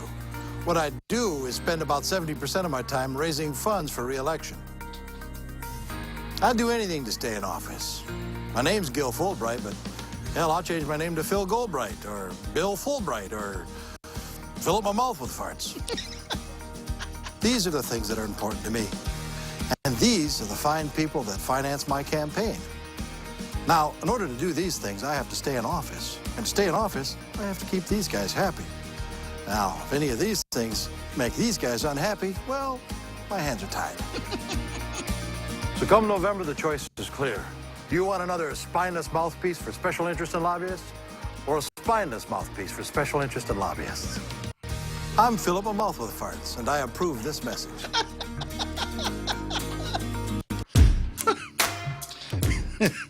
If politicians were this honest, we wouldn't vote for them. Help put Honest Gil on TV. Click on the donate. Now, he's done others. The guy's actually done a few other bits. And, yeah, Dennis Benzer's going, how have I not seen this at all? Hope you had a good time with that. So we get Ken O'G's there, Chris Barnes watching the program. Hi, Thelma Hart. Joe and Goko is there, Rico B. Peter Santos. Peter Santos. That is totally MSN. Oh, hold up, Pete. I roll. James Howard says, I like the background music. Impressive. JZ, Tatminglu, Marshall Wong, and Jay Padronis late to the program, but we'll try to forgive you. It's 9:42 in the morning, 888-8255, 888-TALK. Items in the table of contents, and I haven't really gone through much of this this morning. It's another one of those days where we got, a variety of topics, but we're just like a top 40 radio station. It's the same songs in high rotation, and our high rotation hit this morning and yesterday was this crazy conversation about the primary election. I don't want to spend too much time on that with the time that we've got left. So I thought maybe I'd spend a little bit more time and actually going over what is the table of contents today. I was a little bit excited a few minutes ago. I don't know if you could see it and hear it in my voice, but I was a little bit excited. I got a note from Crystal Paco, San Augustine, governor's office. We're free? Hold on a second. See, that's what I thought. I'm looking at the. Oh, what did looking it say? at Wrong chat. Sorry, wrong chat. Is Governor Lou Leon Guerrero on Facebook Watch? And I'm going, oh, it's Thursday. It's Thursday and the end of the month. Is it possible we're setting ourselves? Is this the note that says the governor's going to go on TV and say that the indoor mask mandate has been lifted? Governor Lilian Guerrero and Lieutenant Governor Josh Tenorio, joined by GIDA CEO and Administrator Mel Mendiola, announced the launch of the Child Care Apprenticeship Program in May 2022. This program will make child care more affordable for working families, provide additional support for child care providers, and encourage job creation. I guess they're going to go out and hire more people to watch the kids. Now that the daycare centers have been given an incredible amount of money, and a lot more people have access now through these federal funds. Thank you. Thank you for the federal funds. Make that noise like the girls. Come on, you. Oh, my God. I love every time the commercial plays, I try to convince myself that's the sound of a cash register ringing. But at any rate, so making another program. Then my excitement waned, waned, one or the other. That's going to be my start word for Wordle tomorrow, Wayne, just to see if it works out. Another use for it.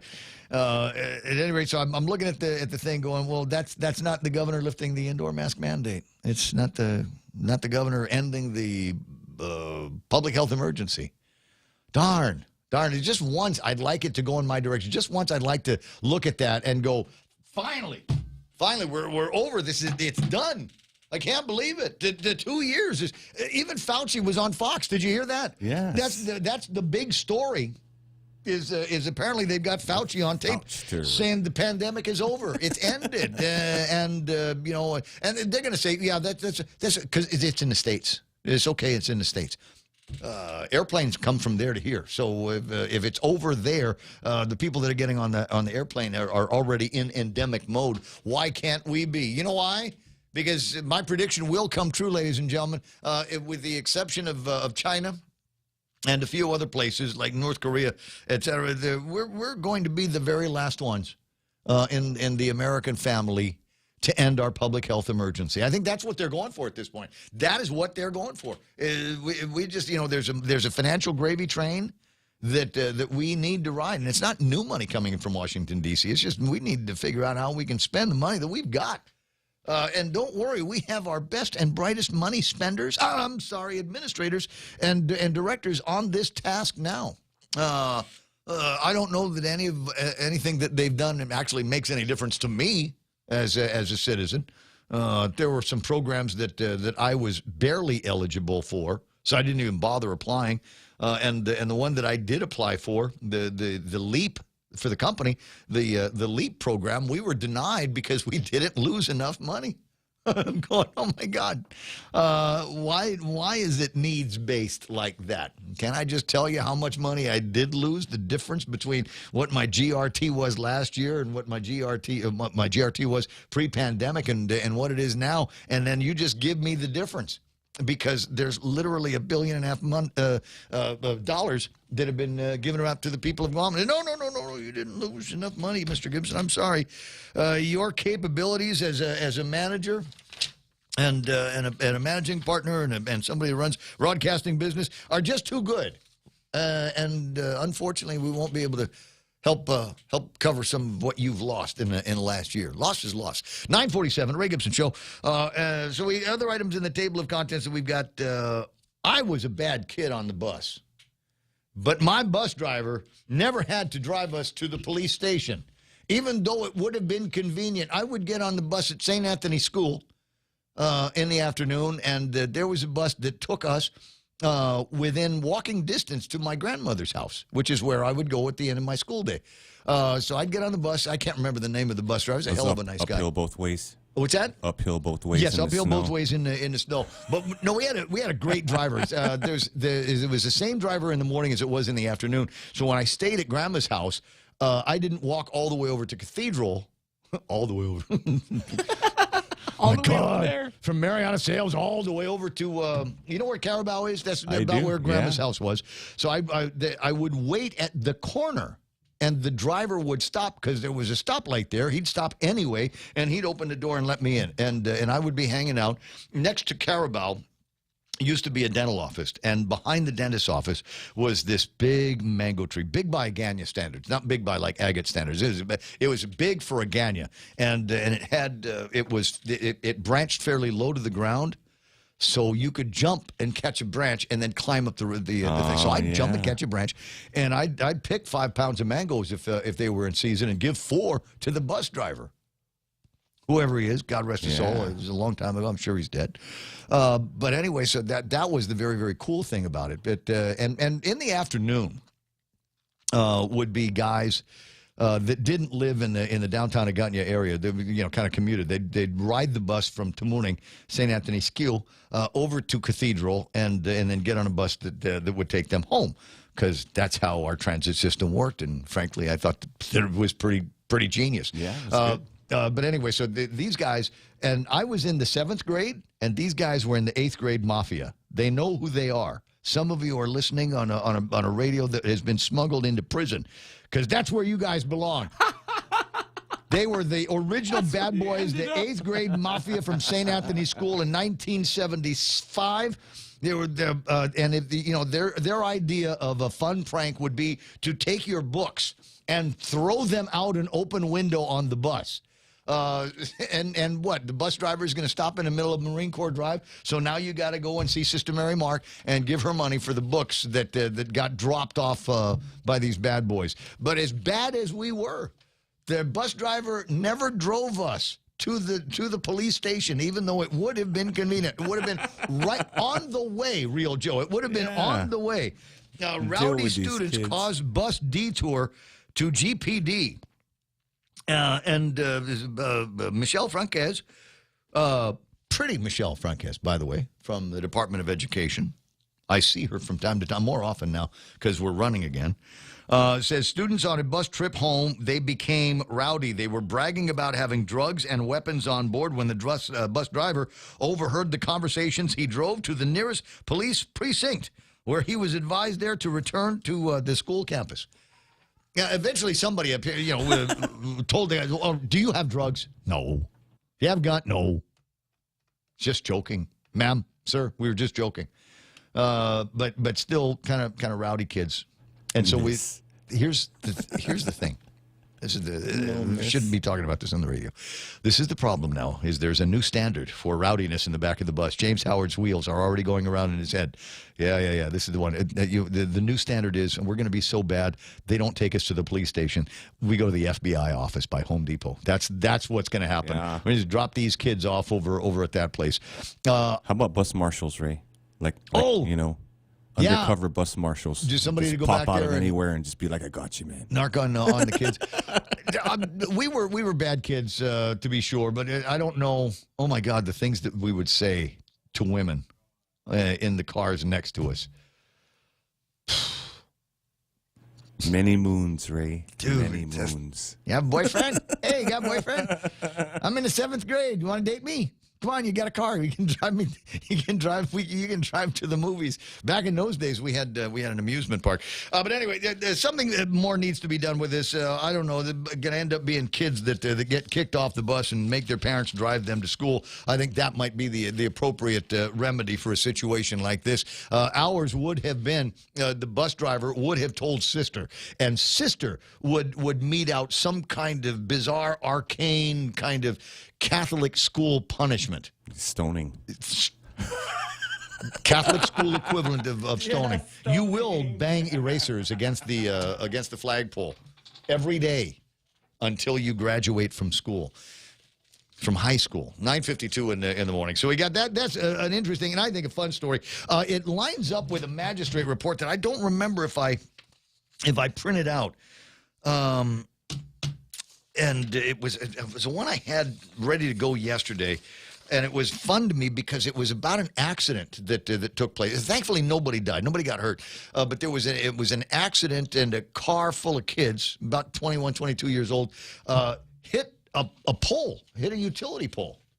Oh, that's the one where they were dancing. Yeah, dancing in the car. That was the crazy story. I'm looking at this thing on the magistrate report, and I can't help but laugh. Is they were all in the car and having a good time. I'm sure that there was something that the parents would have a hard time. My kids don't smoke ice. Well, maybe they do. Not so fast, Mom.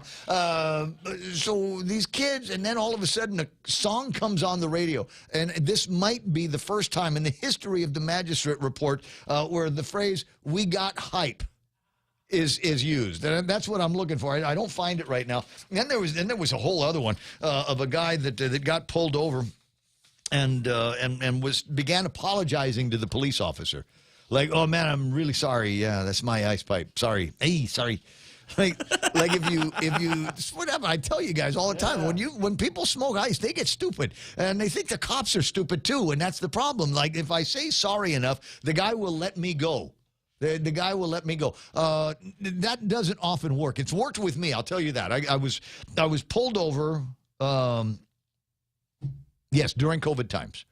I was pulled over during COVID times. I'd gotten a call from these supermodel candidates. This is the only way I can describe it. And one of them was going through, at the time, a pretty messy divorce and needed consolation on a Sunday afternoon at Gibson. And so I get this phone call, load up the cooler, and start driving in that direction. And I unfortunately forgot that there was a traffic signal over by East-West Rental. I forgot there was a traffic signal at East-West Rental. Oh, yeah. And so I kept going even though the light had just turned red. Well, you know who was at that intersection when the light turned red on me? Oh, the man. A policeman in a not-to-be-missed police car. And I muttered to myself a word that I cannot use on the radio to describe, I said, I'm going to get pulled over. And sure enough, in the rearview mirror, I looked at this, and the guy's lights went on just like that, almost in time, like it was a song. It was perfectly timed. I go through the light, the cop sees me, light goes on, he pulls out. And I didn't want to pull over there because it was being traffic, and people know what I look like, and they're going to go, "Oh, my God, Ray's getting pulled over." So I drove to down into Tumon and pulled over, and the guy comes out, and he says, "What's the hurry?" And I said, "I've just gotten a telephone call from these girls that are waiting for me over at Gibson. And I'm going to go meet them now."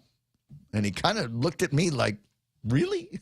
Said, "Yeah, I'm sorry I missed that red light back there." And I think he was so taken with my sincere answer that he kind of looked at me and said, "Don't do that anymore. I'm going to let you go this time, but don't do that anymore." I said, "Okay, I'm very, very sorry." that you had to chase me down on this one. And so he kind of walks away, gets into the car, and I drove my car over to Tengisan, laughing all the way. But I stopped for every red light. Every red light on the way I stopped for, Real Joe. 9:56 in the morning, magistrate reports that we've got here today. What have I got here? On April the 26th at about 4:45, what's the rule, Joe? And that doesn't apply. Well, nothing good happens on Guam. 4:45 p.m. It's a moment of safety, Ray. Exactly, another moment of safety.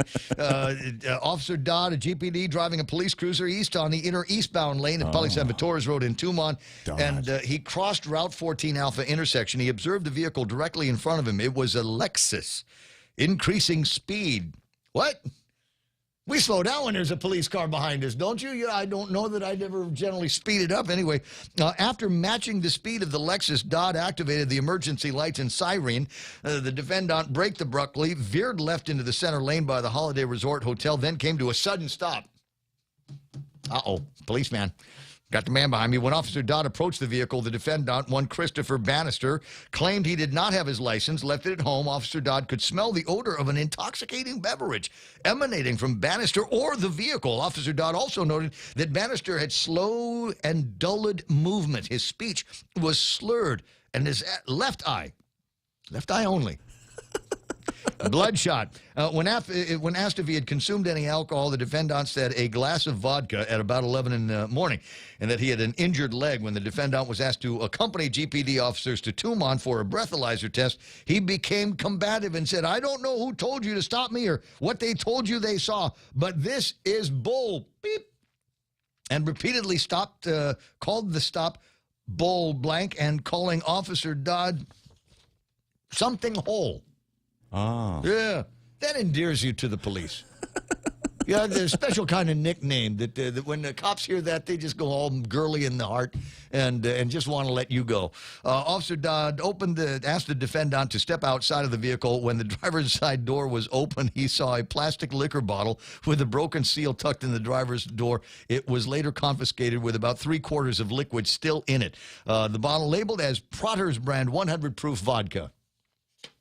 Oh, wow. Yeah, kind of incriminating. Are you burning? My stomach's burning. You get that feeling? If I say the word tequila, do you start wanting to just kind of vomit a little bit? Like you can smell it just by hearing the word tequila. No, 9:58 and change. Golly, I wish I had more time because I got another one of these where the guy basically admits to smoking weed and ice in one of these cop pullovers. Again, guys, here's the Ray Gibson rule on all this. We've got plenty of cops, and they know their jobs. And part of knowing the jobs means knowing who to pull over, who needs a little bit of what we like to refer to in the day as police service. And we will pull over a car because it looks like it's in need of some kind of police attention, and almost always find somebody with crystal methamphetamine, maybe enough for themselves, maybe enough for their village, and an arrest will be effected. On the other hand, we've also got issues in prosecutions and holding on to these guys, and that's why the police on Guam are tired of arresting the same people over and over and over again. Maybe that needs to be part of somebody's anti-crime vote for me for governor platform, because the last one I looked at either wasn't implemented or isn't working. It's 10 o'clock in the morning. Stand by now for Fox News Live on The Point for Real Joe, Montecillo Tyron, and Jerry Roberts. My name is Ray Gibson, reminding you that tomorrow is Friday. Yeah, buddy. No frowny face Fridays. We'll work on that starting at 6 a.m. In the meantime, we're KUSG Aganya. 93.3 is The Point. Must be kept in place. I'm Lisa Lacera, Fox News. A federal judge has ruled the administration must have a COVID-related health order in effect. Federal Judge Robert Summerhays says the Biden administration needs to stop phasing out Title 42. Administration officials acknowledge they've started to allow in some migrants from Central American countries, but Judge Summerhays, a Trump appointee, said they need to hold off at least until a hearing is held May 13th. He'd previously said he was inclined to agree with the more than 20 states that had sued, finding the record does show a likelihood of harm to states, including increased costs and burdens. The administration had said the plan is to lift Title 42 as of May 23rd. Homeland Security has said they anticipate lifting this rule could mean up to 18,000 apprehensions a day at the U.S.-Mexico border. Jessica Rosenthal, Fox News. Trevor Reed, a U.S. Marine veteran held in Russia since 2019, is heading home as part of a prisoner swap. His father, Joey Reed, explains how they found out their son was coming home. We got a call from Roger Karstens, the Spiha, Special Presidential Envoy for Hostage Affairs, and he said, hey, Joey, I've got somebody here I think that y'all might want to talk to. And so it was our son, obviously, and they were in the air, and I believe they were flying out of Turkey, where the exchange took place. The release came about after the U.S. agreed to release a Russian pilot who had been serving 20 years for conspiracy to smuggle cocaine into the U.S. The judge overseeing the penalty phase of Florida school shooter Nicholas Cruz's trial has reversed herself on a major decision. Circuit Judge Elizabeth Scherer now says she's not dismissing more than 200 potential jurors who went through a first round of screening earlier this month. The UN says its humanitarian office is mobilizing an experienced team to coordinate the evacuation of civilians from the steel plant in the Ukrainian city of Mariupol with the International Committee of the Red Cross. America's listening to Fox News.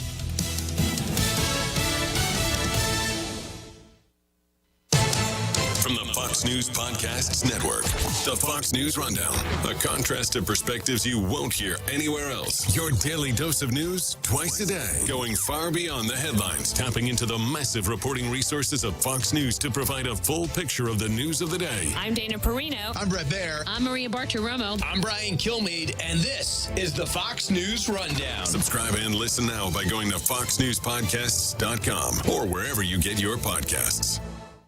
From the Fox News Podcasts Network. Hey, it's Will Kane, co-host of Fox and Friends Weekend. Join me as I share my thoughts on a wide range of topics, from sports and pop culture to politics and business. With the help of newsmakers and personalities, I will provide you my free, unfiltered, uncancelable opinion on the hottest topics in America. The Will Kane Podcast. Subscribe and listen now at foxnewspodcasts.com or wherever you get your podcasts. America is listening to Fox News. The House Oversight Committee says it's uncovered major conflict of interest involving consulting firm McKinsey & Company in relation to its role in the opioid crisis. McKinsey & Company Global Managing Partner Bob Sternfeld says the firm did not serve both the FDA and Purdue on opioid-related matters, but could have done better. Kentucky Congressman James Comer, the top Republican on the oversight panel, says that committee is ignoring a major cause of the problem. Last year alone, over 100,000 Americans died of opioid overdoses, most of which were caused by illicit opioids that came across our southern border. Yet this administration does everything in its ability to encourage an open border. In Washington, Mike Emanuel, Fox News. A new study finds more than 1 in 5 species of reptiles worldwide are threatened with extinction. Of the more than 10,000 reptiles analyzed, the study's authors found 21% were classified as endangered, critically endangered, or vulnerable to extinction. The study, which involved nearly 1,000 scientists and began in 2005, found the greatest threat to reptiles is habitat destruction, though hunting, invasive species, and climate change also pose threats. Some beef is being recalled over health concerns. The U.S. Department of Agriculture says a recall is issued for ground beef products supplied by New Jersey-based Lakeside Refrigerated Services due to possible E. coli bacteria contamination. There are a number of brand labels affected, including the umbrella Southeast Grocers, which includes Winn-Dixie, Harvey's, and Fresco y Mas. The products bear a USDA inspection establishment number of 46841. The contamination was found through routine lab testing. No cases of illness have been reported. Fox's Evan Brown.